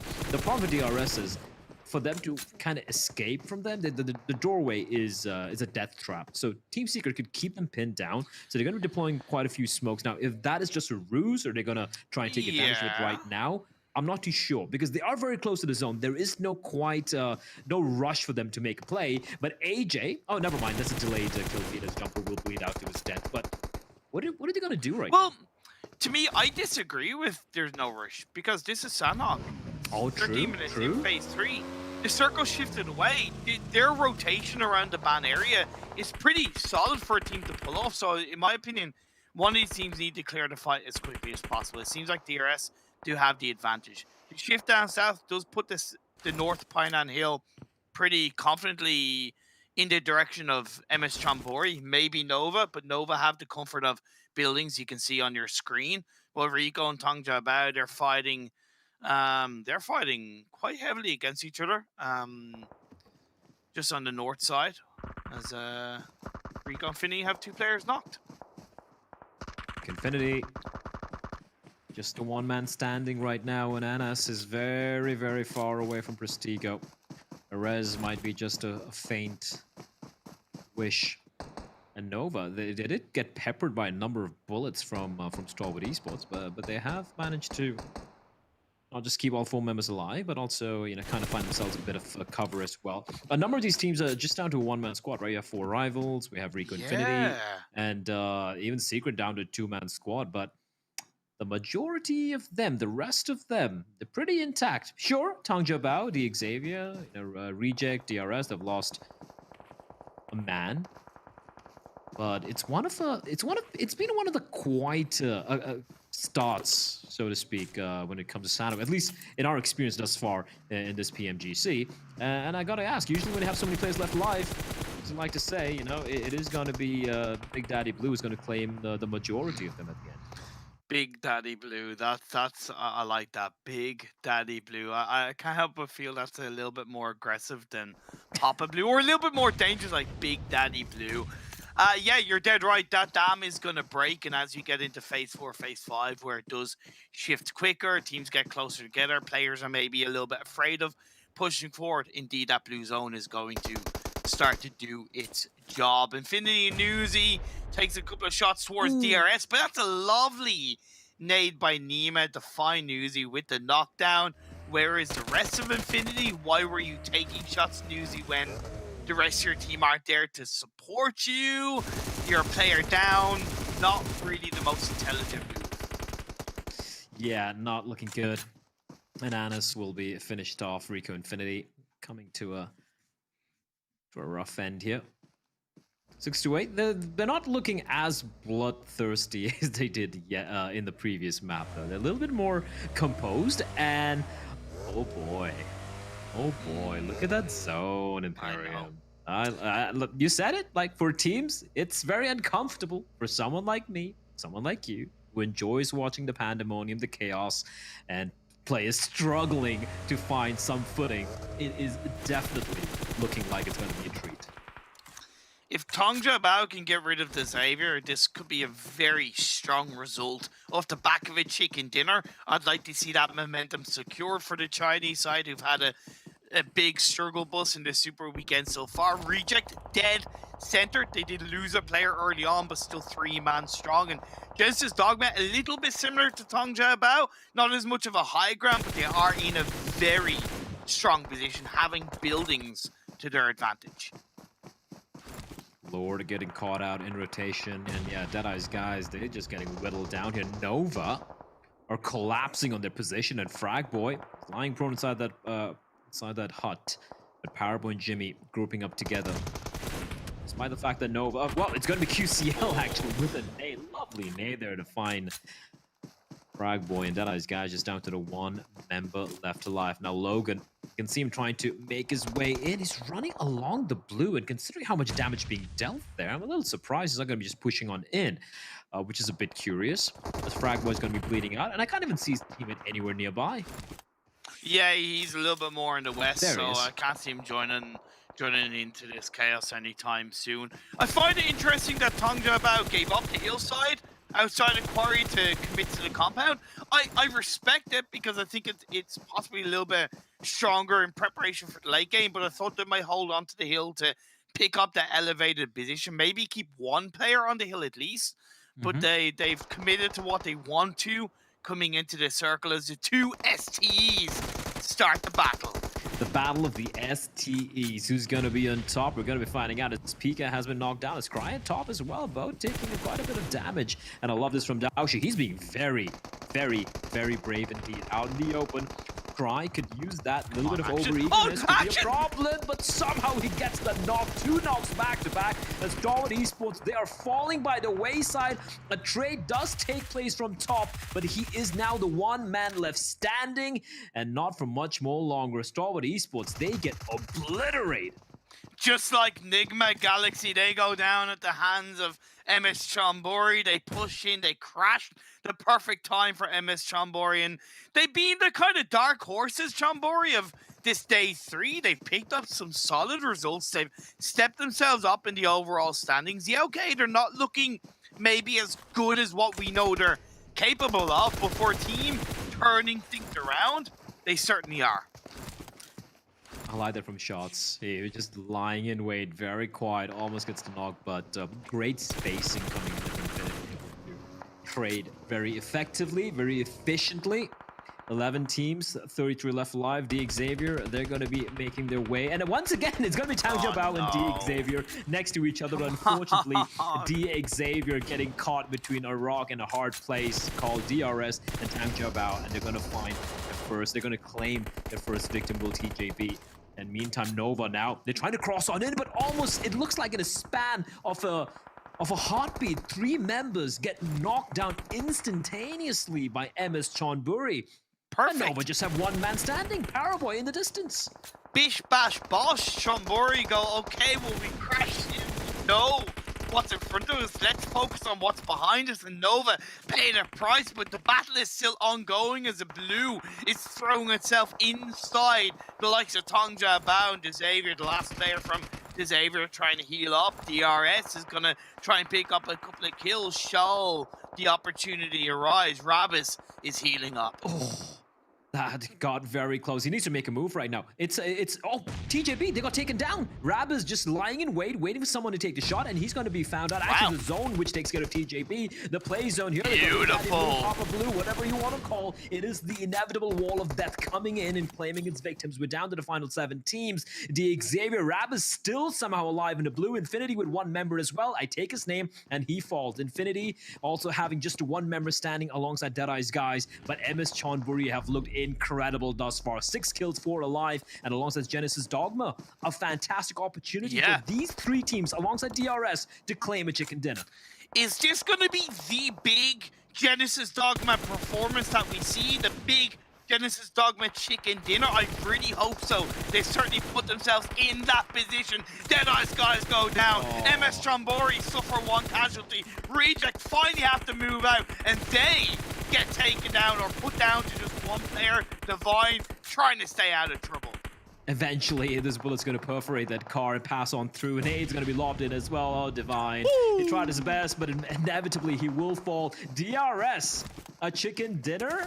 Add question mark? I'm not sure. Ponzai finds 1. NC2 finds a 2nd. And DRS from a 3-man squad, they're down to just Galden standing. He can still go for the reses though, but Ponzai is going to spot on AJ out in the open. The blue will claim him. Unfortunate for Ponzai, but they know where the 2nd knock is as well. And they know Galden's nearby. Galden waiting patiently, waiting for MS Chonburi to get a little too over-eager, and he will find 1. NC2 aware of his position as well, but they have to remember, Genesis Dogma, they're just waiting for all this commotion to subside before they swoop in and try and claim the chicken dinner.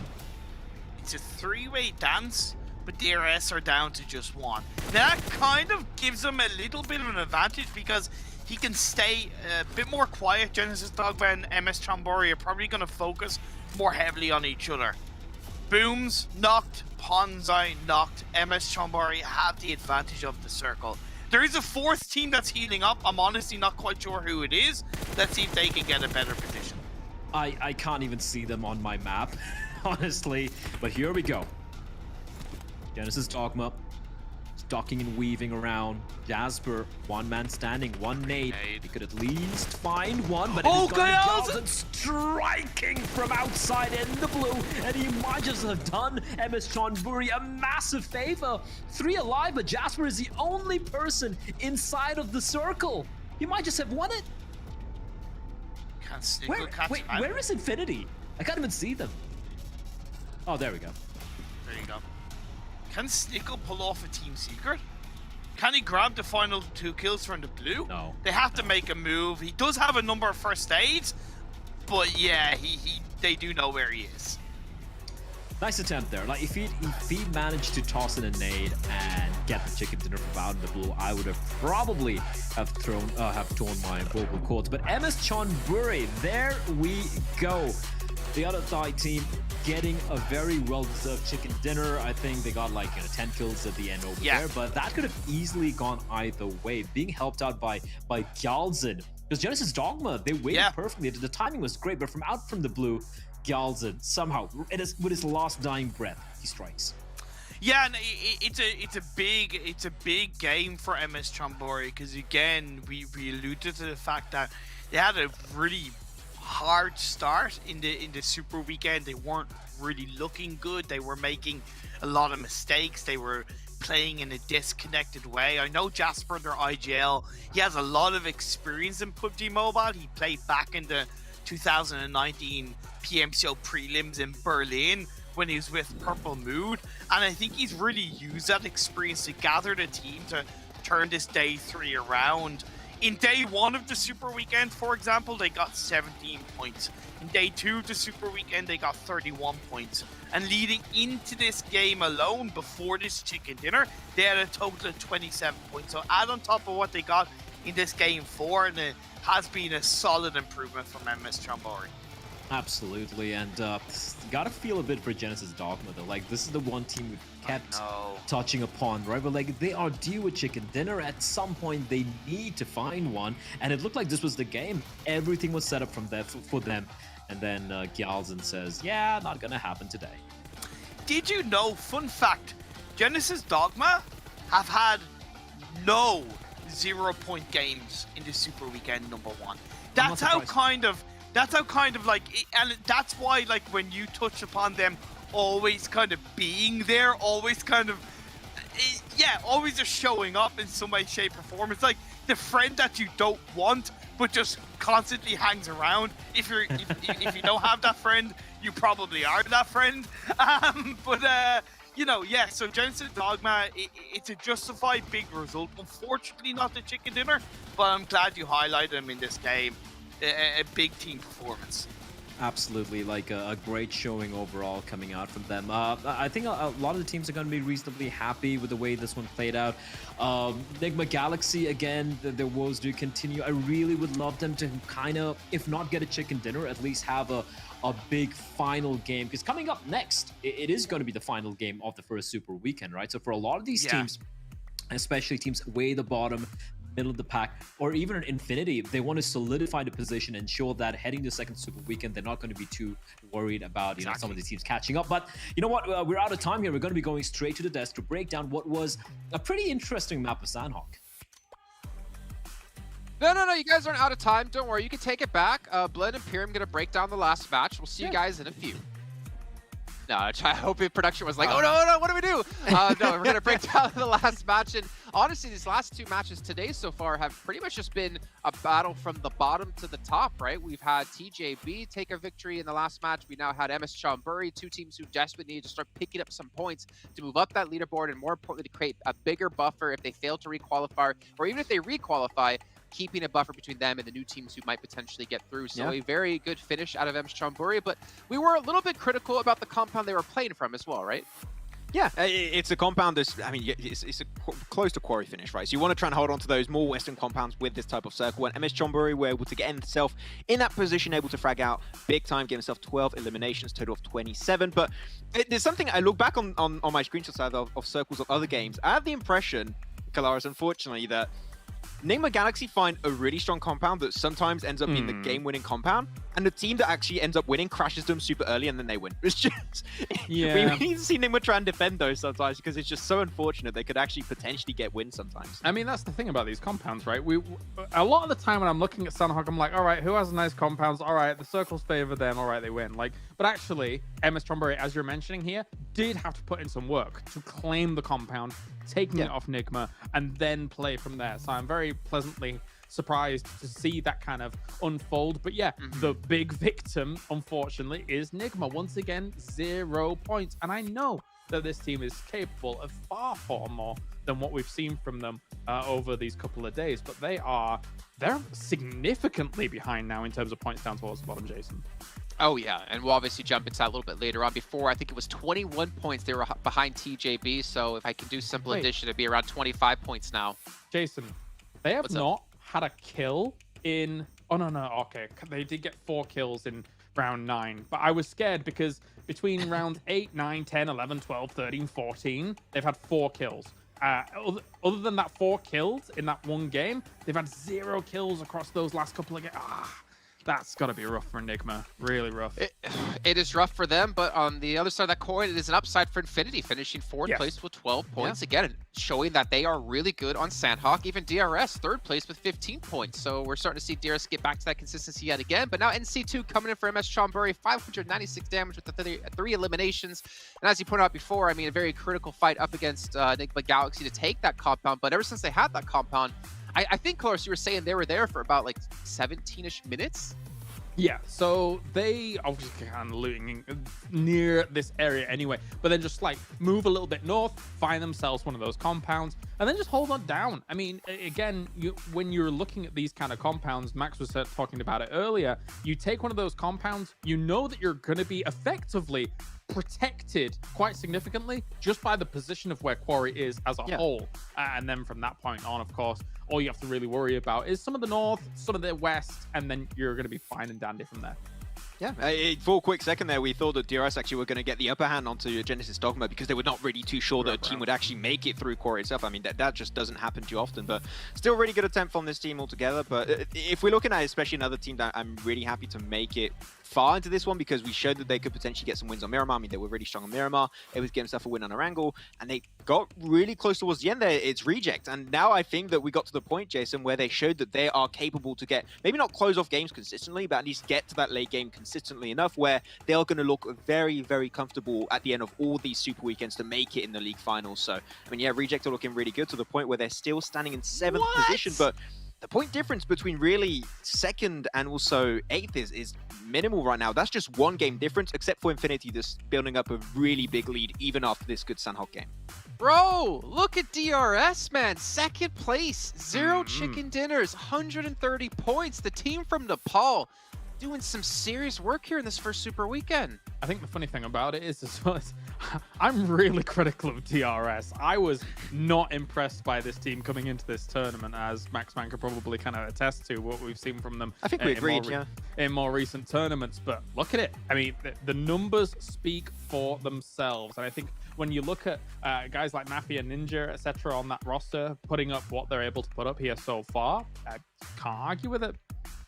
I just want to jump in here for DRS. They finished 20th place last year at PMGC in the league stage. They didn't even make it into the finals. This is such a big turnaround from this team, and we've seen it happen for quite a few different teams, but they definitely deserve that massive shout out here. And as we're saying before, talking about Enigma Galaxy falling further behind, I mean, look at this, 72 down to 47. Even TJB have actually surpassed Cryptics here, able to get themselves into 14th place, but they still have a big gap between them and Nova. 24-point difference between those two teams. Yeah. I know maybe a lot of people watching the stream are going to be a little bit scared, like, well, Nova this low, oh wow, they fell off a ratio, everything feel like on Twitter for a second there. But I mean, Nova here are a team that we know, like last PMGC, did not qualify to one Super Weekend. And they're still currently the reigning champion. They might try and go for back-to-back. So this is a team that is actually using this precious time to make sure they're somewhat comfortable to hopefully make it into the league finals by default. But they're using it to try things out. But also, teams are adapting a little bit to them. They go for these usual central wide splits. And teams are adapting to that pretty well. They lose a player or two pretty damn early. So they're using this time really well to try and improve and potentially find different strats before the league finals. And I think that hitting those big games in the finals, that's when they're really going to show what they're made of. Yeah, you guys just saw there. Just to interject really quickly, you guys obviously need to follow us on all the social channels. Also follow us here below our cameras. But also, if you guys can make sure to get your fan favorite votes in, currently still going on until the 27th of December. And if you do so, you can unlock some permanent rewards. Vote for your favorite teams, your favorite players. Maybe one day we can convince them to put in casters as well, so you can vote for your favorite casters. But let's be honest, when Kalaris is going to gloat in front of us for an entire year long of, hey guys, who was the fan favorite caster? And he wins. Maybe I don't need that in my life. Maybe I need to rethink that. That's correct. You would do that. Yeah. I would do that. No, man. All right. Well, anyways, Max Man, you were talking about Reject. I believe, if I'm not mistaken, you wanted to talk about the rotation into that compound near Quarry. Am I correct? That is true. You are correct, Jason. Nice. Congratulations. Your analyst brain is once again working immaculaately, if I said that correctly. But yeah, so we're going to have some plays to talk about, especially towards the end of that game. But the rotation that I love to see done time and time again on this map of Sanhok is done by Reject, because as we know, they drop Trifecta. But their typical rotation is just so well executed every single time, is that they just cross the river super early on in the game when they know where the circle's going to go. That's what Trifecta allows you to do. And they just play the really good high ground hilltop down south of Bootcamp, which is a really good overview on pretty much any circle that happens to go over to the eastern mainland. And because of that, they picked one of the most contested compounds in this game, getting a lot of information. You're safe on what's happening from the east because you have Quarry over to the eastern side, so you're not going to get pushed too easily from that position. That is why scouting is so important. A lot of people say scouting is not about scouting. You have third parties happening. It's all over the place. But if you spend just a little bit of information to actually get access to these compounds super early, and teams are not willing to breach you because of the terrain advantage you have. I mean, Reject got themselves in a position and barely had to fight until the very, very end. So that scouting coming out from them every game is just allowing them to potentially consistently get to the late game. This zone, by the way, if it goes north, if it stays north, Reject wins. If it goes southwest, MS Chonburi probably wins. If it goes southeast, Genesis Dogma probably wins. It was really kind of one of those, like, flip a coin and see what happens. And obviously, we saw it went southwest, and Reject and Genesis Dogma couldn't really recover from that. But then again, you can't really expect them to. No, indeed. It can be a little bit rough here. I mean, with the terrain that it works out here in terms of MS Chonburi potentially pushing down from the position if it does end up going southwest, I could see a world where they might have the right cover from the right direction to be able to make something happen. But Genesis here, there's no way. It is very difficult to play these kind of lines of sight, etc.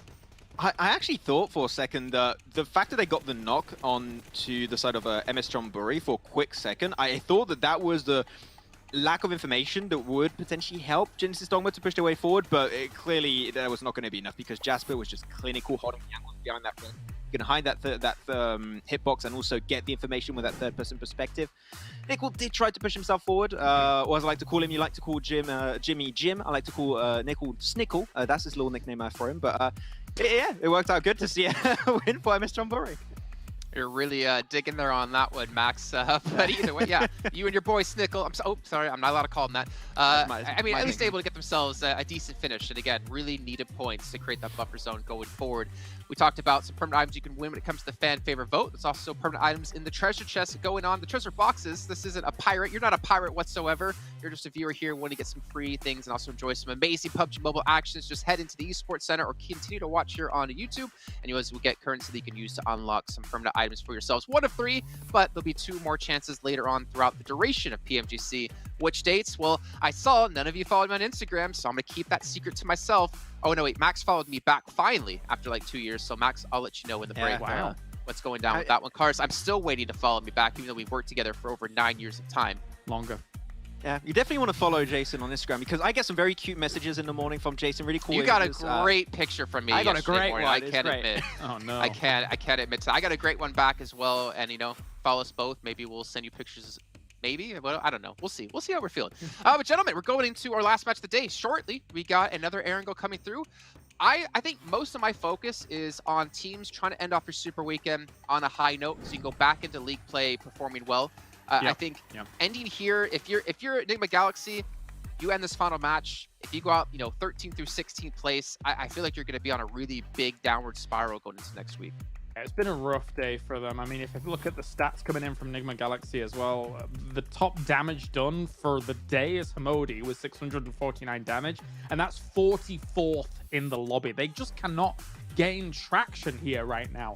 I think is fair to say. But I mean, aside from the teams that kind of want just that little extra points, those little extra buffers, quite honestly, I would love to see Deadeye's guys get them round themselves out a win. I mean, already today, if you look at Turu Love, obviously he's been a focal point of kind of who we've been looking at throughout the day, despite them not getting real wins. He's number 1 in terms of damage right now across the 4 games with 2,162 damage. So Deadeye's guys, they're showing that they can put out the numbers, but can they convert it to a win? Yeah. We're talking about teams doing really well. I'm going to go on a more negative aspect onto this one, and you talked about it there, Jason. You want to try and potentially end on a high note.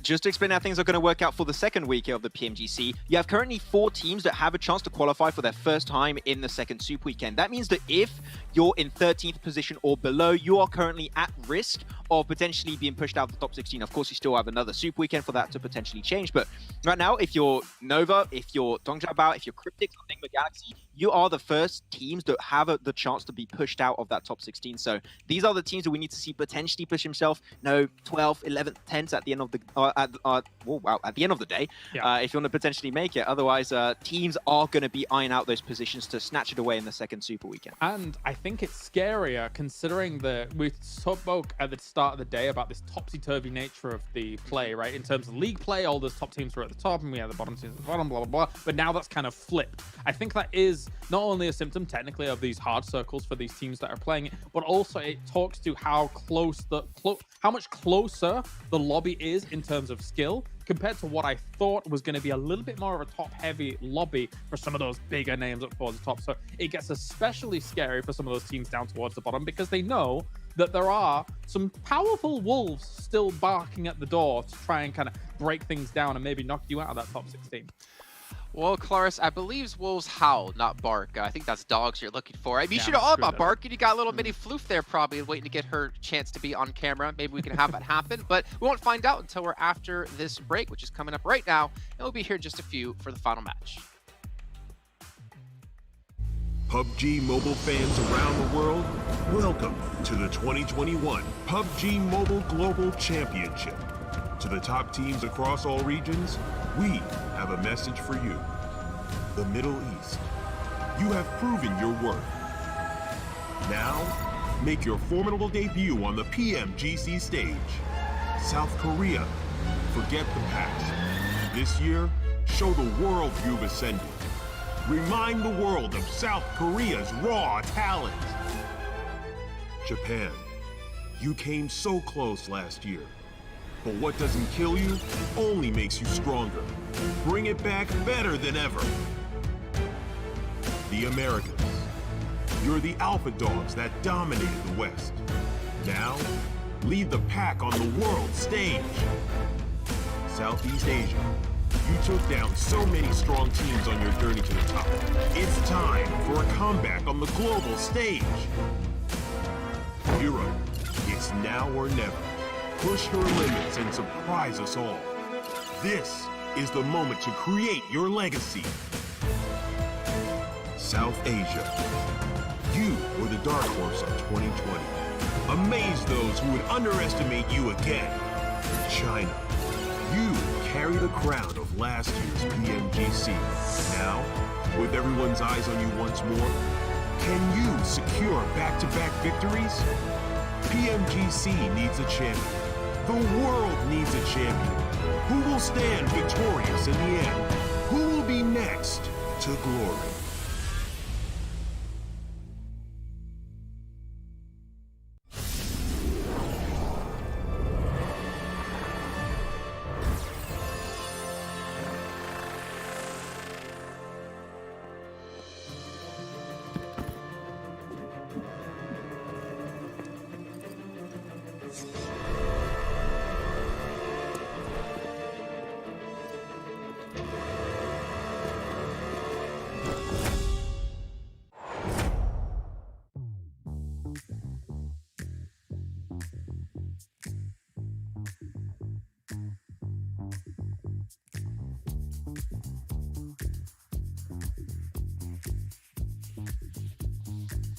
Showtime!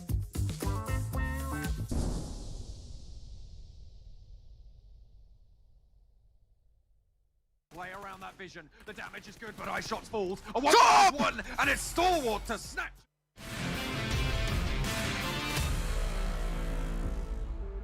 He is getting hounded and he needs to somehow stay alive. The UMP comes out. He spots one. What? Spots two. There's a Two? double knock coming in from AJ. He's going to finish him off as well. Jumper. This nade could be everything. He's going to Beautiful. Is he going to find anyone? Yes, he is indeed. But shot actually from the sidelines, getting a knock. Now it's all down to attacker. The 1 versus 2. The lone standing member. And they know exactly where he is. And that is going to be Team Secret. Suppress this line, but more nades continue to go through. Jimmy in danger now. A beautiful nade to the back finds the flush, and King goes low as well. 2 players from Reject swelling over the hillside. 1 goes down, but is traded evenly with Jimmy. King now up to bat, looks for the shots, but not going to find it. Has to go for the weapon swap, and the drop shot is good. Nova taken down by Reject. It's going and Nox going back and forth as nades start to fly on our main screen as well. DRS pressuring the Infinity with nades. Someone outside my window is unhappy about the Infinities taking the nades as well. The horns are blaring, and the nades are fragging on out. Nox coming through thick and fast. The Infinities down to 1. Eye shots low. Top They're so presses low. at advantage. Looks for the shots. Not going to be able to get the That's a damage miss. back into the smoke. Needs the reload. Gets it off and moves through the smoke now, trying to play around that vision. The damage is good, but eye shots falls. A 1-1, and it's Stalwart to snatch it away from Team Secret right at the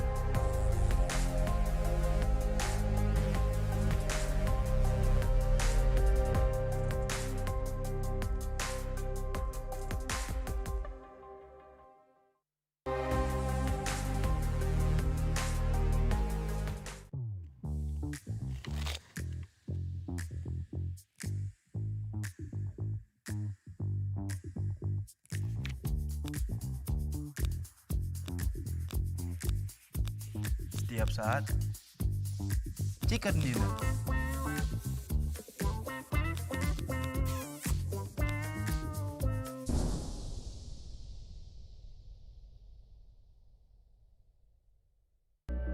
I saw the first light, the first steps. Now I see much more. I capture Earth in all its beauty. I see action. I see drama. And I see it in the finest detail. Moments of inspiration. And the first steps. I am the 1+9. And we are back. Zatar with Magic Tricks. Maybe some more to show here when we get into Erangel as the final match of our very first Super Weekend, meaning we only have 2 left to go until we have our top 16 teams to get into our league finals, all playing for that chance of getting $6 million in prizes. Predictions out the window. Rotations can be definitely discussed here because we have seen, I'd say in general, maybe minus a certain rotation we saw back on Miramar. I think that was actually Genesis Dog, when now I think about it, with Boom surviving until the very end. I've been very on point here, Max, and I know you've been really critical and really looking quite in detail about how these teams are going about so far. But if I'm not mistaken, you've mentioned not a lot of teams have changed things up just yet. Yeah, it's been a little bit slow, I think, especially for a few of the hot drops. I mean, you can look back on that Sanhok game too. You still got the hot drop happening in Paradise Resort. You still got MS John Burry taking that fight versus DRS. That's still happening towards the now Polyana. So there's still things to be adapted. But, and this is something that myself and Kalaris talked about a lot, and we're really happy to see, is teams have secondary drop locations, and even potentially 3 drop locations, which I think is the case for Infinity, right? And no matter what playing path we have on every single map, they're going to be able to adapt to it so well. So that's one thing that I would say, compared to the last PMGC, this is the biggest improvement. Our teams are adapting a lot more to the environment, and that just makes me super happy. I don't know, I sound like Mario there for a sec. That was weird. But yeah. We'll take it. We'll take it. I mean, there's some teams, yes, that have been a bit static in what they want to do, but there's some teams that have accommodated for the way the circles are working so far, and you're seeing a little bit more leeway in them doing the wide rotates. I still think that there is room for some of these teams to be rotating even into the blue, circle 3, circle 3, circle 4, and then finding yourself another position on another side of the circle if you think there's gonna be a barrier of teams based on how that circle has shifted. And I think we saw Team Secret have a little bit of that, which has some success. I think that's cool. TJB was trying it, of course, with limited success, but that's not to say you shouldn't just take that, you know, kind of failure of a wide rotate and think, okay, it's never going to work. No, like a small sample size, wide rotates for some big circle shifts can work and absolutely should be utilized.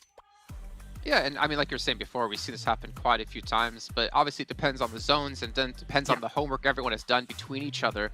I mean, I don't really want to do predictions here. I don't want to overdo it with those, but I'm kind of curious about who you guys think are going to be doing well in this final match, because we've had, again, things be all topsy-turvy. I think the way you came in, Clara, saying that at the start of the day was like the perfect way to describe how today is. You had two teams who are at the bottom of the table take a chicken dinner so far and get themselves up a little bit further in the leaderboard. My eyes are still looking towards the Infinity and towards DRS, who have been having still some pretty solid matches, I'd say, so far. It makes sense, right? If you look at the numbers coming in as well, the numbers don't lie across this Super Weekend. The Infinity Newsy, #1 in terms of damage done right now with 5,600-ish damage, which is crazy stuff coming out from the Infinity. I think one of the crazy things as well, actually, about all of this is that Paraboy is #4 on damage done with 4,400 damage done, despite them kind of being middle of the table. It shows that a team like Nova still has huge firepower and huge capability, but just can't quite find those spots. I'm thinking about the Erangel next to those apartments, right? They're dead in the water in the position that they're in.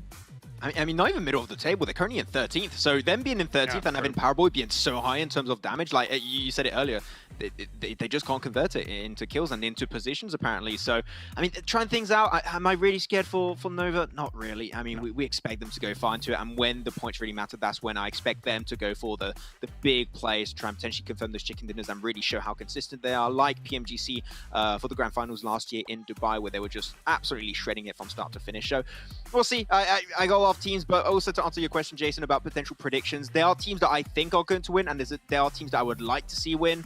On this last one, if there's a team that I would like to see win, it would have to be Enigma Galaxy, but I just have not seen what I want to see from this team. They're just the shadow of their old selves right now. It's just really weird to see. But if there's a team that I think can win, it's 4Rivals, Jason. I'm going back. Okay, I'm going backwards with 4Rivals. Give it up.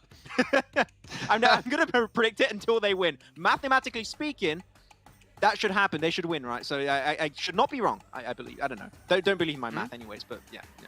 Sorry, production. I actually am hearing about 4Rivals. They actually copped themselves a new 1+9. Funny enough, our sponsor here at PMGC, with its flagship performance and immersive 120Hz display and hyper-touch technology made specifically for gamers. The 1+9 and 9 Pro, your best shot to climb the leaderboards, and for 4Rivals, maybe their best shot to get a chicken dinner here. If they do get it, by the way, Max, I feel like you have to get me and Claris one of those 1+9s as well, and yourself a 1+9, because you said you played in PMCO last year, and you didn't fare too well. Can we? What? I never forget, Max. I need to make it through the qualifiers, man. Come on. Why you do me like this? Guys, I already have a 1+. I don't even need one. What are you talking about? You got one 1+, but how about second 1+? Oh, yeah. That's a good idea. Or a 9th 1+. I mean, I had my 1+ back in the day. I think it was a 1+2. And I definitely love that phone, but I gotta copy maybe a 1+9 coming in. This is with too about much 45 for Max. It is. There's too many numbers. Get me off. Well, you have about 30 seconds until that does happen, Max, so don't worry. Okay, so I think for me, a lot of teams I'm focused on in terms of just mentality is like just have a strong finish. Enigma Galaxy need to perform well here to kind of get some pressure off of your shoulders going into league play. And I feel like going into league play as well, Cloris, I mean, you got Big Clan, or not Big Clan, wow, they're not here. You got BTR, you got FaZe Clan, I kind of combined the two. Really gunning for these positions, and they're going to prey off the weak. Find yourself a buffer, find it strong. It's got to happen now. Okay. Well, ladies and gentlemen, I believe it is time to head into that final match of the day. We've got Imperium Blood once again to bring you all the action for the final game of the Super Weekend. It's crazy how fast this has flown by.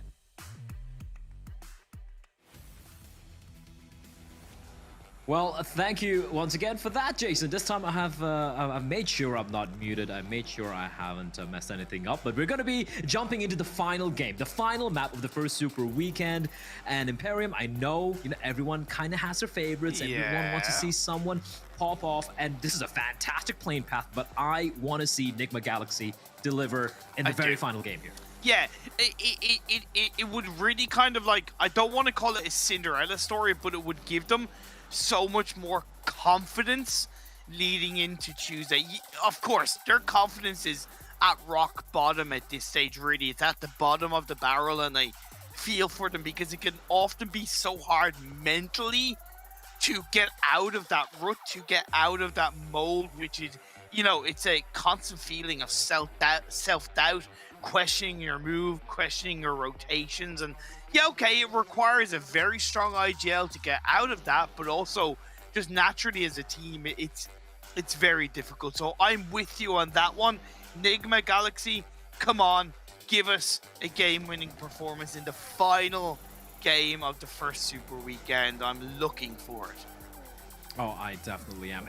Imagine how close each and every one of these teams are going to be, apart from, of course, the team in the tippity top right now, Infinity. But apart from that, everyone's going to be pretty much neck to neck looking at the first zone. Yeah, it's going to pretty much follow the plane path. I feel a lot of these teams are going to be very comfortable. It's even skirting a little bit off the military island. So for Stalwart and Infinity, they're going to be pretty happy campers. I wonder, will Team Infinity kind of be a little bit more aware and learn from any potential mistakes from the previous Erangel game where they got bridge camped by 6-8. I don't think it's going to be so much the case this time around, maybe because Reject Scarlet are dropping by Ferry Pier, so a little bit of pressure is being dealt onto 6-8 for the time being, but we'll have to wait and see. And what is scary about Team Infinity, is Erangel is actually their weakest map so far the first Super Weekend. They have an average of 7.9 points per Erangel game compared to Miramar, which is 14.3, and Sanhok, which is 15.3. Yes, the asterisk is that we've had a lot less Miramar and Sanhok maps, but at the end of the day, if the Infinity can increase the average of Erangel and step a little bit more up to the plate while holding on to a strong Miramar and Sanhok average, they will be a very, very, very scary team. Oh yeah, for sure. This Die team have definitely caught me off guard. I'm sure they've caught a lot of viewers, teams, fans as well off guard too. They've looked incredible. And as you said, that is a ludicrous stat when it comes to Miramar and Sanhok. Yes, there is a caveat that it is still a pretty small sample size over the course of the Super Weekend as well. But still, impressive consistency considering they have played 3 Miramars, they have played 3 Sanhoks. It's not like just a 1-map showing or a 2-map showing. 3 is still, a decent number. Not that great, but still a decent number. So yeah, that's a very cool stat and something I'm sure that they should be very, very proud of. Now, Infinity, yeah, they're just gonna be looting up right now, but yeah, I do wonder what they're gonna do here, considering what they had to go up against in the form of 628 bridge camping them in the previous in a couple of maps prior. But if they do head towards the eastern side, there is Stalwart and there is Genesis Dogma, who might not be a top dog, but they're more than capable of getting a couple of squad wipes very convincingly. And that's where, honestly, Team Infinity will be better off waiting until Phase 2, really. Because at that point, most likely the circle will shift north. Teams like Stalwart, 6-8, maybe Genesis will be much kind of less focused on that bridge camp, and it'll be a little bit easier for Infinity to make their way across. So we'll have to wait and see how they do play that out. The Battle of Yasnaya is kind of hovering around. They've yet to really tickle each other too much. DRS have sent AJ away from Yasnaya closer to Mansion, so I really like that proactivity from DRS. And this team has really kind of slowly crept up when it comes to performance, when it comes to games. Like a couple of teams, they haven't looked the absolute flashiest, but one thing that I really think, at least right now, they've improved on compared to previous tournaments is the consistency of the games. How solid they look from game to game as a team performance. I made note of the fact that in PMPL South Asia, there was times where they would play like the tournament winning team, and there'd be games where they would play like a, with all due respect, the tier 3 team, right? In this PMPL first Super Weekend, it was a little bit of a shaky start, but they have slowly crept up that consistency from game to game, and it's showing with their overall position in this first Super Weekend. Absolutely. And second place with 0 chicken dinners. Yes, mind you. Exactly. It's just nuts. And even when you take a look at the team below them, like Rico Infinity, they have 3 chicken dinners. So yeah, it just goes to show how this team has really grown as a lineup overall. And I go back a few months, I go back a year, you know, you look at DRS, they dominate, or, you know, they come out on top when it comes to the South Asian region. They qualify for some of the global events, some of the invitationals and whatnot, and they kind of fail to deliver, right? It could be the nerves, it could be I don't know, not maybe having a good time, not feeling comfortable, not able to be that adaptable. But the really cool thing from DRS this time around is, yes, they still drop to us, yes, Naya. Every single time there's death, there's taxes, and there's DRS dropping on Yasnaya, some of the sureties of life, but it doesn't feel as one-dimensional. And the really cool thing is that we've seen this in a couple of other maps which are not called Erangel, or even in Erangel when the circles might not be favoring them. They're not doing the usual playing at the edge of the circle, right? Taking it slow and just gatekeeping everyone coming in from outside. They're being kind of a bit of a wild card, which is such a cool thing if you're a Nepalese PUBG Mobile fan. Yeah, big time. Represented the country in a massive way in this PUBG Mobile Global Championship. DE as well. Can't count them out, man. I was just going to say, along with Deadeye's guys, 110%, and I've watched this region grow big time. I remember casting the 2019 PMCO Spring Split Wildcard, where there was 7 Nepali teams, and the fan support in that event was insane, and it's only grown since then. So it culminating to this kind of performance from the 2 Nepali teams is pretty damn big. The blue zone is closing in. Teams are starting to make their way in towards the center of the circle. Nobody on Potato Hill for the time being, before rivals are certainly getting closer to the top of it. Nigma, once again, even though I want to see them get a strong performance, the failings of leaving it too late to rotate out of Pachinki is potentially going to hurt them as Nova get closer to them. Once again, Tong Jiao Bao get closer to them. Tang Jiao Bao, they've had their very first taste of that chicken dinner, which has long eluded them. Still at the bottom 3, but 72 points is much better than where they were alongside Enigma Galaxy early in the 40-30 point range. So another decent game here, and suddenly they're going to be in the company of, you know, of the Reject, of Genesis Dogma, of the Xavier, right? A 30 point game, or even anywhere close to it. So definite chances for the Chinese side to really climb the ladder.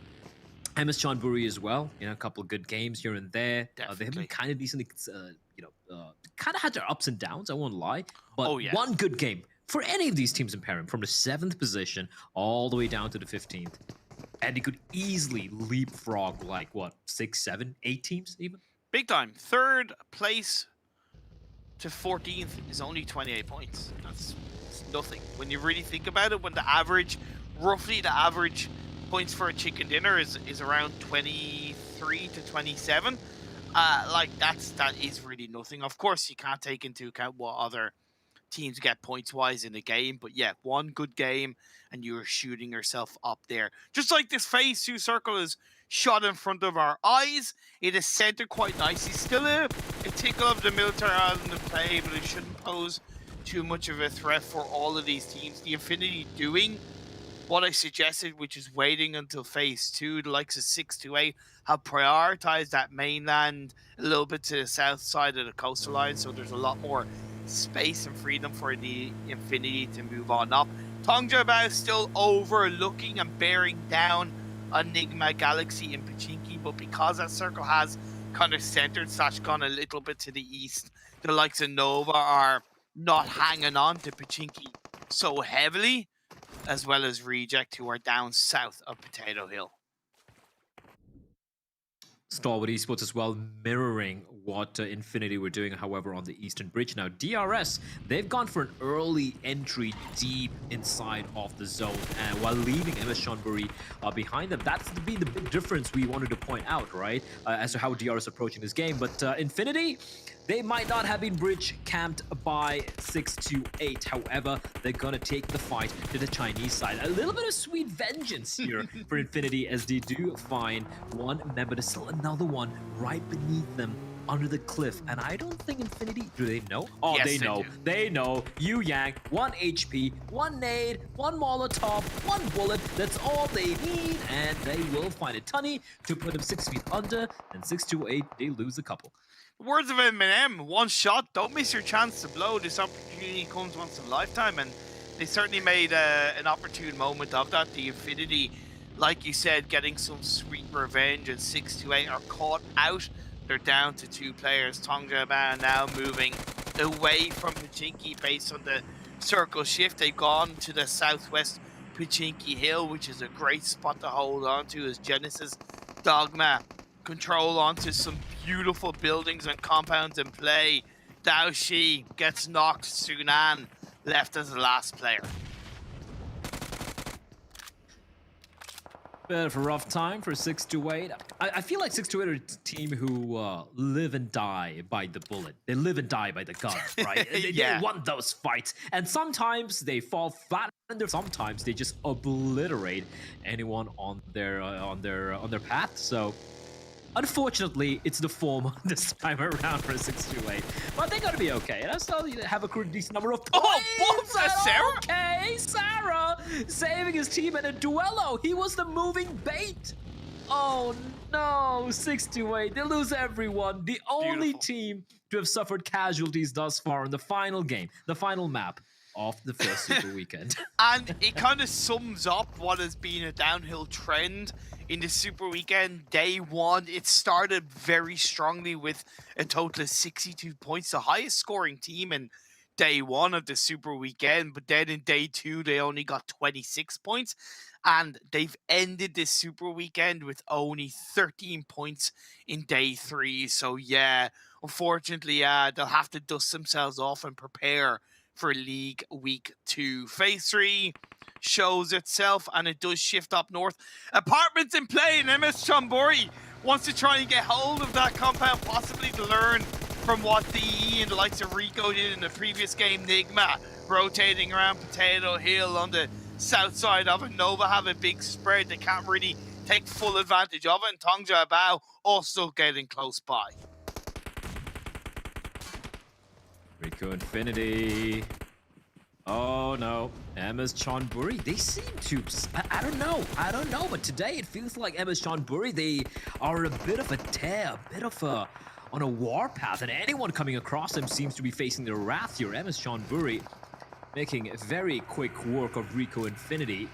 And now, do they see Cryptics? Because they might be going up against it. Yeah, Ponzai knows. Oh yeah. no. If he could hold things down, remember, it's very hard to breach up the stairs of those apartments, so it was always going to be relatively, like, safer for Ponzai, and the fact that the rest of the team cleared out Rico Infinity so quickly, it's allowed them to set themselves up for this fight against another MENA team right off the bat. Right now, Ponzai is more like, you know, I'm not trapped in here with you. You're trapped in here with me as lazy boy. That's F in the chat, boys. F in the chat. That's a yikes for me, dog. Nice nade though. Ponzai should be careful. He takes a bit of damage, and that's gonna force him to drop on down to the first floor. Marshall from afar. Lazy boy yet to be picked up.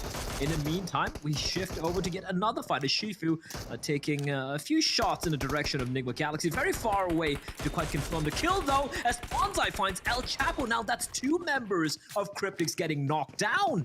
And MS Chonburi, it's like they seem to be unstoppable. Okay, Lazy Boy's been res, so that's good. But now it's a v3, a member healing themselves up. Sankai, he's kind of been a hero for Cryptix quite a number of times, and he's gonna try and group up with Marshall and try and just attempt to get a trade here. But MS Chonburi, they can taste the blood in the water, in the air, and they're looking to just take the fight to Cryptix for the time being. The most important thing MS Chonburi did in that moment, outside of getting a kill, is they kind of pushed Cryptix to the outside of the building for the most part. Now, Cryptix have been able to reset to move into the building outside of MS Chonburi's, but it was really good play from that side, and it just shows they're playing with so much more purpose.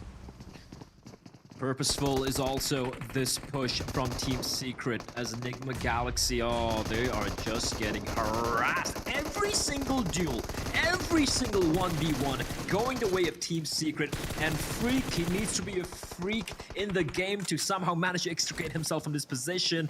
He's got a couple of meds to try and heal himself, but nades surround him. Somehow he will heal himself and run straight into 2 rifles. He gets a knock at the very least, but that's a very small consolation considering he couldn't even get the confirmation. And now Tang Jabao going up against Nova on the periphery of the play zone. Really feel for Enigma Galaxy, I really do, and I believe they'll turn it around. Enigma Galaxy fans, stay hopeful. This is the time to support your team genuinely. When they're down at their last breath, that's the time to support them. Great push by Team Secret, just like it's a very good push by DRS onto Stalwart. 2 kills, full squad up, and the PAL are looking good. Genesis Dogma have 3 knocked. It's easy. 3 knocked, and wait, okay, there we go. The reses are coming in one by one. Yeah. But DRS, It was a third party by DRS. Yeah, but sure, but DRS should know where Genesis Dogma are. They should have seen the knocks taking place. Oh, Nima, no! Nima! Oh, he just got to run over him! Oh, Nima, you absolute lunatic! And he's somehow gonna escape as well. And now DRS are aware of where Genesis Dogma are, and they could easily clean them up, but not yet. Nima will fall. Galton in his vehicle. Very lucky, very fortunate that Daybot runs out of bullets, and DRS are looking so very discombobulated at the moment. And Mafia Ninja, once he heals up, he should be pushing forward. That's a lovely spray for Daybot to get the knock into AJ. Puts him under so much more pressure. You also have Sitar on the other side. Hopefully he might be able to get some sprays on board. But guess what? The Xavier are here to join in on the mix. On the eastern side of the circle, the phase 4 blue zone is closing in. A little bit wild and brash from DRS. I appreciate the confidence. They kind of deserve to be confident, but again, just a little bit brash. I'm gonna try and theory craft a little bit Go here, for but they should have seen the knocks by Starwood Esports, right? That Genesis Dogma. To an extent, yes. Yes. Yeah, so maybe they weren't paying too much attention to whether, those kills were confirmed. Because it really looked like they were just scouting around, not too sure over the fact that, Genesis Dogma still had a number of players alive. Yeah, that's a fair point that you bring on board. It's a great theory to bring into the mix. All the while, by the way, we're looking at a potential big Potato Hill finish if the next phase can continue more towards the west side. Deadeye's guys don't really have much in terms of cover. On top is in front of the rest of his team. Team Secret are putting them under pressure. The Xavier are putting them under pressure. It's realistically not looking good for the other Nepal representatives as Team Secret send their team more forward. The best thing they can hope for is that the Xavier and Team Secret get into a bit of a tussle, and this split from Team Secret, although it's very good, could prove to give Deadeye's guys a bit of an opening. Deadeye's guys playing the 3-1 split on top, all alone. Looking at the zone though, Nova.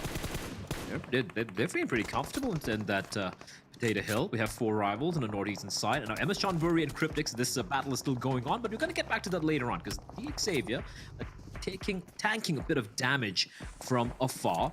And for the time being, Frankie is going to find some cover. If you take a look at the map, Deadeye's guys, they're in some pretty intense action at MS Chonburi. They've finally done it. So they good. have taken down Cryptics. That's 2 team wipes for the side of MX Chonburi, but now they were unaware that that TJB are nearby in the vicinity. So a player knocked down, but the remaining members of Chonburi, they will strike back furiously. Fredo throws a nade, gets a knock onto the Xavier, slows him down. Kid joining in the mix. He's staying prone for the time being. There is a third player. Actually, no, there isn't a third player from T-Seeker. He got taken out. The Xavier need to be careful because 4 Rivals, I think, can third party this. Genesis Dogma, the last player, kind of takes the opportunity to just go, hey, I'll get ahead of you guys. You can avoid me. Plus, once again, Deadeye's guys are waiting in the fold. That's a lovely spray by Kid. Yeah, Deadeye's guys are not making anything, well, they're not showing anything, I say, and as on top, Sir is gonna strike and takes down Duck, and the Xavier, they just get, they're struggling a bit here, losing a player, but it's still, well, yeah, it's pretty much done for them. Team Secret, though, after that initial fray, they are the edge, they are the periphery, but the team you mentioned earlier, 4 Rivals, they've been hearing all this commotion, so their focus is going to be in that particular direction, and for Reject, they're making their way in, and Deadeye's guys finally have to lock and load and go in. I think they're confident of taking this fight because they know Team Seeker got pushed away. They know they squad wiped the Xavier with those kill confirms coming through, so the focus is going to be there for Deadeye's guys. While Nova, they've held on to Potato Hill for quite a while, and they're going to have a little bit of company in the form of Tong Jiao Bao. MSC still have all 4. They still have all 4 standing, and now they have a little bit of respite to work with, but look at this. There are 4 teams battling it out. Chaos, that's a bit of an understatement, as Deadeye's guys are losing members by the wayside. Reject pushing in, fantastic work to find sorry, I do believe that was Turulov. Yeah, Turulov getting taken up by Sarah, and Deadeye's guys from a 4-man squad whittled away very swiftly to just on top, who was a man who was playing away from the rest of his team, and now the action, it continues. Nova now going with Sanhok. Sure, they do lose Paraboy, but they have dealt quite a bit of damage on towards their opposition in the form of TJB. Longs out in the blue will fall, and for the time being, it's a 2v3. QCL needs to patch himself up. That nade could ruin their day. Almost finds both of them. Manhat, how is he even standing, Imperial? He's not standing anymore. He goes down just like that. If it wasn't one nade, it was going to be another. Finished off by an Nova. Come out on top. This circle shifts away from 4 Rivals and their golden compound. Reject Scarlet. They've had a poor day so far compared to yesterday. Only 20 points in total of the first 4 games. But coming into this final one, they have a full squad up, 4 kills. I'm sorry, Appy. Appy had no idea. Imperial had no idea. But when Jasper switches to the gun, he gets taken down. Now Ponzai, he's holding his own. He's got that rock. He's hugging it for dear life. And his nades could kind of ruin his day, though. Sailing on in Ponzai, he's moving around, dancing the dance macabre. And he's somehow staying alive. The nades won't quite find him. But Red Thrall's Scar L will finally knock him down. He still has his teammates behind him to try and trade. But 4 Rivals are doing a fantastic job keeping MSC at bay. And look at how low a couple of those players were. They were so lucky to escape comparatively unscathed. We're down to the final 6 teams, 14 still alive in the server. And also 4 Rivals were a little bit lucky that Nova were in that tussle with Tong Jiao Bao, and they're now in a bit of a tussle with Reject. Otherwise, I think they could have gotten a little bit more heavily third party. Down! On top goes, down, Deadeye's goes, and Genesis Dogma still able to hold on.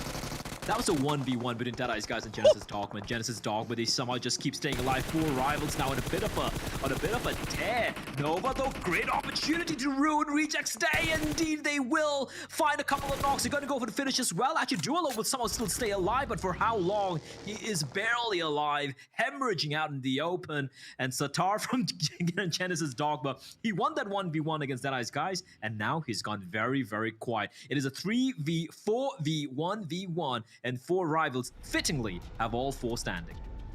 4 Rivals, they've impressed us massively. Again, a little bit like Reject.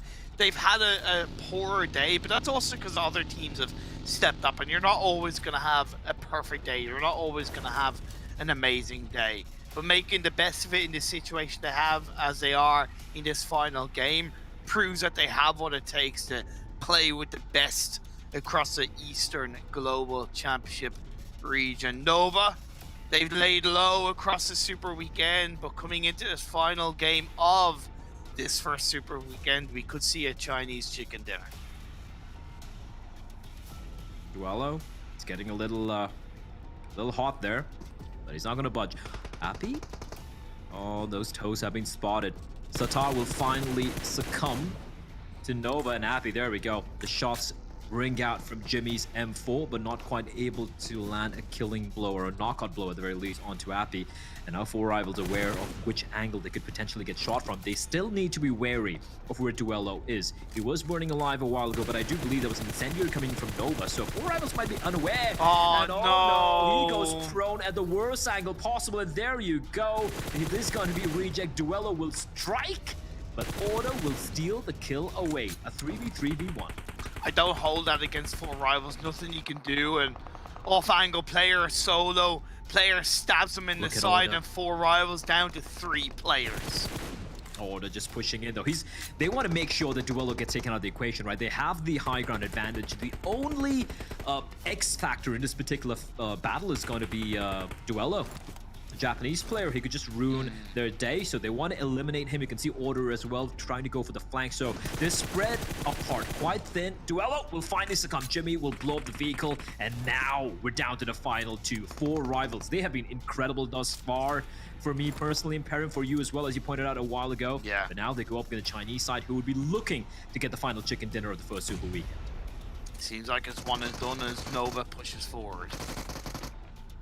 Oh, he gets spotted, taken down. Order. This team, Nova, they don't like going prone in the final circles. They're going to stand and deliver. And you can see 4 rivals proning around, snaking in the grass, tossing in nades as they move on in. That nade could find something, but no, it's going to be on the wrong side of that rock. Appy's position should be known from the trajectory. And you can see Jimmy just jumping, trying to spot him.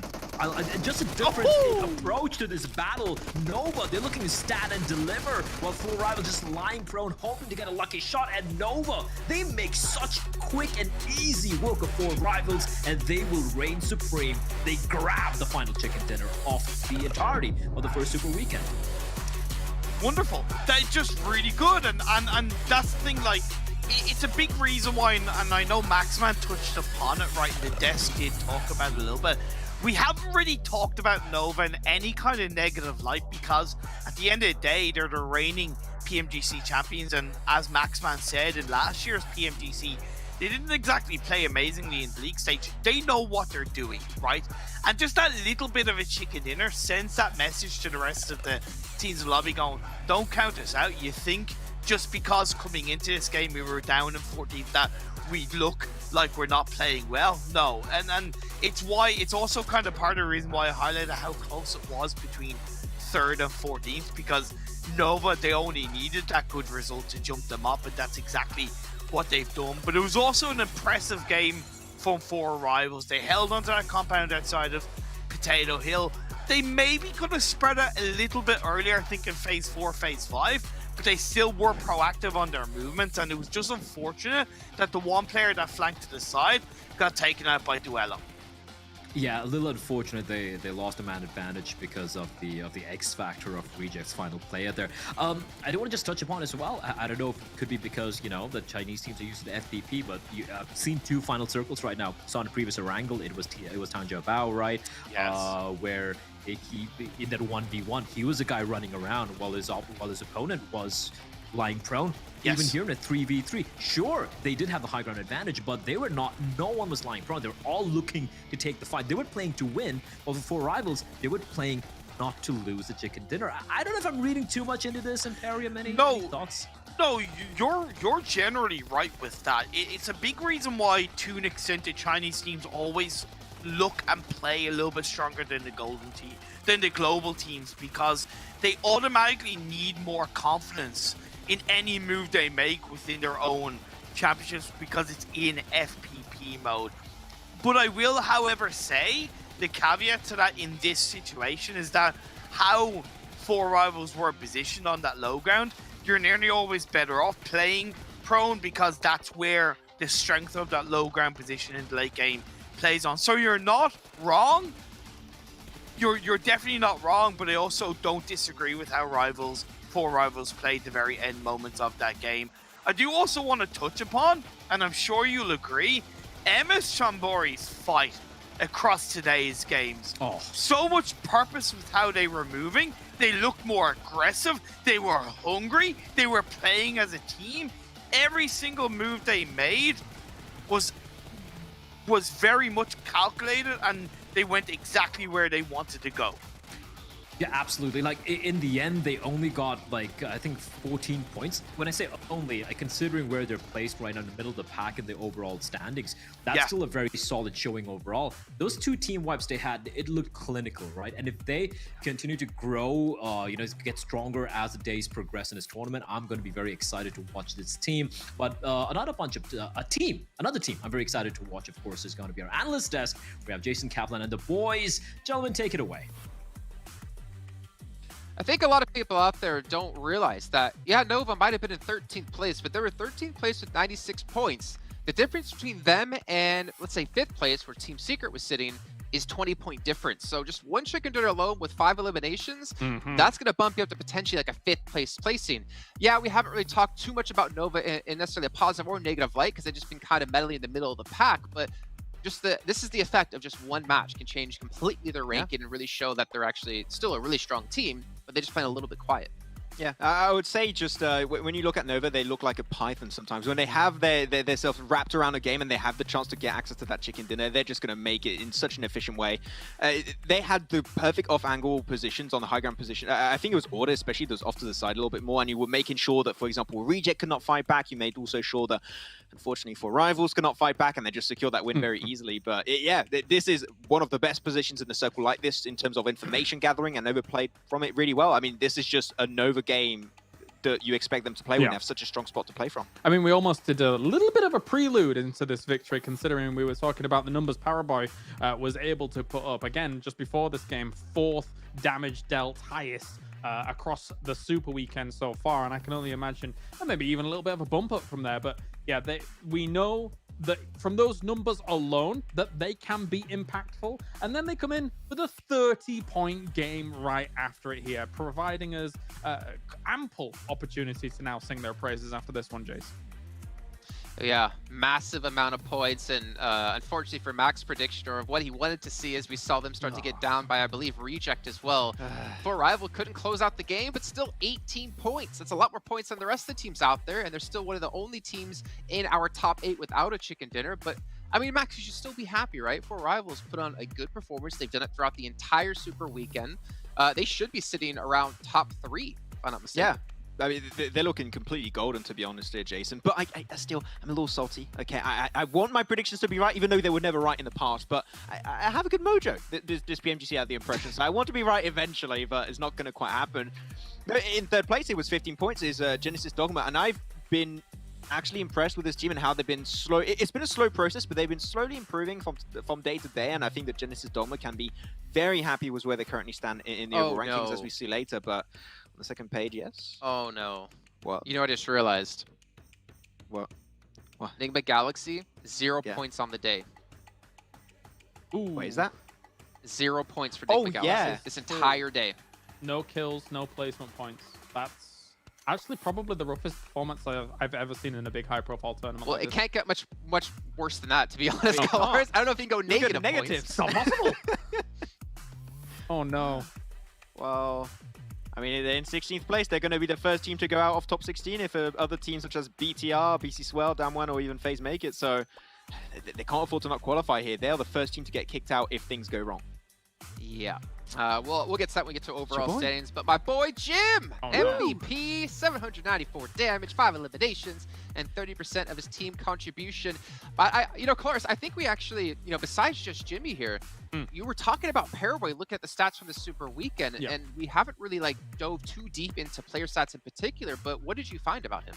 I mean, just the fact that, again, he was putting up so much damage across this, despite them not being in the most amazing of positions. And I think what's great to look at when you look across this entire team, I think they're still all very capable of putting up the numbers, as you can see here, with Order also putting up brilliant numbers across the board. But the thing is about the position that they were playing here, cast your minds back to the very first game of this tournament. Who is controlling Potato Hill? It was TJB, another Chinese team. And how were they controlling it? Almost exactly the same way Nova was controlling this Potato Hill situation. So there's very clearly a playbook to be played in this particular spot that pays massive dividends towards the end, because the circle shifts towards the east side here, Max, and then it's almost a parallel situation to what we saw in that very first game of the tournament as a whole. Yeah.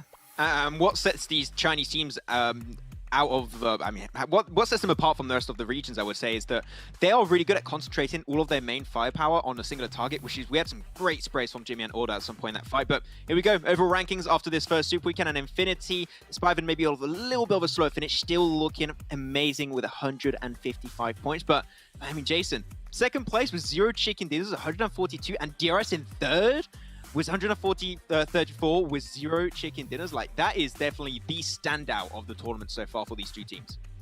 Oh, for sure. I think Four Rivals should be, and DRS should be extremely happy about the results in this first week alone. I mean, again, DRS finished 20th place in the league stage last year. They didn't make it into the finals. And now you have them, you know, about 16 points away from being somewhat pretty sure safe, right? It was like 150 to 190 was kind of what we're expecting. We'll probably look to hammer that down the further on we get into this event. But they're almost safe into the finals, to the league finals, where they just have to place top 9 to get into the grand finals. But as we take a look at the second page, Enigma Galaxy, as we were talking about that before, is 47 points. They have really kind of tanked, I want to say, here in the Super Weekend, where they were looking so good in league play. Yeah, quite honestly, it's been a disaster. Yeah, they're pulling the footballist to a little bit too hard of an extent. I think we're going to stop calling it pulling a footballist, and we're going to call it pulling Enigma. And I think that's going to be the new... Well, I mean, they have to do it for 3 weeks, Max Ben. So well, they can recover. They can recover. Yeah, it's rough times for all these teams, and to be honest, I don't think we can even fully figure out what went wrong for them. I mean, Enigma Galaxy, when it came to league stage, were able to put up good eliminations, were able to put up really good placings. Again, they were basically the Four Rivals, the DRS of the league stage, where they didn't get chicken dinners, and they were still able to consistently place into, you know, the top points, the top positions. Don't know what went wrong for them, to be honest. They had more matches to play, and I guess the question for us is this the normal, or is this the norm we should expect out of them? Or has this just been a really off week? And hopefully we can get that answer when we get into things next week. But before we can even do that, we got a quick little recap coming in. Max, what do you got for us? Yeah, a little recap to close off the day here for our first Super Weekend. And if there's one thing we've got to talk about, of course, it's going to be Nova, as they got himself that big 30-point bomb. And as you know from Nova, they drop Gatka fields. They like to go for the widespreads, and no one is really quite ready to contest those type of positions. But when you have a circle like this, where do you decide to go? Of course, you want to go for some good old elevation to get that information, and that is going to be Potato Hill, which they didn't go right out of the gate. No, they went towards a position next to score Mini Pachinki and actually get that position under control as a temporary location, but instantly go for Potato Hill. And what I loved, and that's also what you brought up also there, Kalaris, they go for that 2-2 split to defend the eastern side and also defend the western side, which worked out for them, because otherwise Tong Jiabao could have actually get 2 easy kills in that position, but they made sure they had that information in the first place. The interesting thing about the rotation here as well is that normally when you see these circles, like the 2 back from this one, is that they would normally take the compound south of Potato Hill, where Rejects ended up in. But I think considering that entry point, considering that they saw as they're potentially rotating towards that location, hey, Potato Hill's open. Let's maybe take this spot, have a strong 2-2, and then split across it. Yeah, brilliant stuff. And then from this point onwards, it's once again almost exactly the same as Tong Jiaobao's hold in that very first game of the tournament. They have that high ground advantage, and if Four Rivals has a different position to this, I could see a spot where they would rival Nova here, but we'll see later on. Some of the angles Four Rivals has compared to what Nova does, it's impossible to really gain momentum in this fight.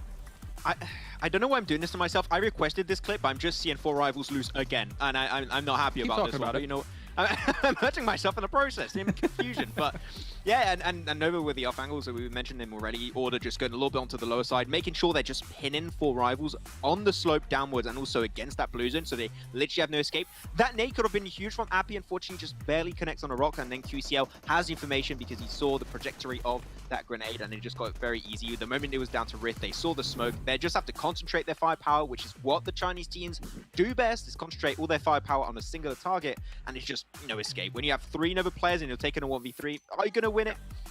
Probably not. Yeah, probably not. I still, though, like you mentioned, I really wonder what would have happened if that nade did land. Would he have been able to use that angle if he maybe got both them down to help 4Rival get a victory under their belt? But either way, I mean, they still get decent points. They won't get the chicken dinner, but they at least get to be one of those teams, one of those coveted teams. It's a very small group of teams who can be in that top 8 without a single chicken done for them. But speaking of done, we're almost done with the show, but I want to remind you guys at home, we have 2 different events going on at the moment. We have the fan favorite vote. You guys can head into the game, into the esports center, and vote for your favorite teams and your favorite players to get some permanent items unlocked for yourselves, some pink level items as well, so make sure to check that out. And not to mention, we also have the treasure box still in as well. If you guys are watching on YouTube or you're watching within the esports center, you can eventually get these tokens that you can use to unlock a permanent item, 1 out of 3 different items, plus 2 more boxes to come up later on within PMGC. A lot for you guys to win, but of course a lot for these players to win, with $6 million in total on the line. Before we do round out the day, though, I want to get like a quick little recap, maybe some highlights, maybe some talking points to lead us into league play coming up in 2 days' time. Kalaris, I don't see your hand going up, but I can hear it. I can hear the excitement.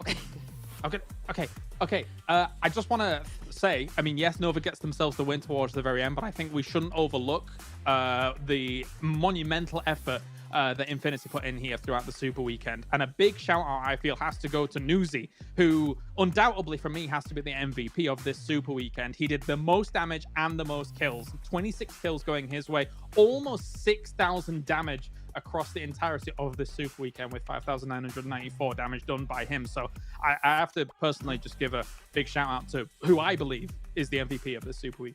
Yeah. That was my point. He stole my answer, please. But I mean, I was going to talk about 4. I was not going to chicken them, but no. I'm going to go on the more positive aspect, which is DRS. And you mentioned it earlier, Jason, right? 20th position last PMGC, did not make it at the end into the finals in Dubai.